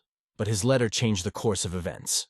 Our hero fell to his knees, showing respect for meeting his uncle. When he approached him, he apologized. The uncle smiled, seeing that the boy wasted no time and became sharp-tongued in his absence. He is quite good at behaving with dignity. In his mind, Mong understood that this was true. In the eyes of his uncle, he was still worthless. But he should not be angry. His father is like a calm sea, and his uncle is like a wave that might crash over him. If he makes a mistake, he will not be saved, because his uncle will not spend much time on him. He doesn't have as much patience as his brother. He paid no attention to the killer, but continued his dialogue with Moeng, asking why he had sent him the letter. But don't let him say that he just wanted to get rid of some mercenary. The killer, standing aside, heard the insult addressed to him. He denied that he was not a mercenary but came to avenge his brother. The uncle told him to shut up if he didn't want to get hit on the head quickly. The enemy began to resent such a rude attitude. But the uncle had not yet finished talking to Moeng. He demanded to explain why he had sent him the letter. The atmosphere between them became more and more tense. Uncle did not stop pestering him with questions about why he sent him a letter, and why him in particular. And don't say it's to get rid of a simple mercenary, he added suspiciously. Moeng didn't expect to be attacked by a mercenary right here. But the uncle could not believe in such a coincidence. Moeng actually wrote a letter to ask if you could visit us to refresh the memories of your brother's son. We haven't seen him in a long time, he explained. These words brought a smile to the uncle's face. He began to laugh loudly. I have never heard such nonsense in all these years. It was complete nonsense to those standing on the sidelines. Moeng also did not understand the reason for his laughter, because the situation was serious. If you want to see son, have you seen the letter he sent you? Asked the uncle. Should he believe it? After all, the only memories left are about this, he continued. But the uncle did not read the letter. He immediately set out to see him when he learned what had happened. The young master understood that this was a lie. He wrote at least to find out where to look for him. The uncle was bluffing, trying to fool him, thinking that Moeng would not understand. But he was no longer the naive boy he remembered. I have nothing more to add. That is the only reason I wrote to you, said Moeng firmly. Silence intensified on the battlefield. Uncle did not believe him at all. A long time ago, not only I, but also the whole family placed high hopes on you. And how did you deal with them? He said reproachfully. With a demonic look, Uncle wasn't going to fall for all this nonsense like the others. Moeng knew well what his father had said. He had to show how responsible he had become and sacrifice what he was recognized for in the family. Uncle asked not to embellish it. This is not a sacrifice, but the price you have to pay. You could at least give your family a finger, he added coldly. Moeng didn't particularly want to give the finger, but he understood what was expected of him. When he's ready, he'll try to think it over again. The discussion between them flared up right in the middle of the fight. The mercenary looked at them and understood that he was superfluous here. However, he could not even move, because the inner strength of this man who had come from nowhere was extraordinary. Beck intervened in their conversation. He asked his uncle to change his mind because Moeng had become a different person. This young man named Beck was a complete stranger to his uncle. Beck introduced himself as a follower of the Dan San sect. This caught my uncle's attention, because he was very interested in the Dan San sect. At this moment, the young master confirmed his words. Uncle just smiled and sighed heavily when he heard about this sect. It was not clear why, but he stopped frowning. He remembered that glorious war, and still honors the exploits of the sect, praying for the souls of those who sacrificed themselves. This was the second time Beck had heard such words, and after he decided to go to Tianhua, it pleased him to know that someone remembered the victims of his century-old sect. But Uncle asked who was first. Beck replied, head of the Agyo family. And yet, as you know, we have a lot in common. But I don't understand, said the uncle. This calm and reasonable man has no reason to be around this little thing, his brother Moeng, he continued. Beck asked to look at Moeng's face and not worry. I will tell you how much he has changed. But Moeng asked not to do this. My stupid actions are already a humiliation for the family, and I have not changed in a few words. However, he rose to his feet, and he started to go to his uncle. In truth, Uncle might back down if Beck Rinjin tried to convince him, since his sect is still respected in Tianhu. But he wanted to get his uncle's permission to meet his cousin, Akyo Sung, if he would allow it. He is the true owner of the moon monster, and a man who continues his father's path. Eventually, he will give it up and go to the front line where he will die in battle, Moeng said. And I want to keep him from dying. at least for his sake. Until the demon cult appears, we must appoint a new head of the Agyo family, he continued. And for that I need to prepare the ground. It is necessary to make a high-level bet, he added. He approached his uncle. He did not understand what it meant, but the boy knelt before him, lowering his sword and placing his hands on the ground. When the uncle asked if he was ready to give a finger for their family, the young owner was ready and not kidding at all. But you can't see his uncle. He immediately saw the ruse. But this time, Moong was serious. If losing a finger is enough to earn a place in the next chapter, and to change the opinion of the majority of stubborn people like you, uncle, I will give a finger, because it is more valuable than me, he said. Beck saw his uncle's sword flying towards Moong's hand and shouted, "Brother, please don't!" But the uncle ordered everyone to step aside. At that moment, a powerful blow swept through the body of the young Master Moong. Everyone on the battlefield, including Beck and the assassin, was stunned. The young master writhed in pain, and his uncle called him a real scoundrel. "You must have become feeble-minded, which angered me," he added. Uncle looked at him with deep contempt, with bitter irony in his voice. He called the young man a moron. He struck him violently, but at the same time stopped him. Moan could not fathom why his uncle would do this, either out of a deep hatred for him, or perhaps because he did not want him to suffer. Perhaps the uncle simply does not want to feel guilty in front of his father, but he was sure that one of these reasons was true, and it was time to act immediately. Having understood this, he decided that it was time to prove his sincerity and strength of spirit, to show everyone his true essence and intentions. At this crucial moment, our hero stood up in front of his uncle, looking him straight in the eye with unwavering determination, ready to prove his worth. Turning to his uncle, he said, "Even if I'm a scoundrel in your eyes, a relative is always important to the family, and I want to prove it." "I never wanted to renounce my roots," he said with passion.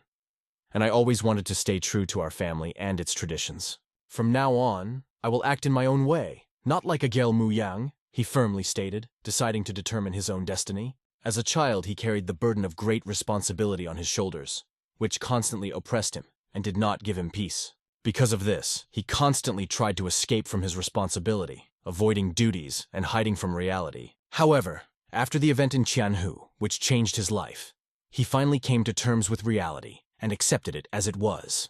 Realizing everything, he decided not to run away from his duties anymore, but to courageously meet challenges and face obstacles. His uncle was closely following his every move, carefully observing the changes taking place in him. Because the guy firmly believed that you can achieve true comfort only when you do not stop and constantly move forward. He understood that without constant movement forward, he would never be able to achieve his goals, realize his dreams, and change his destiny. Baekjin was so impressed by his decisive words that he was surprised to hear such confidence from his friend. In his thoughts, the young master realized that, in the original story, it was Beck who had spoken those words, but now he had overtaken him by taking the initiative. These words became his new motto, because he has his own fists and is ready to use them to defend his ideals and build his own destiny. His decisive actions and words made a strong impression on his uncle, forcing him to rethink his attitude towards his nephew. Uncle, turning away as if saying, "I've had enough of this boy's nonsense," tried to hide his true feelings. He was convinced that the young man was simply not himself, and did not take him seriously, considering it a youthful impulse. Uncle did not understand that Moen was under a curse. It was not enough for him that he risked losing a finger. He was ready for greater sacrifices. Uncle believed that nothing terrible would happen if the boy spoke out, but he was ready to stop him if he went too far. So, the uncle believed that the boy was not yet completely lost to the family, and perhaps he still had a chance to make amends and prove his worth. Then the killer turned to them. "If you have already finished with your stupidity, then let the uncle go away. Only out of respect for your late brother will I allow you to leave here alive," the killer said coldly, looking directly at his uncle. Our hero slowly reaches for his sword, determined to enter the battle and not retreat a single step. He asked the killer not to interfere as his uncle's hatred was directed at him, and it was their personal matter. The uncle confidently believed that the young man had no chance against this killer and was doomed to defeat, underestimating his capabilities. Moen perfectly understood that he could not win, but this was his responsibility, which he had to bear for the rest of his life, even at the cost of his own life. And he did not hold grudges against his uncle. Despite everything, he is happy for his uncle. If he wants to kill him sooner, let him do it immediately. However, the young master asks only one thing: to take care of the bird he tamed and his injured friend. But the uncle asked, "Why should I do this? Why should I care for them?" Moen explained, "If you hate me, it's only about our family business, and they're not about anything. So my request may be my last words. I know you're not as heartless as you seem," he said. He understood that his uncle was a proud man and appealed to his honor and dignity. And to regain his trust, he must risk something very valuable. For this, he will show his strength in the battle with the killer. He clenched his sword tightly in his hands, feeling the adrenaline pulsing through his veins and preparing for the inevitable battle. Next to him stood Beck, who, ready to come to the rescue, supported his friend and wanted to fight side by side with him. They both understood the value of this fight, realizing that much depended on its outcome. However, Moen appealed to Beck not to interfere, as he believed that he should solve this problem on his own and prove his strength. Beck had always assumed that they would fight together, but this time it was different. Moen understood Beck's thoughts, but asked him to leave him alone. From now on, he will follow the great martial artist Bai Krim Jim, who was recognized by his uncle. He understood Beck's feelings, but he needed to show his uncle that he was ready to prove himself to him. He must stand up for his decisions and aspirations, and it is because of this that his battle will take place. That is, he suddenly had his own principles, which he decided to adhere to. But it's not just about that. He must pretend that these are his true principles and give it his all. At least right now it was the most important thing, and he couldn't afford to back down. Stepping forward decisively, he approached the scoundrel, feeling the tension build with each step. The killer in principle did not see a threat from Moen and smiled contemptuously. But holding his sword, the boy approached step by step without taking his eyes off the enemy. Beck stopped him for a moment, putting a hand on his shoulder, and he whispered, "Defeat this scoundrel," supporting his friend. The boy understood that he should stick to his goal and not be distracted. After all, at this moment he was making an impression on his uncle, showing his determination.